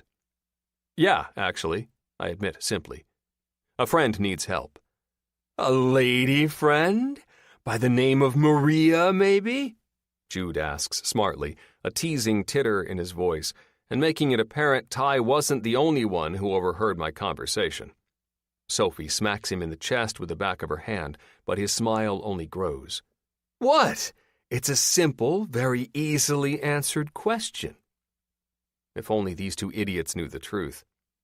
I probably won't be back, I say instead, approaching Lexi to give her a hug and a kiss on the top of her head. She leans into the affection, something I feel privileged by since she doesn't do that with everyone, and then calls me on my shit, just like she does with everyone else. Is Maria the Maria you dated in high school? Surprise furrows my eyebrows. How do you know about me dating Maria in high school? My brilliant niece doesn't bat an eye, and I don't miss the way the rest of the family is using their absolute highest concentration to listen. I looked through your yearbooks when I stayed at your apartment 2 weeks ago. I thought you went to sleep. I did, after I looked through your office completely. Great. Find anything else good? Just that Sean Williams' portfolio is outperforming Mark Cohen's portfolio twofold this quarter. Their portfolios are nearly identical, but I think Mr. Cohen's tech shares, while small, are the missing link and should be switched into the S&P dividend ETF that Sean Williams' portfolio is utilizing until the Nasdaq finds its bottom. I blink. What the fuck? Right. I'll, look into that. How is Maria, by the way? Ty asks, waggling his eyebrows like an idiot and thinking he has the inside scoop because he was a witness to my first stuck in an elevator because of a blackout experience with her. Is she okay? Winnie asks, while at the same time my mom asks, do she or the baby need anything? Both of their eyes soften with the kind of look that shows they are the only two people in the family who know the full details of Maria's situation and my part in Izzy's birth.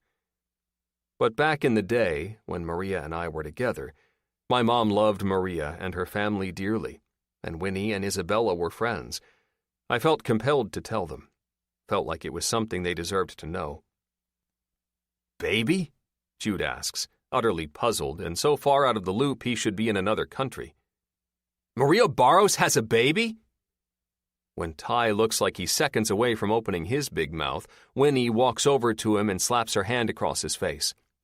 You better go, Rem. What the hell? Ty mutters around her palm, most likely confused as to why our sister is letting me off the hook so easily. I take that as my cue to leave. One day, in the near future, I'll explain the whole situation to my brothers, but now isn't the time. Now I have somewhere important I need to be.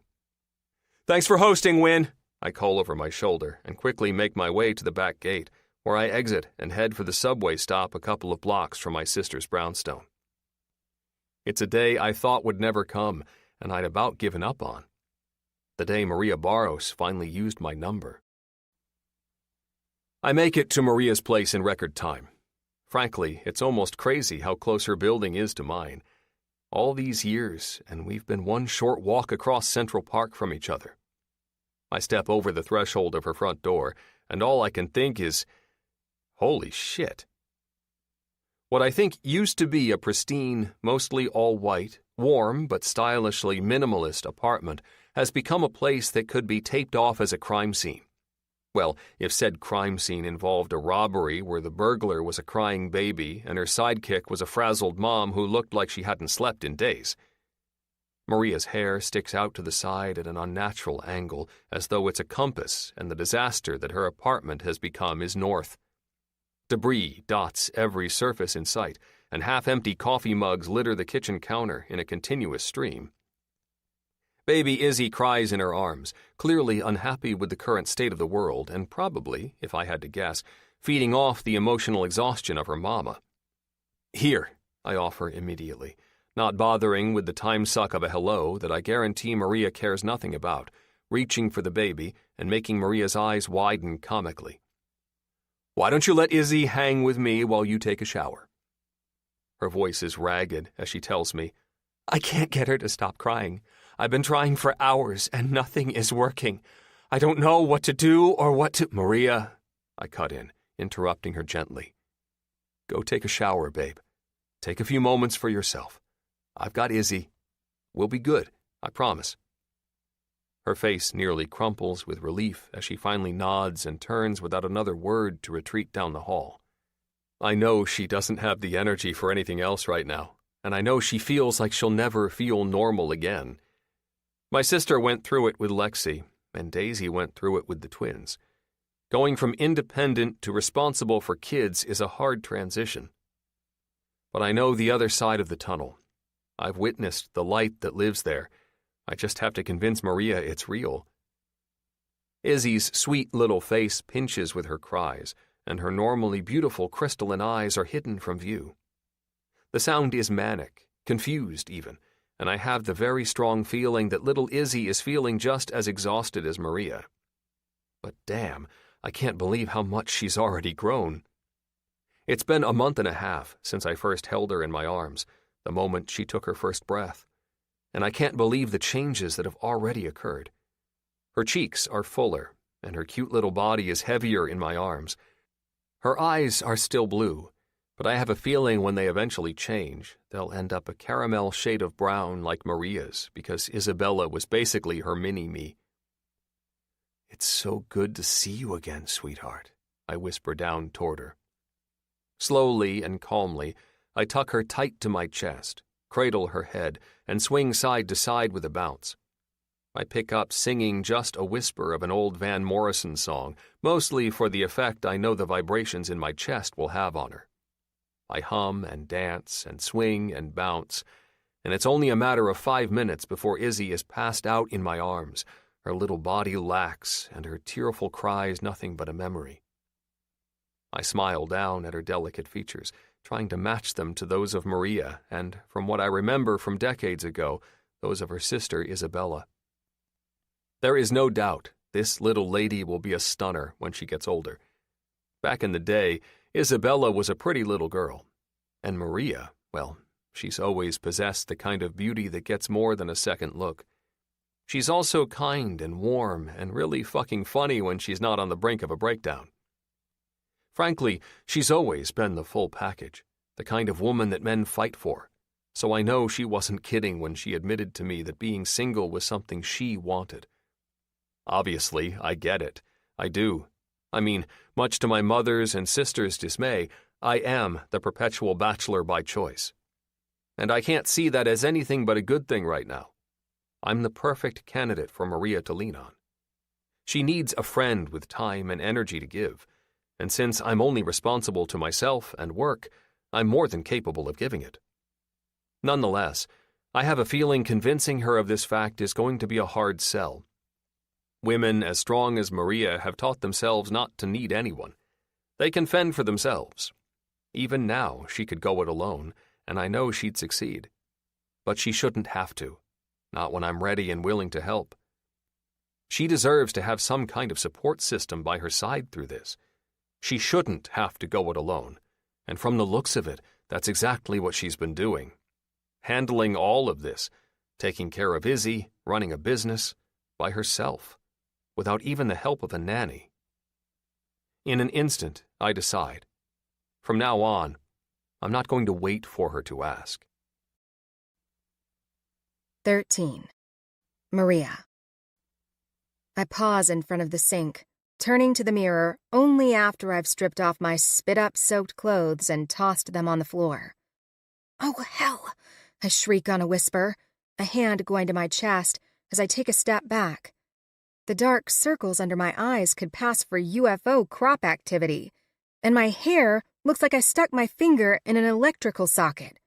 I am a dark-haired Christopher Lloyd in Back to the Future, and the clock tower is chiming. On a groan, I slap my hands over my eyes. How did I get this bad in a day? I mean, sure, I've been struggling for the entire 6 weeks since Izzy was born, but I pulled it together this morning. I put on Valentino, for God's sake. Now I look like a gutter rat who lives under the subway. Shaking my head at myself and pointedly avoiding looking in the mirror again, I lean into the shower to turn on the water and let my naked body sink to the floor while I wait for the spray to warm. I look to the ceiling and take a deep breath. "I'm trying, Isabella," I whisper, as my eyes fixate on a barely there crack in the white paint above me. Truthfully, I don't know if some spiritual part of her can hear me or not, but I find myself saying it anyway. I don't know what I'm doing, and I didn't prepare well enough, I continue quietly, hoping my sister isn't disappointed in me. I always feel like I can't quite be who Izzy needs, you know? I miss you. I'm sure Izzy misses you, and I just wish I could figure out how to be second best. I can't explain it, but a shiver moves over me as I hear a clank from Remy in the other room. I listen harder then, and that's when I realize that the crying has stopped. Calling him was a good start, the words move through my mind. You don't have to go it alone. My head falls back into the solid wood of my bathroom vanity, and the steam from the hot water of the shower starts to roll out over the glass door. Get up, I tell myself. Get up and get in the shower and just keep putting one foot in front of the other. I stand and open the door to feel the water. It's almost scalding, just like I need it to be to wash away the stress, to sterilize me to the point of a fresh start, to remind my nerves they can feel something other than the overstimulation of motherhood and Izzy's cries. I've had a lot of long days since having her 6 weeks ago, but none that has felt quite as hopeless as today. I don't know what I would have done if I hadn't had Remy's number, if he hadn't dropped everything to come over here. I dip my head under the spray and let my whole face drown in the rush of water. It's intense, but frankly, it's the kind of thing I need. When I pull my head out, I instinctually start to listen for the sounds of Izzy's discontent. I don't know if it's the volume of the shower or if my ears have simply numbed, but I don't hear the high-pitched wail anymore. Goodness, I swore I'd hear that in my dreams. The tension in my shoulders finally starting to ebb, I take a deep breath and lean a tired hand into the stone wall. My feet are the only thing I can see, and after about 30 seconds, even the vision of them starts to blur. My mind wanders, first to the memory of what my body used to feel like, something very different from this tired, aged thing, and then to the day I had Izzy in that elevator with Remy at my side. I can see the flex of his rigid, shirtless abdomen as if it were yesterday. Only this time, thankfully, I don't have to feel like I'm being split in half from between my legs at the same time. His hard muscles, his strong, fearless demeanor. He looked like an Adonis that day as he came to my rescue. And his smile. It's a little older and a little wiser, but it's still the best thing I've ever seen in my life. Encompassed by a strong, defined jaw, straight white teeth, and the sweetness of laugh lines in his cheeks. His eyes are the showstopper most of the time, but when he smiles, that's all I can see. Without planning, my hand finds its way to the space between my legs and starts to explore. Dr. Maddox gave me the spiel that I was physically cleared now for everything, including sexual activity. I didn't think much of it then, given my life of solitude and singledom, but now that I'm touching myself, I'm remembering how good it can feel. Damn, it really feels good. As my head falls back, the spray of the water centers on my chest, sluicing down my abdomen and right around my active hand. I shut my eyes, and Remy's smile appears in my mind, and before I know it, my brain builds a scene around it. Him on top of me, naked and smiling, with his hands clutching at the sides of my head. His hips are moving between mine, and he's almost laughing he's enjoying it so much. Me, though, I can barely think, barely even see. If it weren't for the feast-worthy sight of his arms and shoulders and perfect fucking chest, I imagine I'd just give up the fight of keeping my eyes open altogether. There's no dialogue, really. My brain is too tired for that. But the action says more than enough. Remy and I, we're a matched set physically. It's easy and exciting all at the same time, and in all likelihood, the reason I, a young, smart, cautious girl, chose to give herself over to him in the first place. I thought maybe I was just hormone-struck at the time, but I can tell you now, teenage Maria knew what she was doing when she chose him. I stroke at the flesh gently, circling my clit and putting pressure in the center at the end of every cycle. I can feel my pleasure building, the need to come taking on a form of its own. Remy runs his hands down my sides, settling them on my ass and lifting me to meet his strokes. I deepen the action of my fingers to mimic the fantasy, and am caught off guard when my orgasm grabs me in a vice, sending me over the edge in a rush. "Oh my God, Remy," my mind silently calls out. Coming down from the high, I bury my face in the spray once again and let my weight collapse into the wall. It feels so good to be free, so good to give myself a moment of attention outside of the baby. But more importantly, did I really just masturbate to thoughts of Remy while he is in my apartment taking care of Izzy? Guilt and embarrassment consume me like wildfire, and without wasting any more time, I finish washing and cut off the water with shaky hands. It only takes me a few minutes to throw on some leggings and a t-shirt and brush out the knots in my damp hair. And when I make my way back down the hallway toward the main living area, I swear I've been transported to a different era altogether. Izzy is quiet, peaceful even, and Remy is laying her down in the swing on the far side of the living room. She doesn't startle or wake, and he buckles her in with the utmost ease and care.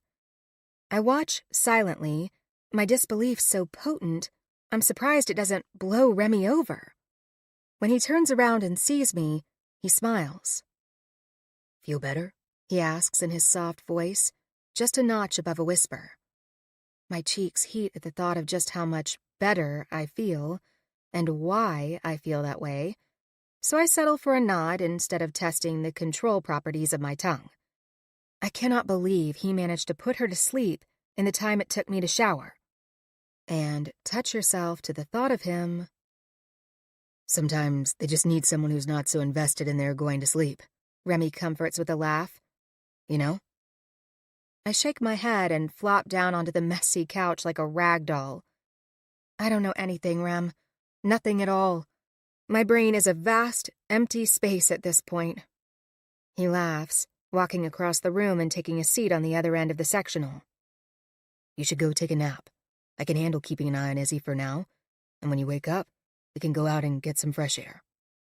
I look around at the absolute volcanic rubble of a mess around me and shake my head. I should pick up. You should sleep, Ree.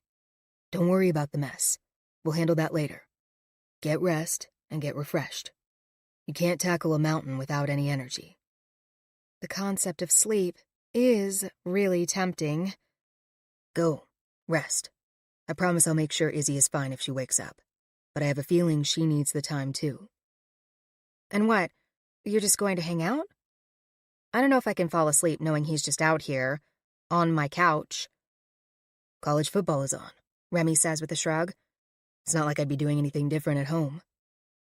Considering him closely, I can see that he's not going to take no for an answer at this point. Whether I like it or not, Remy is here to stay, and I have the freedom to take a nap. Her formula and bottles are in the kitchen, I tell him in a rush, but she shouldn't be hungry for at least another 2 hours or so. But if she is, she's been taking 5 ounces.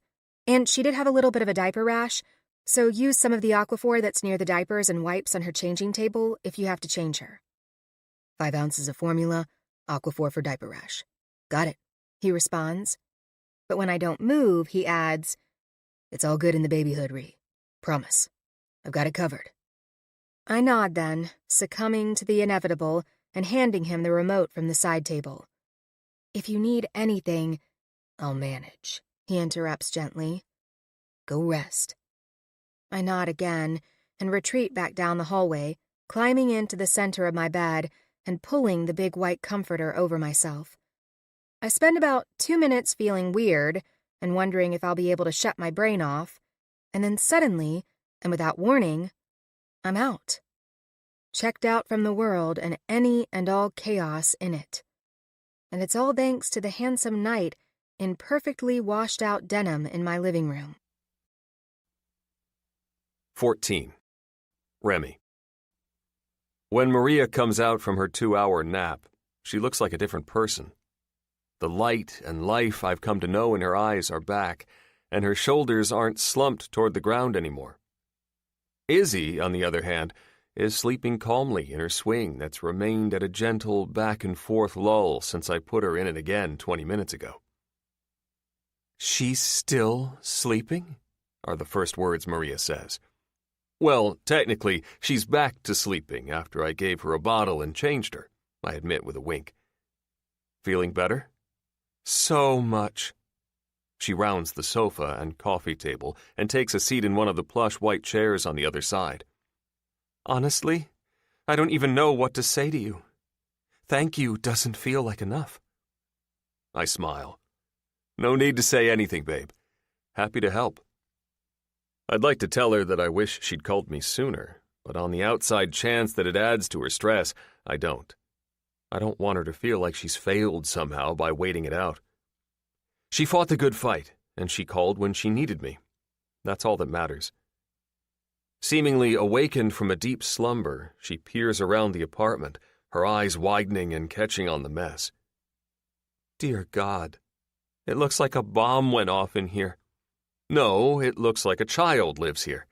Trust me, even my sister had a messy house during Lexi's infancy, and she's like a machine." I don't normally live like this," she says then, a mild bout of embarrassment coloring her cheeks. "Maria, stop. Seriously, I'm a 44-year-old bachelor. You think I keep my place pristine all the time?" I shake my head. Not a chance. When her eyes flit over the mess again, I know I'm going to have to remove her from the space if there's any hope of preserving the rest and relaxation I've managed to get her to take. "Listen, I think we should get out, get some fresh air, exercise our lungs, that sort of thing." "What did you have in mind? I didn't do my hair after the shower or anything," she says, and a self-deprecating smile follows. "So I'm not exactly ready for a night on the town." "I think you look perfect for any occasion, but I was thinking a walk in the park, not a walk on the red carpet. You can rest assured that all of those expensive heels you love to wear can stay in the closet." "Are you knocking my red soles?" I grin. I'd never think to do something like that. Truthfully, those heels I've seen her wear, they're sexy as hell, even on a woman who was full-term pregnant at the time. "So, how about that walk?" "Okay, yeah." She lets out a soft breath, and some of the tension eases from her shoulders. "A walk in the park sounds nice." "Good." I stand up to get Izzy out of her swing. Her eyes are open now, but she's mostly just peering at the world. No fussing or cries for help. "Why don't you get some stuff together that you think we might need for the Bambino here, and I'll occupy her time." She nods gratefully. Sounds like a plan. Little does she know, I'm planning a little something else. When she retreats down the hallway to Izzy's nursery, I snag my phone out of my pocket and scramble to text the one person I know can help me. I wish I had enough time to do it all myself, but just like I've been telling Maria, sometimes you need to outsource. Me. "Hey, I need your help. I need your housekeeper who does the rental properties to add another one to her list. I'll give you the money, but just get her on the books. Winnie." "Okay, I can do that. Did you just buy another rental place or something?" Me. "No, just helping a friend." Winnie. "You have friends?" I nearly roll my eyes. My sister is the nicest smartass I know. Me. "Very funny." Winnie. "I know, right? I'm hilarious. And I take it this friend is Maria?" Me. "That would be correct." Winnie. "She doing okay?" Me. "She's doing as well as a mom with a baby can do." Winnie. "So she's trying to survive then?" Me. "Exactly." Winnie. "Send me the address and I'll call them. When do you need them to come?" Me. "In the next 2 hours. I'll leave the door unlocked when we leave." Winnie. "If this weren't for Maria, I'd definitely bitch at you for the last-minute request. Luckily, the whole fam has finally left my house, and I have some time on my hands." Me. "You say that like you don't secretly love playing hostess for Winslow get-togethers." Winnie. I say that like a woman who loves playing hostess but has to clean up after Uncle Brad. Our uncle has always been a bit of a sloppy dude. I'm certain that's why Wes never lets him grill alone. Winnie. Oh, and you can thank me later. Wes has my list of jewelry needs. I have to mute my guffaw as it rolls up and out of my throat. Me. Jewelry?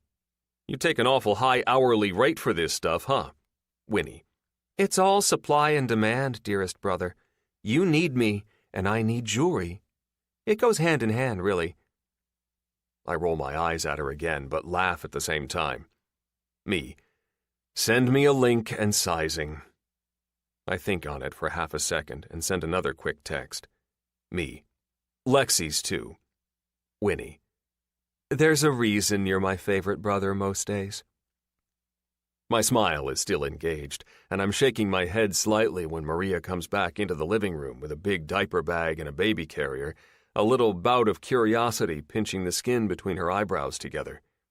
She's pulled her hair back into a low ponytail and changed into a pair of jeans and a loose-fitting sweater. You seem awfully amused. Knowing I can tell the truth without spoiling the surprise, I rock my phone back and forth in the air and remark, My sister. Maria plops down onto the couch beside Izzy and me. How is Winnie doing? I bet she's busy these days since football season is in full swing. She's actually here this weekend because the Mavs have a home game, and she's good. Still a smartass who can always connive exactly what she wants out of her big brother, but good. Maria reaches out to run a soft finger over Izzy's cheek.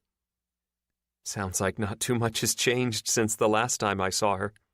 Yeah, I laugh. She might be an adult now, but she's still the same old Winnie. I'll have to get the two of you together sometime. I know Win would love to see you. Truth be told, I'm sure it was taking everything inside my sister not to pry with more questions regarding Maria and the baby. Of course, those will certainly come the next time I see her. Maria's smile is soft but genuine. The feeling is very much mutual. I'd love to see her again.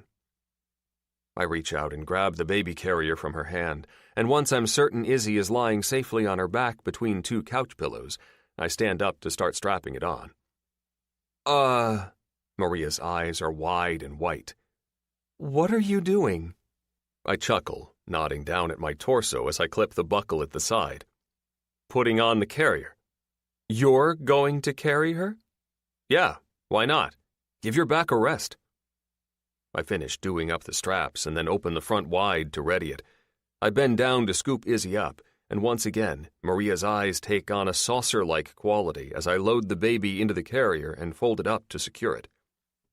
After checking to make sure Izzy's head is supported properly, I assure myself that she's getting enough air in the space in front of my chest and give all the straps one last tighten. You ready to get our walk on, Ree?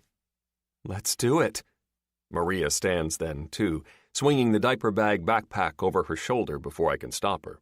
Hey, no, I say, reaching for it immediately. Give me that, too. But you're already carrying Izzy. So? I retort with a shrug. You carry them together all the time, don't you? Well, yes, but nothing. One in the front, one in the back. It'll balance me out. Remy. I raise my eyebrows as I wait for her to lick her lips a couple of times. Thank you. She pauses again, but eventually continues. Thank you so much for rushing over here today and for everything you've done for me so far. Like, seriously, I feel human again, and that's because of you. But you don't have to do all this for us. It's Saturday. I'm sure you have things to do and places to be. You're right, Ree. I don't have to do it. I want to do it. And right now, the things I have to do and the places I have to be are taking a walk in the park and carrying all of your shit like the pack mule God intended when he made these big, huge muscles of mine. She laughs at that, and finally a carefree smile breaks loose. There's the girl I remember. All right, Mr. Muscles. Fine. Carry my stuff. See if I care. She holds out the backpack for me to take, and I swing it up and onto my back gently, so as not to jostle Izzy too much. Her little eyes are looking sleepy again, and if I play my cards right, I have a feeling she'll be back to baby dreamland by the time we step outside. "Come on, ladies," I say, ushering Maria forward and putting a soft hand to her back. "The park awaits." Maria's smile is noticeable as she glances back over her shoulder at me, and I give myself a mental pat on the back for helping to put it there. It's empowering, being able to be the thing that someone needs when they need it most. In the past, I've mostly taken that role for my siblings, but this, I don't know, it feels even better. Since it's only a short walk across the street from her apartment, it doesn't take us long to reach Central Park. It's pretty busy, but no more than I'd expect on a Saturday in early fall. The crowd isn't cloying or suffocating, just present. The sun feels warm, and I roll up my sleeves to let some of it soak into my skin. After Maria snags one of Izzy's hats from the backpack on my back and secures it on her little head, she follows my lead and does the same, rolling up the sleeves of her sweater and letting the sun hit her skin. She even closes her eyes occasionally and turns her face up into the warmth. I watch, involuntarily enthralled by the sight of her face so at ease. She's truly one of the most beautiful women I've ever seen, and I don't even mean that in the affectionate, subjective way that can happen when you care about someone. Her beauty is an 11 on a scale of 10 in the most intrinsic of ways. Anyone who meets her can see that. We've been mostly silent for the first 10 minutes of the walk, but now that we're nearing a mile into it, her vocal cords start to limber up. "Okay, I have to admit, this is pretty freaking fantastic. I honestly didn't realize how good doing some exercise that doesn't involve rushing to a showing or listing appointment could feel." "Everything feels different when you've had a nap and a shower." I nod down toward a sleeping Izzy at my chest. Even she knows that. "Well, thanks. I owe you." "You don't owe me anything. This is what you do for people you care about." "Are you sure you don't want anything?" she asks, and her tone is light and airy. "A new set of golf clubs, maybe?" I laugh. "It'd have to be a first set. I don't golf." "Shoot. For some reason, I was getting that vibe about adult Remy." "A golfer? Really? I'm giving that vibe?" She shrugs, her smile climbing her cheeks and right into her eyes. "Well, yeah. But I don't think I've ever met an actual golfer, so I guess you can take it with a grain of salt." "What else? What other crazy things is my aura telling you about me?" "Your aura?" she questions on a cute guffaw. "Who have you been hanging out with, Remy? New Age crystal healers? Psychic mediums?" "Fortune tellers," I answer, but she has no idea how true that statement is. "My aura, my vibe, whatever you want to call it, babe. What other crazy things is it telling you about the adult Remy?" She smacks her lips together and tisks her tongue dramatically. "Okay, let me see. I'm getting a weekly gym rat vibe and twice-a-day shower thing from you. I think you're a pretty routine guy. Love to frequent the same restaurants and can't start your day without a black coffee. Although, I have a feeling, every once in a while, you go wild and order one of those sugary coffees with whipped cream. It's a guilty pleasure of yours and probably has an unhealthy amount of caramel." She scrunches up her nose in disgust. "And I also get the overwhelming feeling that you secretly love the early episodes of Sex in the City." She hit the nail on the head on all but one thing. "Can't say I've ever watched that show." I waggle my eyebrows. "But I've always liked the title." She grins. "You'd like the show too, trust me.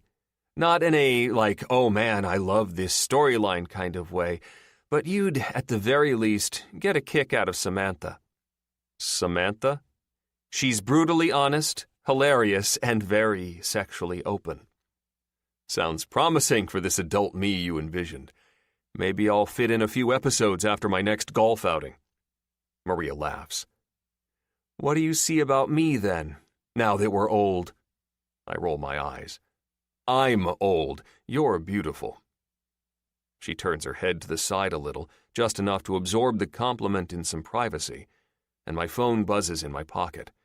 Normally, I would ignore it and enjoy the view of Maria blushing a little at my words, but since I'm hoping it'll be an update from my sister, I quickly check the message.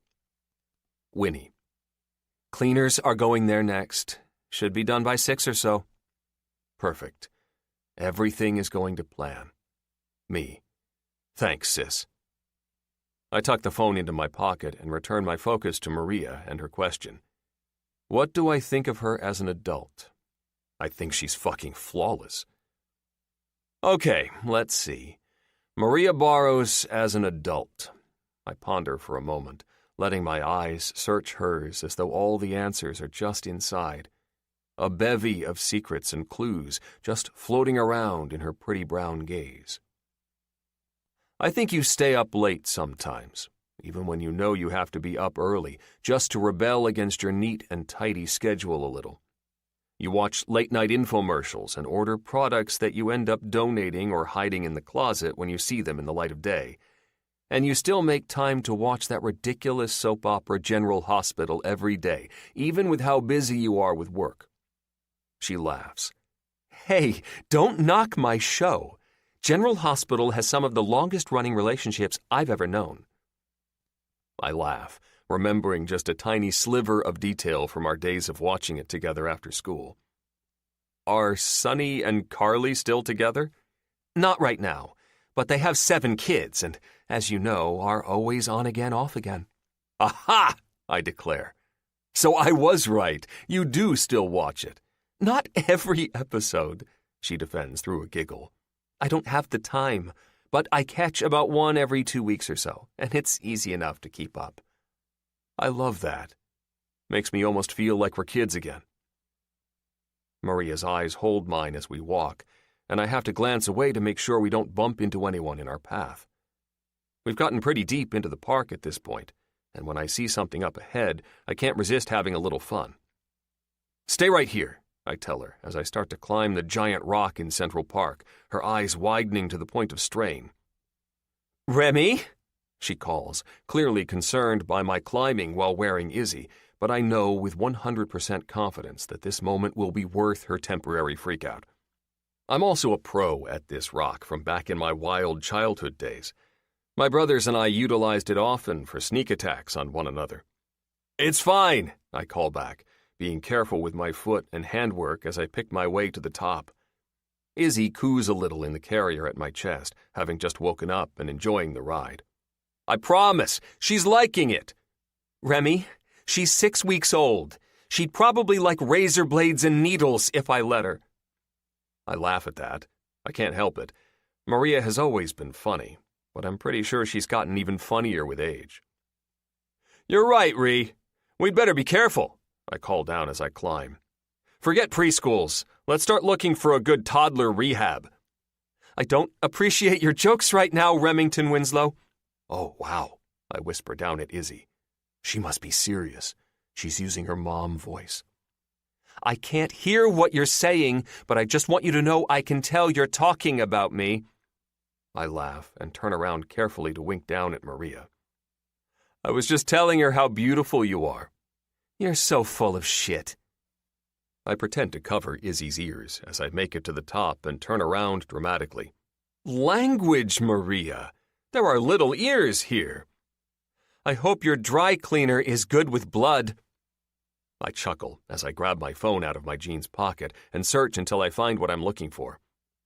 Remington Winslow, get your ass down here, Maria calls toward us, but I'm already working to unbuckle Izzy from the carrier. I turn her in my arms to swing her slightly as she fusses a little. I give her nose a quick brush of mine that makes her relax, and then I turn and present her to all of Central Park Prideland. As planned, the music from The Lion King crashes into full volume from the speaker of my phone, and I fall into my stance with pride. An heir! I yell into the distance, so loud that strangers start to turn and look. Maria's face turns beet red in an instant, but there's a subtle smile there, too, as she buries her face into her hands. Of course, that reaction only makes me yell louder. An heir has been born! And Izzy is my ride or die, stretching her little neck like she's watched this movie before. A couple of passers-by, amused by our display, stop and even bow down to the new Queen of Pride Rock. "Congratulations," one exclaims. "She's gorgeous." "Lord help me, you're crazy," Maria shouts up toward us, her embarrassment receding and giving way to the kind of genuine smile I was going for. She plays it cool, though, just to keep me on my toes. "And where are Scar and the hyenas when you need them?" "You wish harm on poor Simba?" I call, tucking Izzy to my chest and covering her ears dramatically. No, just Mufasa, the big, cocky prick." A couple of straggling strangers laugh at that, and a smile spreads from one corner of my mouth to the other. "Can you come down here now?" Maria requests with a stubborn hand to her hip. "Or do I have to call your mother?" I laugh. "Wendy would be thrilled to hear from you." "You know, I think a couple of decades hanging out with your brothers has really had an effect on you." "Yeah?" "Yeah," she confirms with a nod. "Baboons tend to breed more baboons. Just ask Rafiki." "Was Rafiki a baboon?" I find myself asking, and Maria rolls her eyes. "How about you come back down here and I'll tell you?" I smirk, satisfied with the awakening of Maria's humor that my little stunt has caused. That was the goal, to cut through the exhaustion with fresh air and antics and remind Maria that she's human, that even when she's feeling like she's trapped at the bottom of a deep well of darkness and unknowns and unexpected motherhood, the breath of fresh air she's looking for is just a short walk away. God, it's good to see her again. When I don't move, Maria tosses out both of her hands in front of her and eyes me with a squint. "Remy, what are you doing?" "Just trying to decide if I should come back down. Does trouble await me at the bottom?" "You know, I almost forgot how freaking ridiculous you are." Her smile is so big it clones itself, jumps onto the rock beneath my feet, rolls up through my toes, and reveals itself on my own face. "What's the verdict? Am I in trouble?" "Only the good kind, you lunatic." Only the good kind. Man, oh man, do those words give me déjà vu. The past. The kiss game. 28 years ago. Junior year, early October. Remy. "It's going to be okay, babe," I tell Maria as we walk out of her doctor's office. She's about 4 steps ahead of me, and my words make her stop in the middle of the sidewalk and turn around to meet my eyes. "Okay?" she retorts with irritation that makes her lips part and eyebrows draw together. "I have to keep this stupid cast on for another 2 weeks. I won't be able to cheer, and I'm pretty sure this means I'm on the bench for the rest of the season. It is most certainly not going to be okay." Today's appointment was supposed to be a splendid occasion where the doctor took off Maria's cast and gave her arm the all-clear for physical activity. The pink cast was removed, but when they did an X-ray, the doctor felt it was wise for her to keep a cast on for another 2 weeks to ensure that it's healed properly. Needless to say, my girl, sporting a black, because it matches my soul right now, Remy, cast, is none too pleased. And since Mrs. Barros got stuck at work and she's had 6 weeks to warm up to me and 6 weeks to become friendly with my mom, I'm the one who drove Maria here, which means I'm the one who has the privilege of trying to help her feel better about the whole situation. "Babe, I know you're upset, but there is no but here, Remy," she cuts me off before I can continue. "There is nothing you can say or do that will make me feel better about this." She turns on her heel, flips her long brown hair over her shoulder, and stomps toward my Mustang that's parked across the street from the medical center. Located just outside the city, her physician's office is only about a 20-minute drive from home and has street parking, which, if you know New York, you know that's like finding a unicorn. My only choice is to follow behind her. If it were any other girl, I might be annoyed, but Maria has this special way of being cute when she's angry. Honestly, after spending the last month and a half dating, I've yet to find a moment when she's irritated me. It's strange, but kind of awesome at the same time. Jude and Ty love telling me I'm whipped like the little assholes they are, and Flynn looks at me with serious eyes a lot. Of course, Winnie is Team Maria because she loves the fact that Maria has a little sister too. It means she has more opportunity to try to tag along with me. I dutifully beep the locks when Maria reaches the passenger side, and I hop into the driver's seat just as she's closing her door. "Are you okay?" I ask her carefully, trying to get a feel for where her head is at. "I'm fine, Remy." One look at her and I almost want to laugh. Her arms are crossed, her brow is furrowed, and a little pout has found a home at the corners of her pretty mouth. But I don't dare laugh. I may just be a 16-year-old dude, but I'm way smarter than that. It's never smart for a guy to laugh when a girl is angry. I'm also aware that the word fine doesn't mean fine at all when it's coming from a girl's lips. Her earlier words replay in my mind. "There is nothing you can say or do that will make me feel better about this." I take those words as a challenge. I know I can find a way to make Maria smile. She just needs a little pick-me-up, that's all. I slide a CD into my stereo, and a few seconds later, the band Kiss is playing. The song, "I Was Made for Lovin' You," and normally Maria bobs her head along to the beat and sings along with all the do-do-do's. "Seriously? Gene Simmons is not ideal for a time like this, Remy," she grumbles and lets out an aggravated sigh.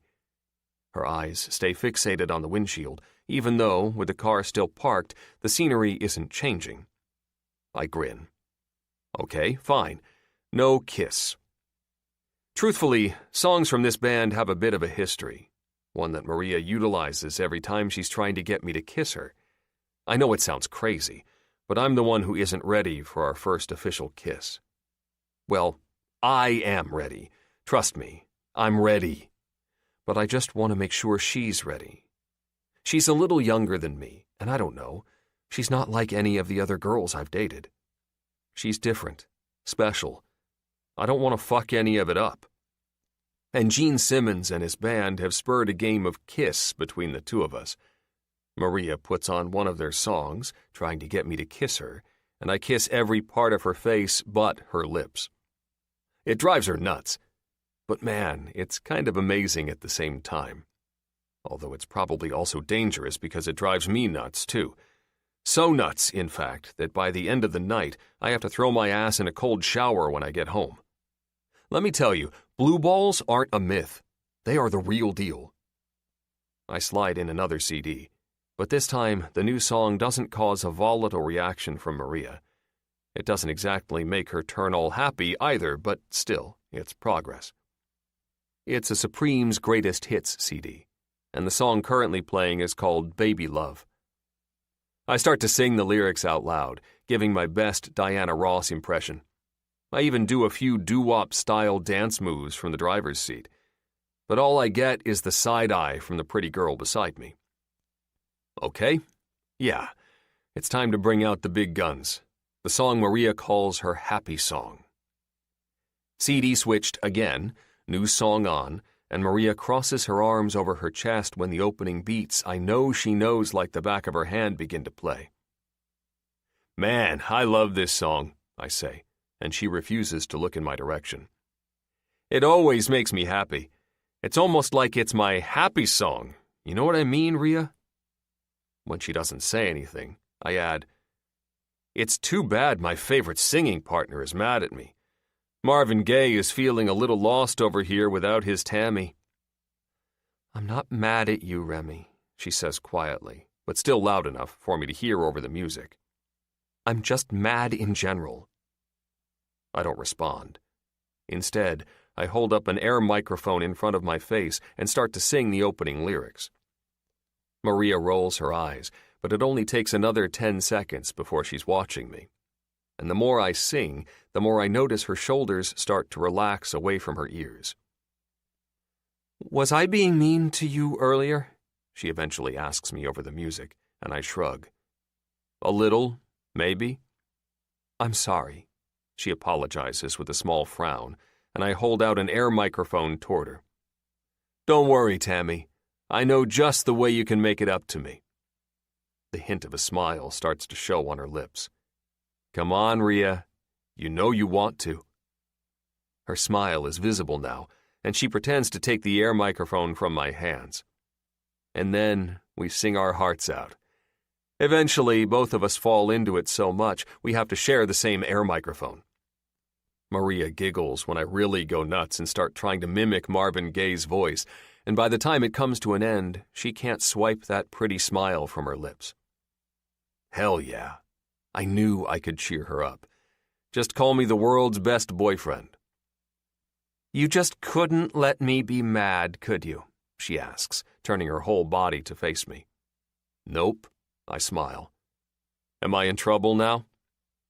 She searches my eyes for the longest moment, and when her gaze flits down to my mouth briefly, she looks back up at me with a mischievous-as-hell grin.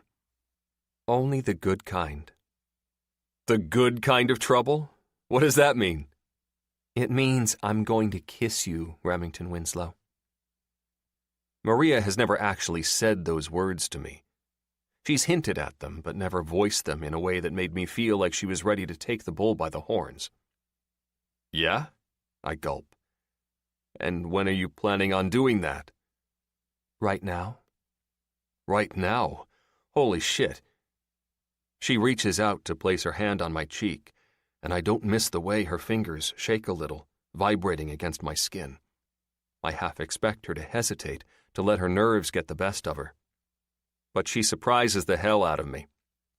Leaning forward, she places her lips to mine, and the first, ever so gentle brush of her mouth occurs. Light as a feather, the kiss lingers like that long enough that I can feel my heart getting off balance in its spin cycle in my chest. The urge to take it further overwhelms me. I slide my fingers into the hair at her neck and kiss her, really kiss her, right there in front of the medical center. Our mouths part and our tongues dance, and I don't know if I've tasted anything as sweet as this. It's not my first kiss, but damn, it feels like it. Every other kiss before this one feels like an imposter, a fake. They weren't hesitant but hungry like this one, more experienced but not nearly as mind-blowing. If I'm not careful, I just might end up falling in love with this girl. Actually, you just might already be. 15. Still Saturday, October 5th. Maria. Who would have thought that a simple walk around Central Park would make me feel better? Certainly not me. Somehow, though, the tightness in my chest has eased, and I no longer feel like my shoulders are trying to relocate to my ears. If anything, I feel relief, rejuvenated, human. You have to admit, Izzy, I put on one hell of a show, Remy says with a big-ass smile as we stand off to the side of the huge rock he just climbed down from. We should probably take this on the road, hit all the major cities. The man just presented her to all of Central Park from the top of that big rock like he was freaking Simba, while the soundtrack from The Lion King played from his phone. The two of them were such an amusing spectacle that even random strangers stopped to clap and laugh. The next time you rock climb with my baby, I'm calling the cops, I retort, and the teasing tone in my voice can't be missed. Hold the phone, babe. I thought you said I would only be in the good kind of trouble when I came back down. This is the good kind, I tell him with the playful point of my index finger. The bad kind would be me kicking your ass. He laughs at that. Well, I'm more than happy to take the heat, because my little stunt achieved what I needed it to. I raise an eyebrow at him, and he nods toward my face. You're smiling. You're smiling. He did all that to make me smile? After everything he's already done for me, I don't know what to do with that information. I almost feel undeserving of his kindness. I mean, I'm losing count of how many times he's saved my ass. And what have I given him in return? Stress? A crying baby? Izzy begins to fuss in her carrier, but when Remy bounces his knees a little, she calms down and her eyes start to fall shut. Is it just me, or does this baby like to be in a constant state of motion? I laugh. Oh, it's not just you. Girlfriend definitely likes to be on the move. I should know. I've been dealing with that issue since the day I brought her home from the hospital. I often wonder if my fast-paced work habits during my pregnancy created this dilemma. He grins. Looks like we better get this walk moving again, then. At an easy pace, and in the name of keeping Izzy happy, we continue our walk. And after we've managed a quarter of a mile or so, I look beside me, where Izzy sits in the baby carrier across Remy's chest, and see that she's snug as a bug and sleeping again. The day is uncharacteristically warm for early fall, mid-70s and sunny with a few clouds. They're the perfect conditions to get some fresh air without having to stress whether Izzy is too cold or too warm, or the wind is blowing against her skin too much, or the sun is too hot on her little face. Or, a million other things that you never think would be a stress until you're responsible for a tiny human being. It's almost crazy how, when a baby comes into the picture, your life changes in a matter of seconds. Everything that used to be a priority is forced into an afterthought, and worries you never thought you'd have are suddenly all you can overthink about. How about you give your back a break and let me carry her, I suggest, but Remy looks over at me and shakes his head. No, thank you. Come on, Remy, let me carry her. Listen, Missy, I'm not giving this sweet baby up, he comments and nods his chin toward the top of her head. Plus, look at her. She's too cozy to be moved. So, what you're saying is that you're a baby hog? I tease, and the small smile that crests his lips makes my heart get all wonky inside my chest. My reaction is strange, but I blame it on that smile of his. It's all too familiar and has the power to take me back years into the past.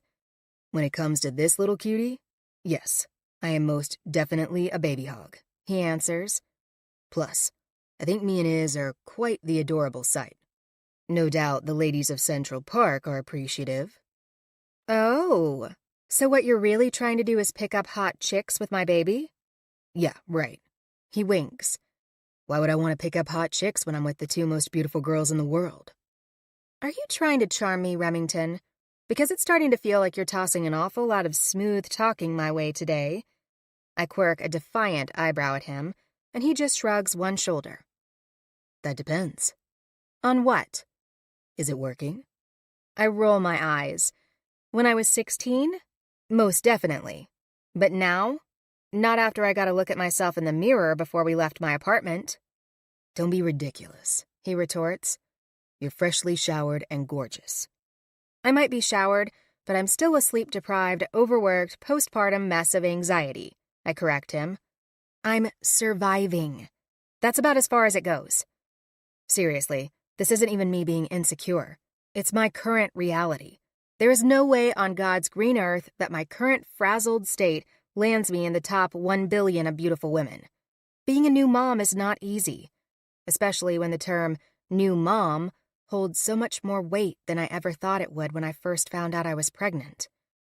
Well, I think you're gorgeous, and I'm certain if Izzy were awake, she would agree. I snort. Izzy can't talk. She'd think it. Pretty sure that's not how it works, but okay. Remy just grins and places a gentle hand to my lower back to guide us toward a park bench. She's out. I think we can take a load off for a minute. We sit down just as a young 30-something mother runs past us, trying to wrangle a small toddler back into his stroller. "Henry!" she shouts, and he just giggles and giggles, his fat little legs churning faster whenever his mom gets close. Henry, the toddler, screeches like a pterodactyl, and his poor mother exhales an exasperated breath, sweat already starting a path on her brow. "Henry, honey, it's time to go home." "No!" Henry shouts and stomps one gym shoe-covered foot to the ground. He crosses his fat little arms over his chest and tries to stand his ground, but his mom isn't having any of it. In an instant, she whisks him up and into her arms and toward the stroller he keeps refusing to sit in. The toddler screams and cries the whole way, his little arms and legs kicking and smacking his mom as they go. Holy moly, what's it going to be like when Izzy is no longer an infant, but a toddler like little Henry over there?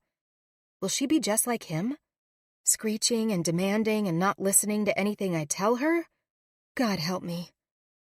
I can't manage Izzy and my work schedule as it is, and she's only 6 weeks old. Even when she's crying or upset, I can at least keep her secure in my arms or in her stroller or baby carrier or her vibrating swing when I'm really desperate. But when she's a toddler, what in the hell am I going to do? Maria? Evidently a liar wrote the last book I read, talking about how it gets easier after the newborn stage. Maria. Remy's voice stresses, his extra effort at getting my attention obvious now. I respond, but I still can't pull my eyes away from little Henry and his mom as she fights to get him strapped into his stroller. You okay? I have no idea how long I've been sitting here, falling down the rabbit hole of future fears and watching Henry turn into the Incredible Hulk, but the concerned look in Remy's eyes says it's been a few minutes too long. Am I okay? No, not really. I mean, the current circumstances of my life would probably equate to most people not being okay, but I refuse to drag Remy into my pit of anxious misery. He's already done enough for me as it is today. Yeah, of course. I offer a little white lie and force a small smile to my lips. I'm good. I think it's time for a little change in scenery. He reaches out to pat a gentle hand on my thigh. What do you say we go grab an early dinner? I mean, truthfully, you've still left me hanging since the first time I asked you. I raise a questioning brow. The first time? After we got trapped in the elevator in Ty's building, he expands. Consider it a redo. Kind of like how we got to experience the blackout elevator situation twice. But only, with this redo, you won't have to deliver a baby, I state on a snort, because I sure as hell am not going through that again. The only baby in attendance will be this one, he responds on a soft chuckle and reaches out to brush a rogue piece of hair out of my eyes. A much more laid-back redo, if you will. Laid back sounds perfect. Remy carefully stands up from the park bench, one hand providing stability on Izzy's back as he gets to his feet. And then he holds out his hand toward me. Come on, Maria. Let's go enjoy a meal together. I look down at his hand and then up and into his blue eyes. They are bright and warm, and all the things that turned me into a bumbling teenage girl back in the day. To distract myself, I try to sneak a peek at Izzy's face. Don't worry, she's still asleep, he adds, still holding his hand out toward me. And I have a sneaking suspicion that you haven't eaten much today. He's not wrong. Between juggling a cranky baby and my 6-week postpartum appointment and work calls and a showing that I eventually had to cancel, I managed to scarf down half a banana and a granola bar. But that's it. Okay, yeah. I nod and place my hand into his. Let's do it. Remy smiles, and once I'm on my feet, I expect him to let go of my hand. But he never does. He just keeps holding it as he guides us toward the closest exit out of Central Park and onto 84th Street. Where are we going? It's a surprise, he says, and waggles his brows as he places his hand on my lower back and guides the three of us across the street. I start to ask, but he cuts me off with a smile and a chuckle. A surprise that you'll find out about in exactly 2 blocks. Is that your way of telling me I don't get to ask questions? Yup. He grins down at me. I know how horrible you are at letting people surprise you. I'm not that bad, I respond on a giggle and playfully slap his arm. The week of your 16th birthday, you damn near ruined your own surprise party, Ms. Super Sleuth. You're being dramatic. You interrogated all of my friends, my brothers, even my baby sister. I bite my lip through a smile, and Ty almost spilled the beans. Because Ty is shit at keeping secrets, and you basically turn into a fucking CIA agent attempting to sniff out an international spy ring when you're trying to ruin a surprise. It's not that I'm trying to ruin a surprise. I'm just nosy. And impatient, he teases, and reaches out to grab my hand again. Whatever, Rem. I roll my eyes, but I also shut my trap because I can't deny the truth. I'm incorrigible when it comes to surprises. If I have any inkling there's about to be a surprise of some sort, I can't stop myself from trying to figure out what it is. birthday presents, Christmas, you name it, and I've probably ruined many a surprise throughout my life. We walk another block or so before Remy guides us onto another street, and it's not long before he's coming to a stop in front of a rustic-looking brick building. "Surprise," he says, and I look at him curiously before allowing my eyes to read the sign above our heads. "Jacob's Pickles?" "You ever been here?" "No." I shake my head. "Can't say I have." "Do you still love pickles on your sandwiches as much as you did back in high school?" I laugh.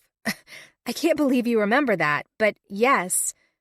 "Maria, I used to go with you to that little diner near the public library after school because you were obsessed with their chicken sandwiches. Extra pickles on the sandwich and extra pickles on the side." He repeats my old order.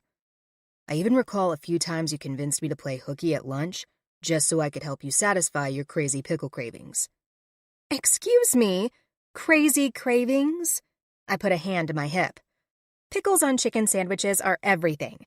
Anyone who thinks otherwise needs their head checked. Remy just grins. "Well, let me be the first to introduce you to the best fucking pickles that you'll ever taste in your life." My eyes go wide. I hope you realize those are some big promises. "Promises I stand by, Rhea."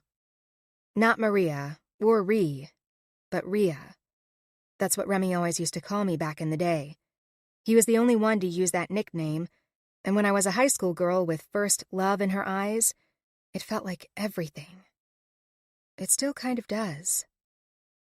I let Remy guide me inside the restaurant, and in a matter of minutes, we're seated at a cozy booth in the back corner, a request made specifically by the man still wearing Izzy on his chest. "Here," I say, and hold out both of my hands. "I can hold her while we eat." He shakes his index finger at me. "She's still sleeping, so we're good just like this." "But how are you going to eat with her strapped to your chest like that?" "I'll manage," he answers without hesitation, and hands me a menu. "And you work on figuring out what you want to eat." "Are you sure? Because I can—" "Rhea, can you do me a favor?" he asks, and I tilt my head to the side. "What?" "Will you try to relax and just enjoy this meal?" His eyes turn soft, and he reaches out to place his hand over mine. "Don't worry about me or Izzy. Just order all the fucking pickles your heart desires," he says while grinning. "And relax. You deserve it. You're a great mom, and great moms deserve a break sometimes, okay?" For some insane reason, I want to cry at his words, but not because they make me feel bad. Actually, they make me feel so good, the relief they provide is overwhelming. All I can do is swallow hard against the emotion and nod. "Okay, deal." "Lovely doing business with you." He gently squeezes my hand before letting it go to grab his menu. He peruses the dinner options, and I just sit there looking at my own menu. But mostly, my mind races and wonders, how, after all these years, is Remy Winslow here with me? In the blink of an eye, he'd gone from someone I hadn't seen in so long to the first person I called when I felt like everything was falling apart. The only person I wanted to call, actually. Rem tilts his head away from a still sleeping Izzy on his chest and carefully lifts the rest of his chicken sandwich to his lips, all the while avoiding inadvertently dropping food onto an incoherent baby's cute head. Izzy stirs ever so slightly as he takes one final bite, but her tiny, cherubic face stays lax, and her sweet little body just keeps on snoozing. I don't know if it's exhaustion from giving me hell today, or if Remy has cast some kind of secret baby voodoo on her, but somehow, some way, she stayed asleep through the entire meal. "Okay, let me hear it." Remy wipes his hands off with a napkin and tosses it down onto his now empty plate. "What did you think?" "You want my review on Jacob's Pickles?" He nods and rests his hands at Izzy's back. "You bet your cute ass I do." My cute ass? I kind of want to tell him my ass isn't looking all that cute after having a baby 6 weeks ago, but I bite my tongue and focus on his real question. "Well," I feign a small frown. "It was okay. Okay.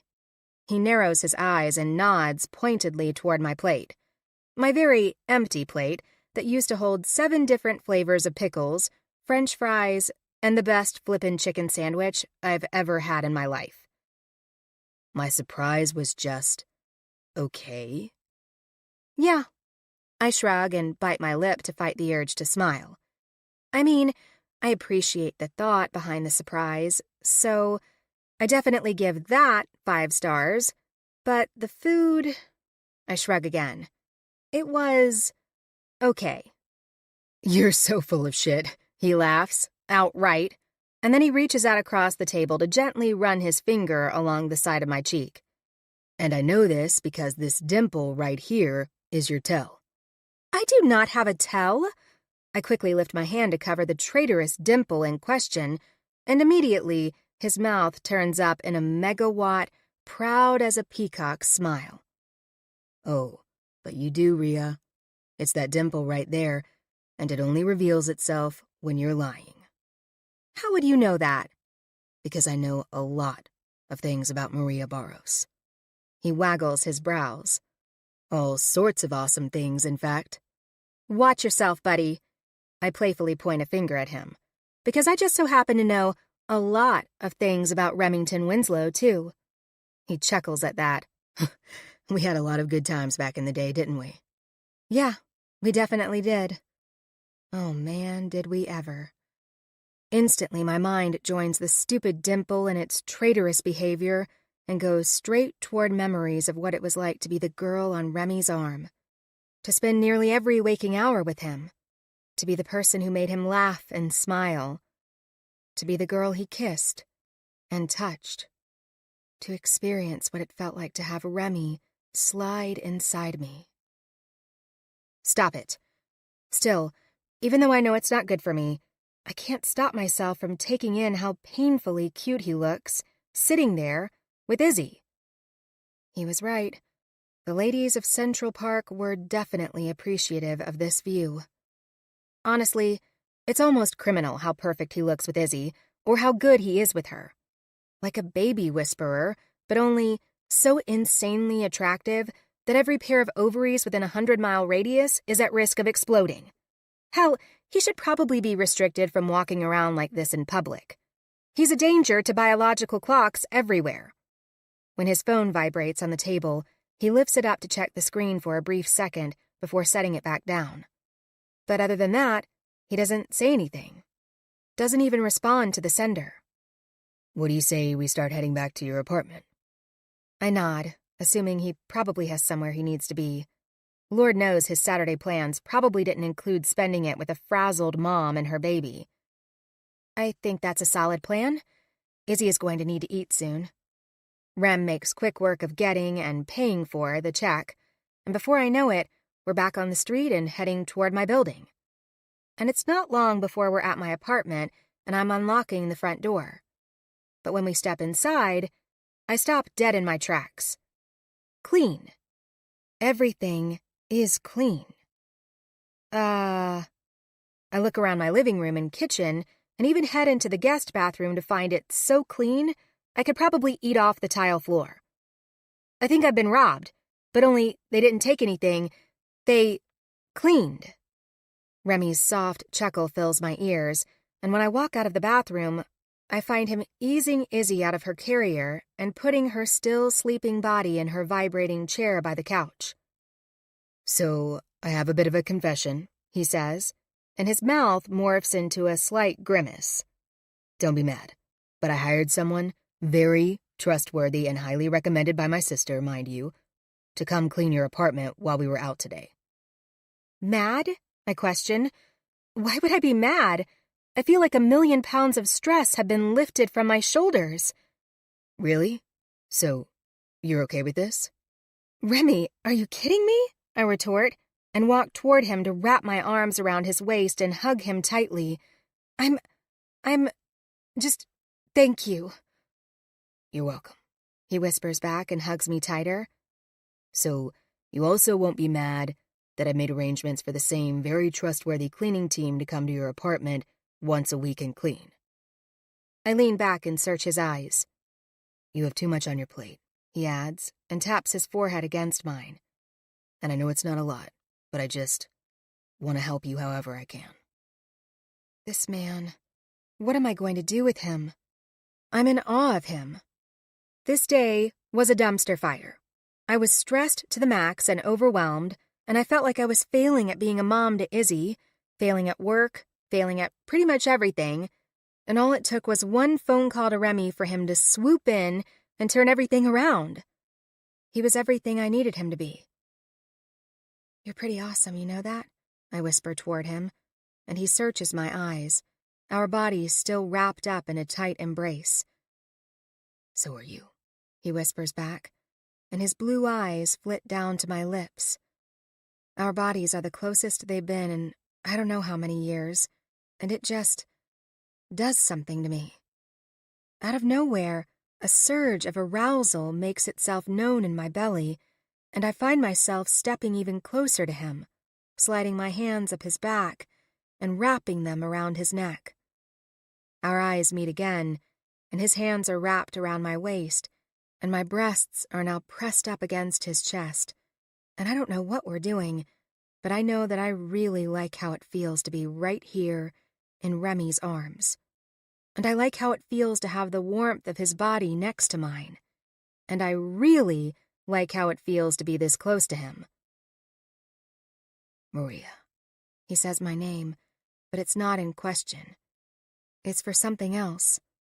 Something I can't quite discern. I move my face closer to his, my gaze flitting between his blue-as-the-sky eyes and his full, lush mouth. And he's doing the exact same thing. Is Remy going to kiss me? Am I going to kiss Remy? I move my mouth closer to his, mere millimeters, but it feels like a mile. But the other person in the room, the tiny, adorable baby in her vibrating chair, well, she has plans of her own. Big plans that include belting out the kind of cry that makes Rem and me jolt away from each other as if we were about to commit a crime. Or, kiss. Holy hell, was I really going to kiss Remy? But I don't have time to contemplate that question or what kissing him would have meant, because when you're a mom and your baby is crying her little lungs out, her needs are all you can focus on. And I'm not the only one whose focus has shifted. Remy walks over to Izzy and picks her up, pulling her into his arms. Oh, Izzy girl. Are you hungry? Or do you need to be changed? Or maybe we're dealing with a combination of both? He questions, and cuddles her closer to his chest. I have a feeling it's probably both. I hold out my hands to take her from his arms, but he shakes his head. I'll change her. You get the bottle. Izzy belts out another cry, and Remy heads into her nursery, and I don't think twice before going into the kitchen to get her bottle ready. It's almost surreal how easily we fall into a routine, and by the time Izzy has a fresh diaper and her bottle is in her mouth, I plop down on the couch beside Remy while he feeds her because he refused to have it any other way. She sucks at the nipple like she's starving, like she hasn't been fed in days, and it urges a soft laugh to leave my lips. My, oh my, you were a hungry girl. Remy flashes a wink at me. Kind of like you when it comes to pickles and chicken sandwiches. Whatever, smartass. I roll my eyes on another laugh, but I also yawn. Tired? I am, but that's probably par for the course when you have a baby, right? Tired all the time. My sister would agree. And definitely Flynn and Daisy. Twin boys are no joke. Yeah, I don't even want to think about having two Izzies right now. I can barely handle one as it is. I grimace through a giggle, but when my eyes grow heavy, I find myself resting my head on Remy's shoulder while he finishes feeding Izzy the bottle. I'm just going to rest my eyes for a little bit, I mentally remind myself. Once Izzy is all fed, I'll let Remy off the baby-carrying hook. Just a little catnap. That's all. 16. Remy. My eyes pop open when the muscles in my leg jerk, and I jam my foot into something really fucking hard. Ah, shit. That hurt. I blink the remnants of sleep from my vision, looking around at surroundings that aren't my apartment. When I note the fancy marble coffee table and practically all-white decor, I realize I'm still at Maria's. One look to my left and I see Izzy sitting in her favorite vibrating chair. One look to my right and I find Maria sleeping beside me, still sitting up and her head resting on my shoulder. Somewhere along the way, after I fed Izzy her bottle and put her in her swing, I decided it was a good idea to just rest for a hot minute on Maria's couch. She was already asleep, so I sat down beside her, but what I didn't plan on doing was passing the fuck out. What time is it? As carefully as I possibly can, I grab my phone off the coffee table, but when a soft groan leaves Maria's lips, I freeze into a statue and silently pray I didn't just wake up a sleep-deprived new mother for the mere purpose of checking the clock. Once I'm certain she's managed to stay asleep, I peek at the time and see it's a little after 11, and I have a shit ton of missed texts from my brothers. I open our group chat and scan the messages that started a few hours ago. Jude: what do you guys think about meeting up for a drink tonight? Say, in about an hour? Ty: I think that's a grand idea. Flynn: we just saw one another at Winnie's. Jude: yeah, but we didn't get to bro out, you know? Ty: exactly. We should definitely bro out tonight. And I vote that Remy has to join us. Jude: for sure. Rem, you have to come. These fuckers. I know exactly what they're trying to achieve. Flynn: Remy is going to see right through your bullshit. Obviously, Flynn knows too. Jude: what bullshit? How is wanting to spend time with my brothers bullshit? Ty: yeah, Flynn, what's the deal? You sound like an asshole right now. Flynn: if I'm an asshole, then you two are pussies who won't just come out and ask Remy what is going on with him. Bingo bango. Jude: you know, I wasn't even thinking about that, but now that you bring it up, Flynn, I am curious. What's going on, Rem? You left the barbecue today in a rush. Ty: you did leave in a rush, man, right after you were on the phone with your old high school flame, Maria. It's all pretty strange if you ask me. Jude: very strange. Not to mention, it usually only takes Flynn this long to respond. Flynn: you guys are fucking idiots. My thoughts exactly, Flynn. Jude: Remy, are you really just going to leave us hanging, man? Ty: talk about a real dick move. There's still another 20 or so messages in the chat, all of them revolving around Jude and Ty trying to con me into telling them what's going on. But in the periphery of my left eye, I see Izzy's little body is just barely starting to stir from the kind of deep sleep only a baby can achieve. She pouts her lips and squirms her tiny legs, and I know I'm going to have to move my ass if I want to get to her before she starts crying and wakes up Maria. Gently, as I stand up from the sofa, I ease Maria off my shoulder and place a pillow under her head. But when that doesn't feel like enough, I snag a white blanket out of a basket thingy that every woman I've ever known seems to have and place it over her still sleeping body. Okay, Miss Izzy, I whisper toward the baby as I lift her out of her chair and into my arms. What do you say we take this little powwow into your nursery so your mommy can sleep? Izzy's big blue eyes stare back at me, and since she's not crying or fussing, I take that as my cue that she's on board with the plan. Into her nursery, I shut the door behind us and lay her on the changing table across from the crib that Maria says she hates sleeping in. How many hours has it been since I last fed you? I grab a fresh diaper and start unbuttoning her sleeper. 3, 4, maybe? She lets out a wail once her bare legs are exposed, and I almost want to laugh at how quick she is to give me an earful when she's not happy about something. You're the kind of girl who doesn't take any shit, huh? I tell her while I make quick work of cleaning her up. I can respect that. It's a good quality to have in this world. Izzy cries some more, but I know the score. All she needs is a clean ass and the promise of a bottle, and she'll be good to go. You know, it feels like forever ago I was doing this exact same thing with my niece Lexi, I say, and finish buttoning her sleeper back up.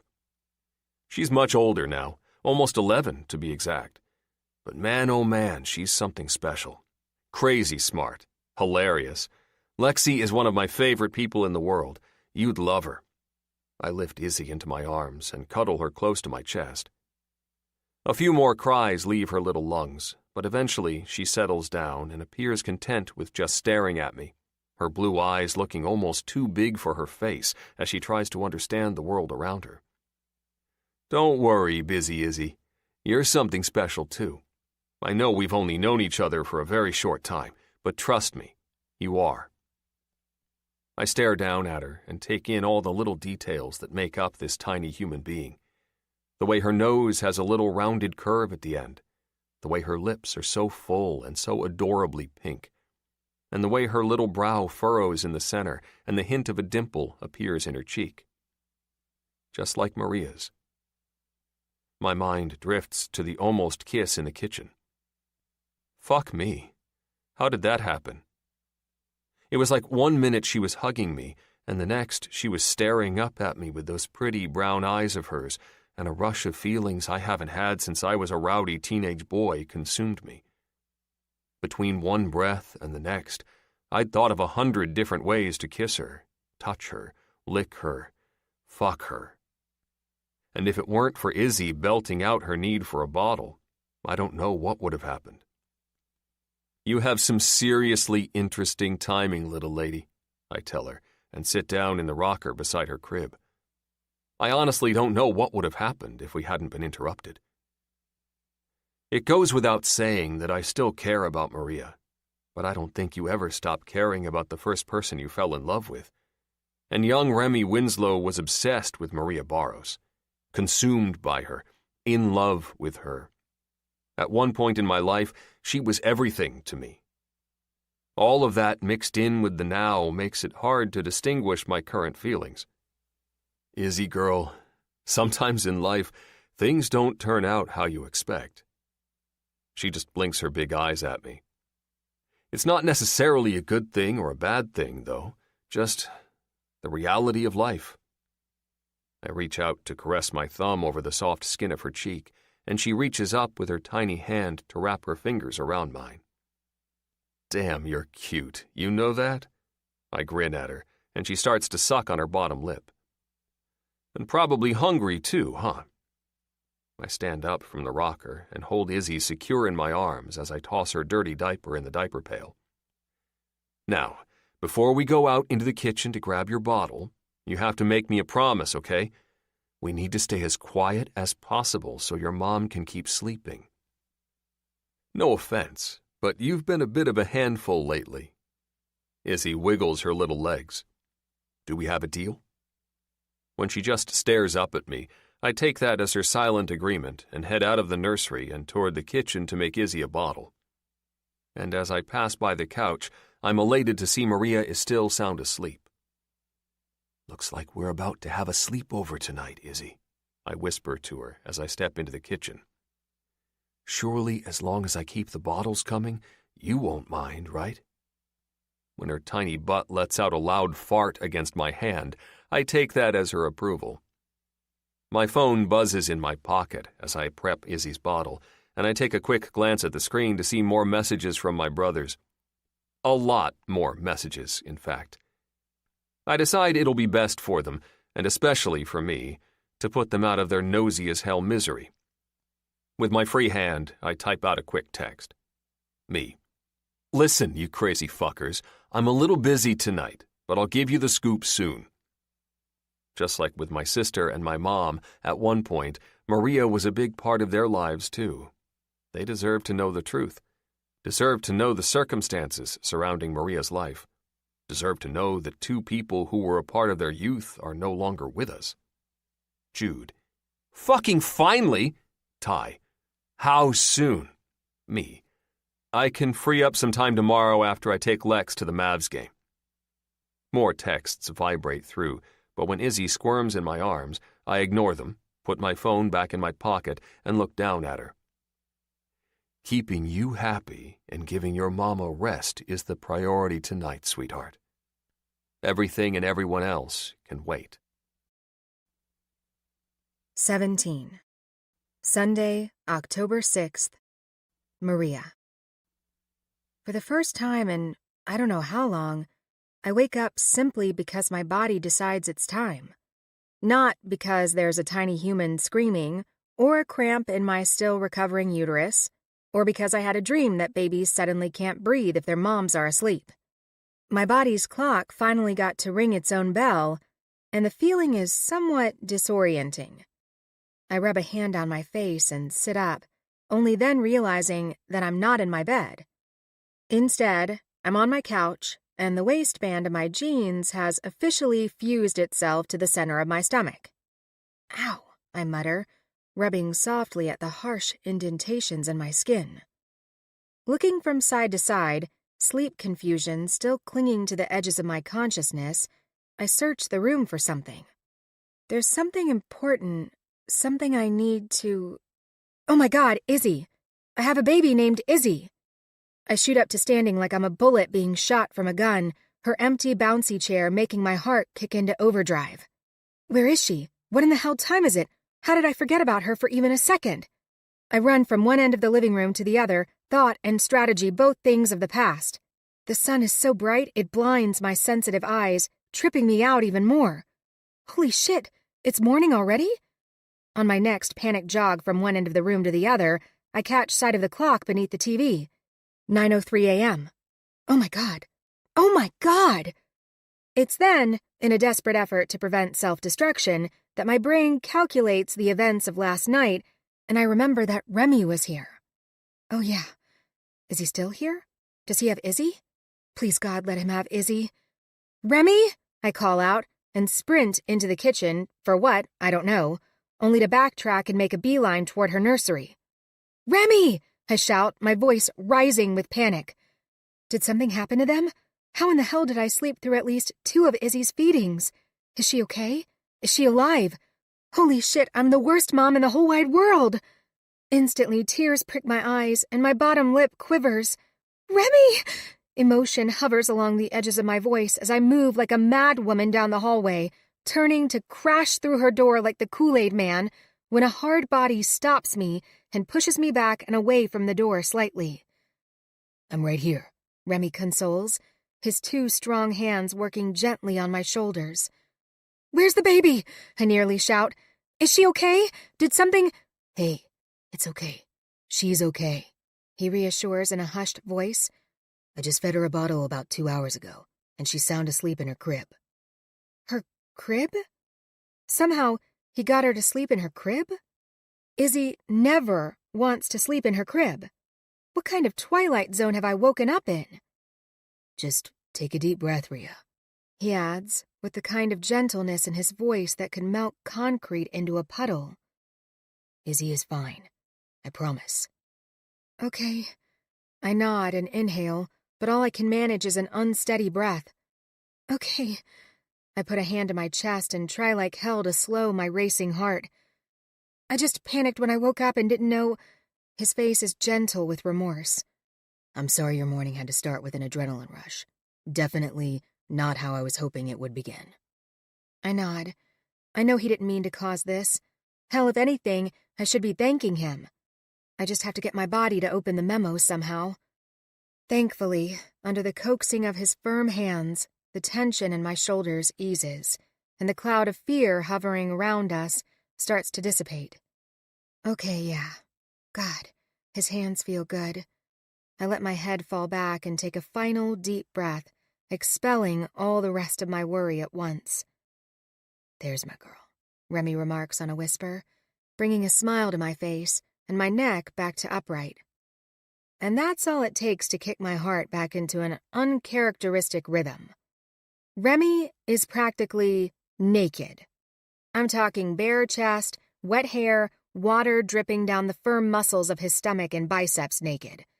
Only a single white towel around his waist stands between his penis and me and a permanent stutter. You took a shower? A wry grin forms at the corner of his lips. We might have had a little accident this morning. I tilt my head in confusion, trying to force my body into taking the right cues. You know, the ones that come from him talking to me, rather than the ones coming from my imaginations rabid attempt to mock up a picture of what I'd be seeing if the towel weren't blocking my view. It was a blowout kind of situation, he explains.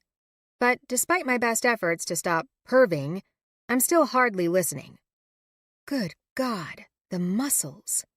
There are so many of them, and they make the perfect little obstacle course for several persistent drops of water. I don't know if my screams left him with no time to dry off, or if the water is just as desperate to lick around the perfect V muscles at his waist as I am. But I'll be damned if I haven't been willing every single droplet that travels that path to be the tipping point to the loosely tied knot on Remy's towel. Is he still as big as he was back then? If I could, I'd roll my eyes at myself. It's not like dicks get smaller. Well, unless they're in cold water or something. But what if it's bigger? No, it can't be. I mean, Remy was 18 years old the last time I was with him in that way. But surely a penis is full grown by then, right? I hope you don't mind, but my clothes are in your dryer, he continues, speaking words I can barely register around the dirty fucking places my mind is going. It might be highly inappropriate considering the circumstances, but hell's bells, I can't stop thinking about what it was like to be with him. He was my first real lover, and he did not disappoint. If anything, he set the bar really high for all the men who came after him. Maybe that's why you almost kissed him last night. Maria, everything all right? He asks, obviously tiring of his one-sided conversation. I blink out of my walk down sexy memory lane. Yeah, I say, clearing the cobwebs from my throat. Of course, I'm fine. Everything is fine. He smiles down at me, and I almost hate how there are so many gorgeous parts of him, I can't even figure out where to look. In an instant, I mentally put my foot down on the crazy vortex my mind wants to suck me into. I am not going to go there. I can't go there. My life is a train wreck of epic proportions, and thinking about kissing Remy or seeing him naked is the very last thing I need to be doing. I've had my fun, but now, well, it's over. Time to concentrate on the head that doesn't ejaculate. So, you stayed last night? He nods, and I swear his grin almost looks as though he can hear what I'm thinking. For my sanity, I ignore it completely. You looked so peaceful sleeping. I snort a laugh. Wild Saturday night, huh? I hope you didn't have plans. I didn't, but even if I had, this was more important. My chest squeezes with memories of just how amazing of a guy Remy is, and how it feels to be on the receiving end of it. But I try my damnedest not to pay attention to any of it. You should have woken me up. No. He shakes his head. I did exactly what I needed to. Let you get some well-deserved sleep. I feel bad, I say, and step back to put some much-needed distance between us. He furrows his brow. Why would you feel bad? Because it's not your job to take care of Izzy. You shouldn't be put in the position of rearranging your night just so you can help me. Rhea, Remy says, stepping toward me and closing off the distance I gained less than a minute ago. I stayed because I wanted to, not for any reason other than that. Your guilt is unnecessary, okay? Don't think twice about any of it. I wanted to be here. I wanted to help you. All I can do is nod, but then I also add, thank you. Because hell, it's been weeks since I've gotten a full night of sleep. 1 hour here, 2 hours there. That's about all I've managed since Izzy was born. And let me tell you, that starts to make you feel like a crazy person. Why don't you go grab yourself a cup of coffee, and I'll finish up in here. Yeah, okay. Anything to get me away from your deliciously naked body. Once he's safely behind the closed door of my bathroom, I can't stop myself from walking into Izzy's nursery to verify she's okay with my own eyes. Not that I don't trust Remy, but the maternal instinct is too strong to deny. I swear I spent the first week of her life checking her every 10 minutes to make sure I could see her chest rising and falling with breaths of air. But I find her exactly where Remy said she was, sleeping inside her crib. Girlfriend, I'd really love to know why you refused to do this for me, but for Remy, "You're all in," I whisper down toward her, smiling at the way her eyelids flutter in her sleep. "I guess I can't really blame you. He just has a way about him, huh?" She doesn't answer, but then again, she doesn't have to. I wouldn't be Mr. Miyagiing myself out of sexual thoughts every second and a half if Remington Winslow didn't have a way about him. Her eyelids flutter some more, but her eyes remain closed and her breathing steady. I'd say she's going to be out for a while. Releasing the guilt, I pledge to savor the hour or so of calm before she wakes up so that I can be better and more present when she wakes up. Back down the hallway, past the bathroom where my brain tries to remind me that a naked Remy resides, I head into the kitchen and make myself a fresh cup of coffee. Man, what a strange turn of events the past 24 hours have been. The past 24 hours? More like the past year. I can hardly believe everything that's happened in such a short amount of time. Everything I've gained, everything I've changed, everything I've lost. I shake off the impending thoughts of grief and confusion. The last thing I want to do is turn into a blubbering mess thinking about my sister. And truthfully, I know that's the very last thing she'd want for me, too. "Hey, Maria?" Remy's voice startles me out of my thoughts. I turn around to find him fully dressed and with his phone, wallet, and keys in his hand. "Are you heading out?" I try to keep the question light, but I'm afraid the effort to do so makes me sound more like Screech from Saved by the Bell than Easy Breezy. Why on earth am I feeling disappointed? Remy has a life of his own to live, and he's been here all of yesterday and last night. "I promised Lexi I'd take her to the Mavericks game today." "Oh, okay." I force a smile to my lips. "That sounds like fun. I hope you have a good time." He steps into the kitchen and takes it upon himself to pull me into a hug. "Promise me, if you need me, you'll call me." I lean back and look into his eyes. "I'm sure we'll be fine." "Maria, I'm serious," he says, still hugging me with his arms wrapped around my waist. "I don't mind helping you and Izzy. It's not a job, okay? I want to be there for you." When I don't say anything, he reaches up to tap one gentle index finger against my nose. "I'm not leaving until you promise." "Okay," I roll my eyes. "I promise." "And what do you promise, exactly?" "Seriously, Rem?" I scoff, but he's persistent, refusing to let me go until I acquiesce. "Fine," I say through a sigh. "I promise I'll call you if I need you." "Fantastic." He places one soft kiss to my cheek and releases me. I'm generally not the type of girl who goes back on her word, but I don't know if that's a promise I can keep. Remy shouldn't have his life uprooted with emergency calls from me because my life is chaos. No one deserves that, especially not him.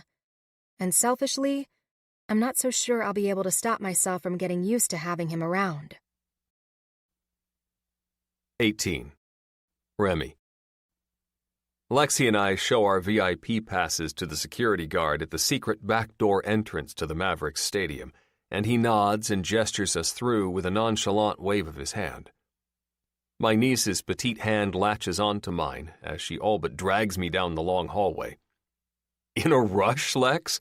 I question on a chuckle, and she blazes me with a roll of her eyes over her shoulder. "I want to see the team before they take the field." "Huh?" I furrow my brow. "How are you going to do that? Aren't they getting ready for the game?" "They're in the locker room, Uncle Remy, not the president's bunker. We can get in." "Whoa, whoa, whoa. The locker room? We can't go into the locker room." She rolls her eyes again. "Yes, we can." Taking an almost 11-year-old girl into an NFL locker room pre-game? I don't think that's a great idea. I imagine they're both rowdy and lightly dressed. I don't need to take my impressionable niece on a swim through a swinging Dick River. Christ, I'd never hear the end of that. "Lex, honey, they're probably getting ready. I'm not sure your parents would want—" "I'm allowed. I do it all the time," she interrupts, dragging me through staccato steps to the doors in question. I glance at the solid black doors, a white sign emblazoned with authorized personnel only in the center, and the sound of absolute mayhem on the other side. Wes lets you come into the locker room, this locker room, before— Yes. She cuts me off again, pushing through the doors like she owns the fucking joint.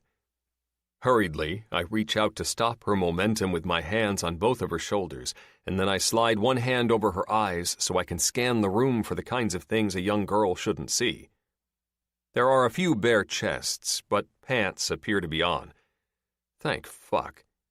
I can't see anything. Lexi states the obvious and shoves my hand away. Teeny Martinez, one of the Mavericks' best offensive linemen, is the first to notice her presence. "Lexi Lou!" he shouts as his big body barrels across the room to pick up my niece and put her on his shoulders.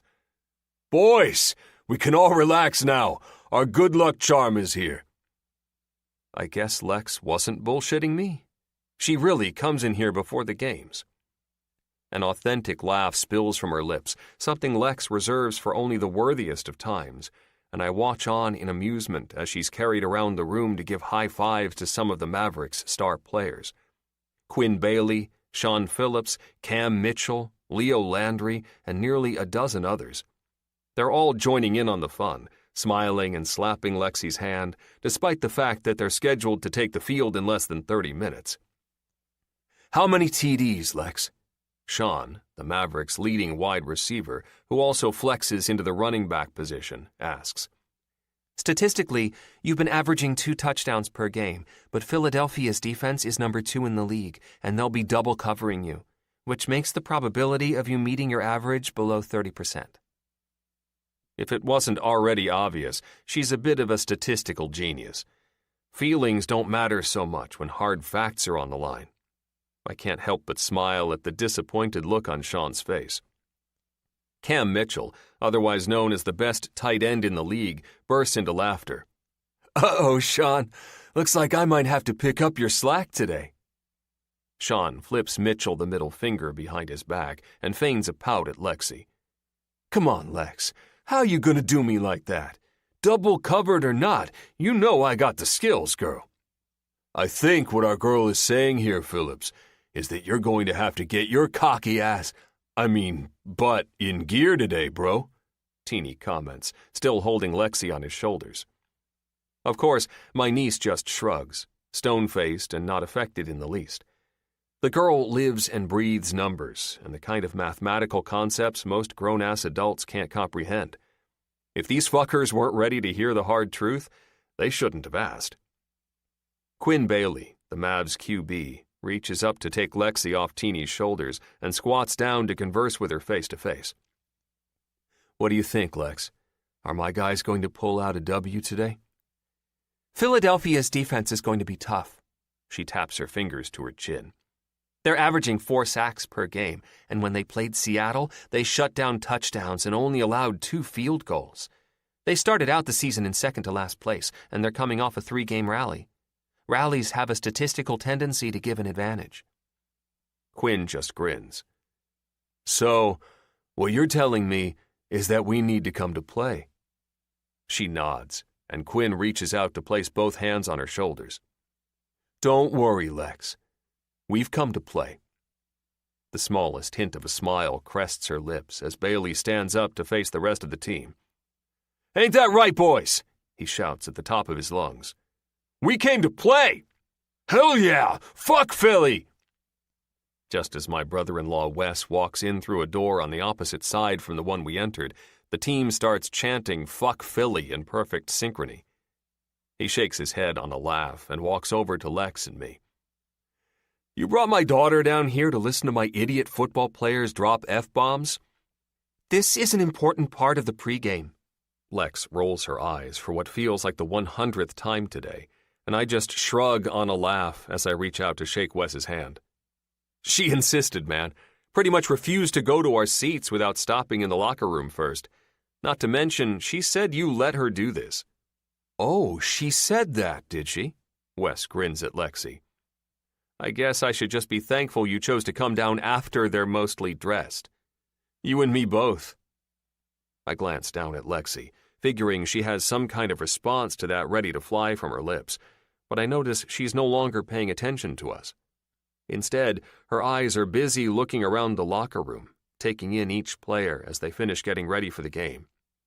I know whatever she's doing it with a point, so I don't bother interrupting. "Where's Winnie?"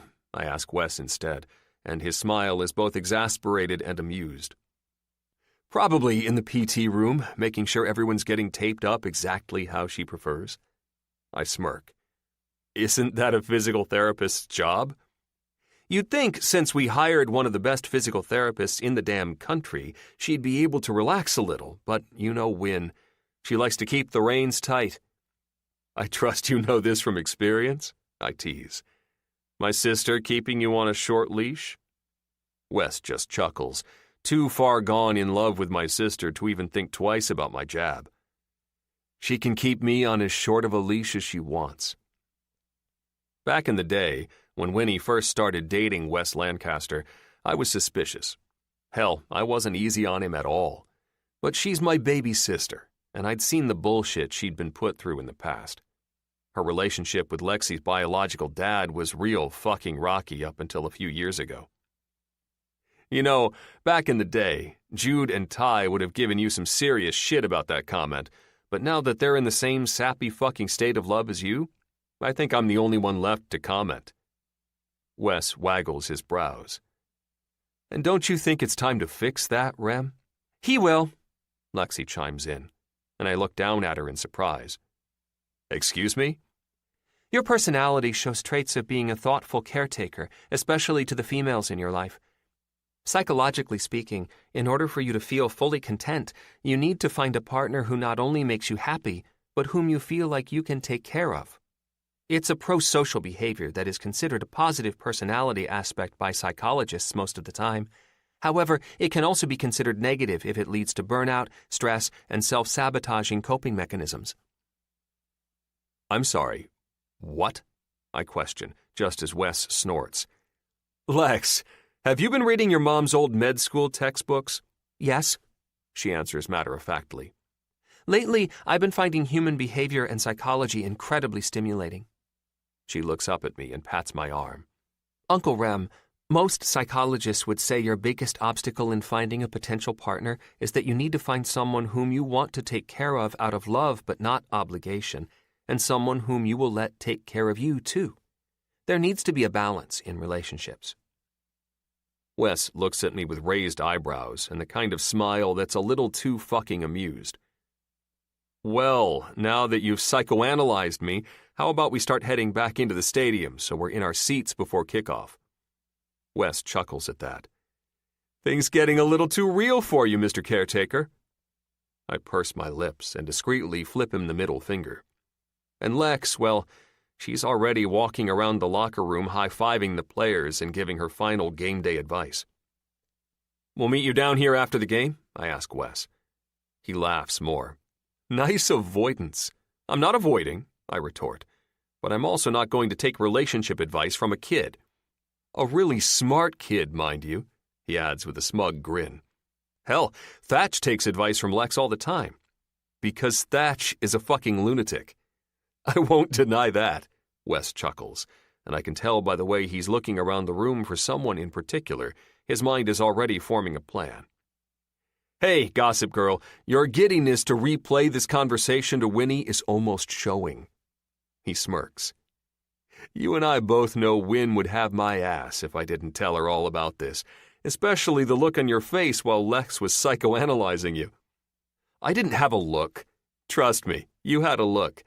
And it should be noted Winnie had a lot to say last night about you helping out Maria, and you think maybe you should get back to focusing on, I don't know, the game today? Or do you want to bring the child psychologist over here and have her evaluate me some more?" "She got you good, Rem," Wes laughs. "She got you really good." He offers one final pat to my shoulder before heading back toward his office. Smug bastard. I love my niece to pieces, but the last thing I'm going to do is start reevaluating my life based on what she's read in a fucking psychology textbook from Winnie's medical school days. She might be Albert Einstein level smart, but she's still just a kid. A kid who doesn't understand half of the shit I've gone through in the past. Sure, I've made amends with Charlotte since then. Hell, I even understand why that marriage, that relationship, didn't turn out. But that doesn't remedy the fact that taking another leap like that, experiencing that kind of heartbreak, well, it's not something I want to volunteer as tribute for. My life is fine the way it is without that kind of complication. Yet, you seem real keen on staying in contact with Maria, and her life is far from uncomplicated. Obviously, my niece's commentary has fucked with my head a little bit. Maria is someone I've known for a very long time. I care about her. Will always care about her. It only makes sense that I would want to be there for her. The shit she's had to go through is insane. Honestly, it makes my whole being left at the altar past trauma pale in comparison. She deserves to have a support system, someone by her side to help in whatever way they can, and I'm more than happy to be that person for her. But does that include almost kissing her? Or fantasizing about what it would be like to slide inside her? I mentally shake those thoughts out of my head and focus on finding Lexi. It doesn't take long for me to spot her over by Quinn Bailey, her hands-down favorite player on the Mavericks. "Ready to go, Lex?" I called toward her, and she meets my eyes briefly before turning back to give Quinn one last high five. "See you later, Lex," Teeny tells her as she walks by him, giving her a high five as well. "Glad our good luck charm is here today," Leo Landry adds, offering a little wink. Once Lex reaches me, her lips are etched into a permanent smile, and her cheeks are so pink and rosy it's like she's blushing. But my niece doesn't blush. "Are you feeling okay, Lex?" Yes. I'm not experiencing any current symptoms that would raise suspicion for illness. She nods and I take her hand, but as we walk out of the locker room and down the main hallway that leads toward the inside of the stadium, I about trip over my own feet when she says, Almost all of the Mavericks have firm butts. Like, really firm butts. Is that what women like on men? I blink 1,000 times. "I'm sorry, what?" She looks up at me. I said almost all of the Mavericks... "Lex, I heard what you said." I cut her off before I have to hear the rest again. "I'm just trying to figure out why you're saying it." It's an observation, Uncle Rem. I've never noticed it before, but I kind of like seeing it. Is that normal? What the fuck is happening right now? Probably. I don't know.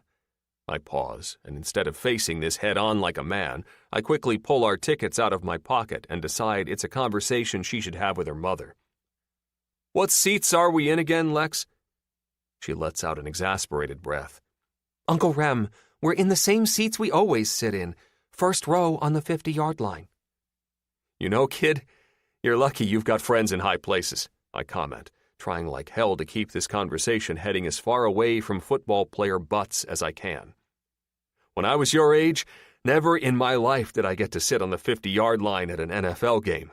Hell, even as an adult, I wasn't scoring these seats until your mom married Wes." She just shrugs off my comment and points toward a concession stand. Hungry, Uncle Rem? "Is this your way of telling me I need to buy my date a hot dog?" I am hungry, she smiles.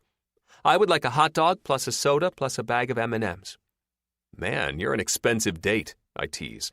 $21.15. "What?" "That's how much it'll be with tax," she says, having already calculated the cost in her head. "And you should go on real dates, Uncle Rem, not just pretend dates with me. That's the only way you'll find a potential partner." Oh, here we go again. "How about we cool it on the Uncle Remy needs to find a potential partner thing for the rest of the game, and I'll buy you 2 bags of M&Ms. Then it'll be $26.72. Fine by me. Candy for the win. And your mental sanity. In the second quarter, Quinn Bailey throws a beautiful 30-yard pass to Sean Phillips, who runs it another 10 yards into the end zone, and the Mavericks officially take the lead over Philly. Both Lex and I jump from our seats, cheering and high-fiving each other as we watch Phillips showboat in the end zone with one of his signature dances. "Looks like Phillips might hit his game average today, Lex," I comment, and she grins like a little devil. He will. "Wait, what?" I question, and tilt my head to the side. "Were you playing him back in the locker room?" What do you mean by playing him? Were you messing with him when you were telling him statistically the odds were against him? Were you lying to him a little? Oh, she responds, and her mouth forms a little O. Yeah, I think I was. She shrugs as we sit back down in our seats. Sean Phillips statistically plays his best game when he thinks he has something to prove. I see, I answer through a soft laugh.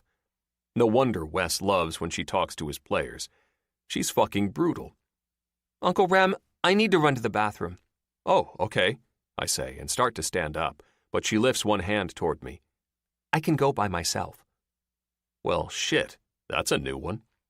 Are you sure? Because I can go. I'll be back in about... She pauses and glances at her watch. 5 minutes, if the bathroom line is the usual 45-second wait. And I have my phone if you get worried. Though the probability that something could happen to me on the way to the bathroom in the middle of a stadium with security at every entrance and exit is around 0.0001%. I quirk an amused eyebrow. I take that as you telling me not to worry? Yes. Well, okay then, I tell her, and stand up from my seat to let her pass by me. I'll give you 6 minutes, but after that, I'm most definitely calling you. She snorts and rolls her eyes heavenward. Fine. As I watch her walk up the stadium steps, I can't stop myself from thinking about how it wasn't that long ago that Lexi wouldn't have gone to the bathroom by herself. Hell, she wouldn't have done a lot of things by herself. But now, she's a girl who wants independence and notices football players' butts. Sheesh, where did the time go?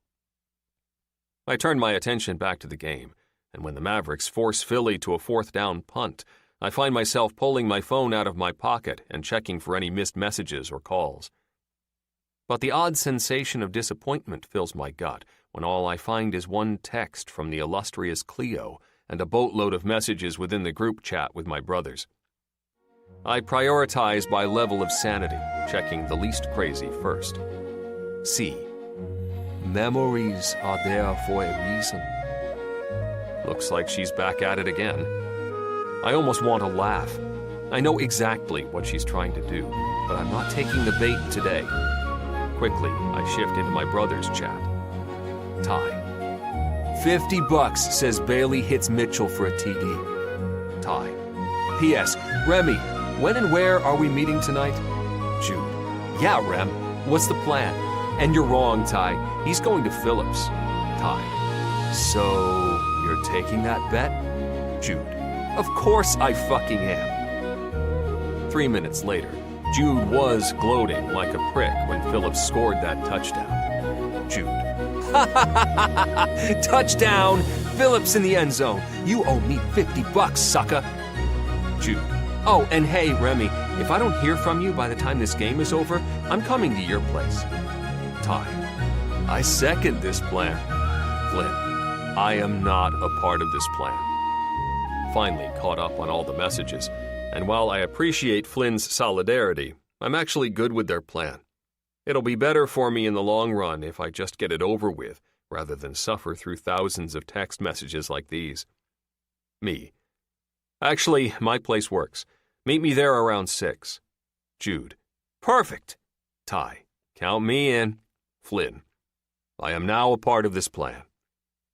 It goes without saying, my brothers are ridiculous. And they're the opposite of who you were hoping to hear from. I can't deny that ever since I left Maria's apartment this morning, I've been silently hoping things are going better than they were yesterday. Several times, I've nearly texted her, which is probably why I can't stop myself from doing exactly that right now. Me. How are you? How's Izzy? I'm surprised and thankful when my phone vibrates with a response a minute later. Maria. She's good, after having a whole night sleeping in her crib because, evidently, the baby whisperer stayed at my place last night. Who is the baby whisperer? Lex asks, and I realize she's standing patiently beside me, waiting for me to let her get to her seat, and, evidently, reading my messages. I quickly move my legs and she sits down, but when I don't answer, she asks again. Uncle Rem, who is the baby whisperer? Apparently it's me, I tell her, but I also add, You know it's rude to read other people's text messages, right? I do, but you made it hard not to look. I could see your whole screen while I was waiting for you to let me through to my seat. She just shrugs. You stayed at Maria's last night? Yeah, I did. I go with the simplest response I can manage, but when she tilts her head to the side, I know there are more questions coming my way. And she has a baby that you took care of last night? Yes, I nod. Her name is Izzy, and she's a tiny baby, just a little over 6 weeks old. My phone chimes with another text, and I look at the screen to find a picture of Izzy resting on Maria's chest, her face lax with sleep, and the words, "See? All good here," follow. Is that Izzy? Lex asks, still keen on being nosy. Yep. She's really cute. She is, I respond with a soft smile. You know, I used to take care of you a lot when you were that small. You were really cute, too. Lex grins, but then her attention is back on my phone. She points toward the picture. Is that her mom, Maria? Yes. She's really pretty, she says, and looks up to search my eyes. Her face is almost completely symmetrical. Don't you think so, Uncle Rem? This kid, I swear. Yes, I answer honestly. Maria is a very beautiful woman. Some might even say symmetrically so. You should date her. I snort. It's not that simple, Lex. Why not? Because it's just not. Relationships are more complicated than that. Doesn't seem that complicated to me. You think she's beautiful, you like her baby, you should date her. I'll keep that in mind, I say, because it's the only fucking way I'll get out of this crazy loop of conversation. Thankfully, my tactic works, and Lexi goes back to watching the game. Her eyes are fixated on the field as the Mavericks complete a first down.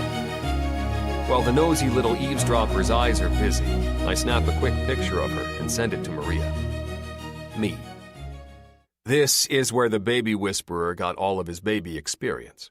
Though now she's a 10-year-old girl who is apparently noticing that football players have tight butts. Not even kidding. Those words were said to me today, and I think I died a little inside. Maria. Oh no. Me. Yeah. Talk about a kick in the gut for her Uncle Rem. My sweet, innocent little niece is starting to act like a teenager more and more every day. Maria. She's gorgeous.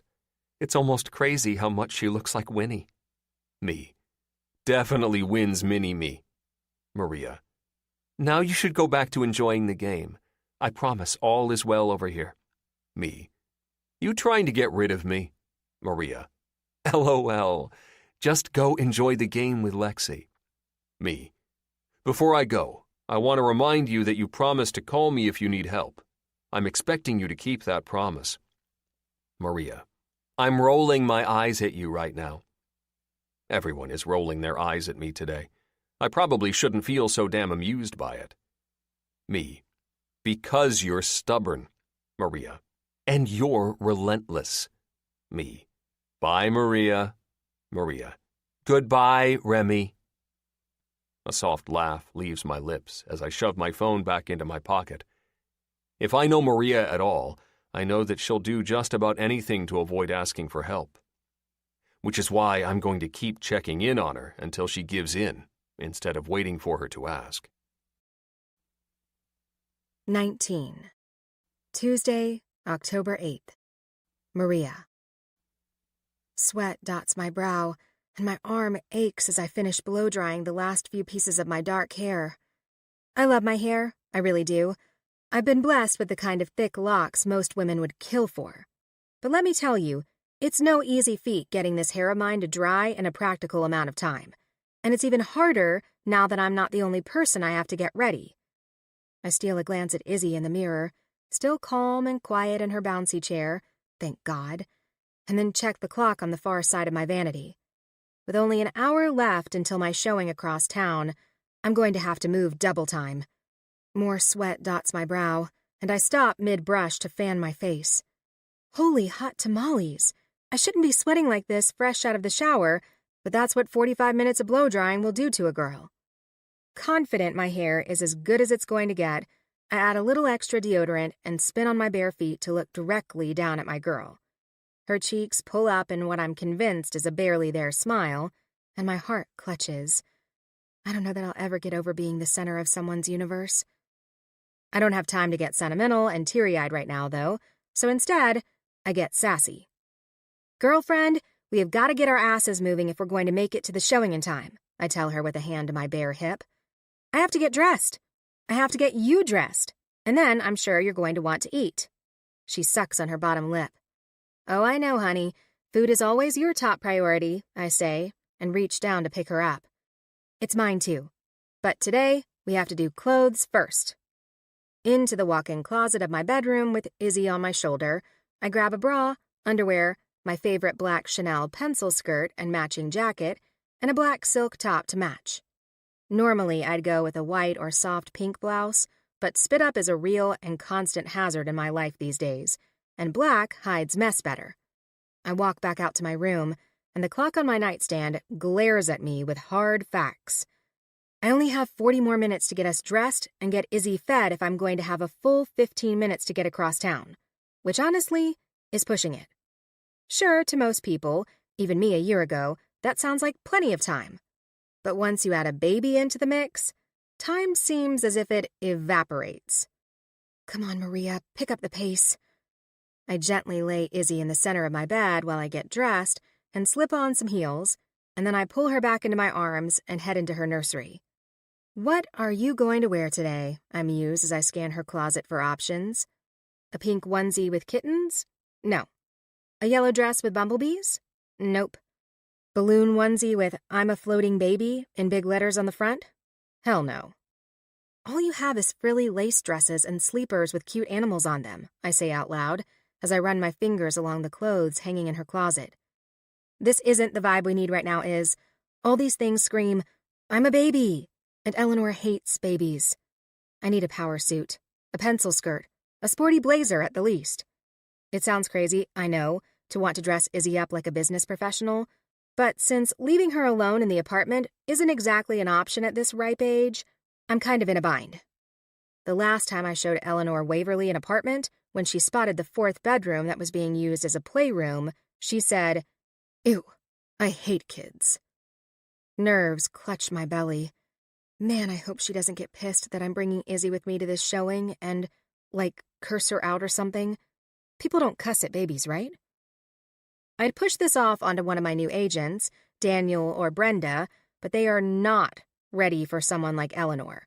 She's tough as nails, rude as hell, and the revenue she'll generate for the company is too much to risk. When I glance down at Izzy's denim blue eyes, she doesn't look nearly as concerned as she should be. Yes, I'm fully aware you are a baby, but I need you to not look like a baby, I tell her. You're a very small adult, okay? Very small. Start getting into character now. Izzy sucks on her bottom lip, her mind more consumed with food than anything else. All right, you're a foodie. We can work with that, I state crazily, carrying Izzy back to my bedroom and into my walk-in closet. Scanning my clothes again, I spot my smallest business jacket and wonder if I could make it work. I tilt my head to the size. There'll be a lot of origami folding and safety pinning involved, but if I tuck it at the seam and roll the 3/4 sleeves, I might be able to use it as a businessy swaddle. I look at Izzy, and then back at the jacket, and then at Izzy again. Am I cracked? This is freaking nuts. I look at the black suit jacket again, and imagine Eleanor smiling down at Izzy in her current giraffe onesie. The image pops immediately, blown up by impossibility. Eleanor is going to have my soul for lunch. I look back at the jacket one more time, groaning. I mean, we'd match, which wouldn't be a bad thing, right? We'll look cohesive, like a kick-ass team. Co-agents. I scoff. Not that you really earned the title, but whatever. I shake my head. Jesus, I'm losing it. But the commission alone on this deal could be almost $1 million. Izzy sucks on her bottom lip again, and I press a soft kiss to her forehead and inhale her sweet baby scent. I'm sorry, baby. I'm sorry, but I have to do this to you. It's for college, okay? I'm thinking about you here. I snag the jacket off the hanger and head back into her nursery. Determined, I grab a black sleeper with fancy gold buttons on the front and frilly lace on the butt. I lay her on the changing table and start the process of changing her diaper and getting her dressed. She fusses when cold air hits her bare skin, but a quick pacifier to the mouth proves to be just the trick in keeping her calm. Once she has a clean diaper and her sleeper is in place, I doctor the jacket as best I can and begin to put it on her. So yes, I know this is big on you, but trust me, that's a good thing. When you get to my age, everything starts to get tight and uncomfortable. Izzy fusses, and I nod as I adjust her pacifier in her mouth. Don't let it bother you, honey. Eleanor not liking kids says everything about her and nothing about you. I, personally, think you're the most fantastic thing in the whole wide world. I slide both of Izzy's arms into the sleeves and roll them up as much as I possibly can. But for today, I need you to think Hollywood. You're just a very tiny, very privileged adult who prefers to be pushed around in a stroller. Izzy stretches out her little legs, her feet pushing the material of the jacket away from her body. Just think of yourself as a rich Manhattan socialite who has been fed from a golden spoon your whole life. I pick her up from the changing table. The jacket hangs way past her little body, but the rolled-up sleeves at least give her some room to hold her little hands together, like she always loves to do. She sucks on her passy, and I stare down at her. Today, you're a diva, but not like a fussy crying diva. A diva who shows her annoyance through silence. Understand? Izzy pushes the passy out of her mouth with her tongue and immediately starts crying. I'll take that as a no. And hey, I understand your frustration, but this is not the vibe we need, girlfriend. Her cries get harder, and all of a sudden I kind of want to cry too. This is insane. Like I'm truly approaching the criteria for being committed. I mean, how in the hell am I going to get through an entire showing with Eleanor Waverly, a true Manhattan socialite who could very well be crowned the biggest bitch on Fifth Avenue, while pretending my very real, live-action baby isn't a baby? God help me. Izzy's cries continue, and I head into the kitchen and make quick work of a bottle. Once I pop it into her mouth, she lets out a few quivering breaths and starts sucking. You have about 10 minutes to finish this thing off, and then we should probably change you again, and then we need to go. Capiche? Izzy sucks harder on the nipple, and I take that as her silent agreement. I hear my phone chime from somewhere in my bedroom, and while I juggle Izzy in my arms and her bottle in her mouth, I hurry down the hallway and start the process of trying to find the damn thing. Thankfully, I spot it on the bathroom counter and snag it off with a quick hand while my chin keeps Izzy's bottle stable to her greedy lips. I almost roll my eyes when I see the sender, but a big, obnoxious smile gets in the way. He just can't help himself. Remy. How are things going today? How are things going today? That's the question of the hour. I consider lying, but as my anxiety sucks at the organs inside me, I think better of it. The truth will set you free. Me. It could be better. Remy. Uh-oh. What's going on? I sigh and snap a quick picture of Izzy and send it to him. Me. Client hates babies. Fingers crossed she just thinks Izzy's a really tiny adult. His reply back is instant. Remy. Holy hell, Rhea. LOL. Me. I know. It's so ridiculous it's comical, but I'm trying to juggle all the things today. And well, juggling all the things when you have a baby to take care of ends with you having to go to a showing with said baby, even though the client loathes kids. Remy. Still staying strong on your no nanny rule, huh? There is no way I could ever get a nanny. I just can't do that to my sister. It was one of two things that were important to her when it came to raising her daughter. The other one was breastfeeding, and that only panned out in failure. I can't disappoint her again. Me. Staying strong? The jury is still out on the official verdict, but I'm definitely trying. Does that count? Remy. You're doing awesome, Maria. Don't forget that. And don't be jealous, but I happen to be heading to an appointment with an investment client who loves babies. I am most definitely jealous. Me. Ugh. Can we switch clients? Remy. How about we just switch Izzy? I can come over and pick her up and take her with me. Damn it. I should have known he was gearing me up for something. Me. Remy, don't be ridiculous. You don't have to do that. Remy, I know I don't, but I want to do it. I look at Izzy and back at the screen of my phone. Can I really let him do this? Take Izzy with him to a meeting? No, I can't. That's asking for way too much. Remy, don't overthink it. Me, I'm not. It's just too much, you know? You shouldn't have to bail me out all the time. Remy, I'm not bailing you out. I'd say you're doing pretty damn well managing right now. Plus, this is really for me. I could use a distraction with this client, and Izzy is the cutest distraction I can think of. I'm coming over to get her. Me, Remy, no, we'll be fine. Remy, it's happening. I'll be there in about 10 minutes. I sigh and even try to call him, but all I get back is his voicemail and another text. Remy, 8 minutes.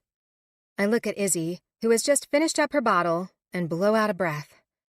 Well, honey, forget everything I told you about real estate and start thinking about things like the Dow and the S&P 500 and any stock-focused things your little mind can handle.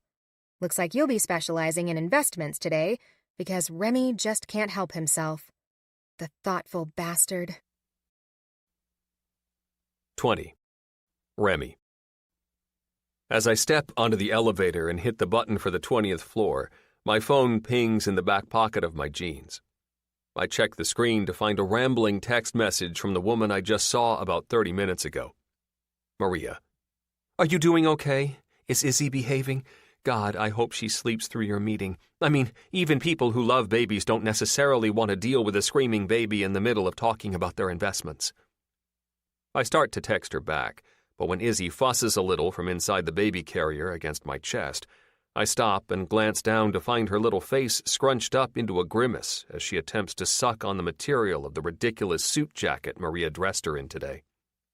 A baby in a suit. Add that to things I never thought I'd see. With one hand gently stabilizing the back of the carrier, I use my free hand to reach into the front pocket of the backpack diaper bag that Maria packed up for me and locate Izzy's pacifier. Once I pop it in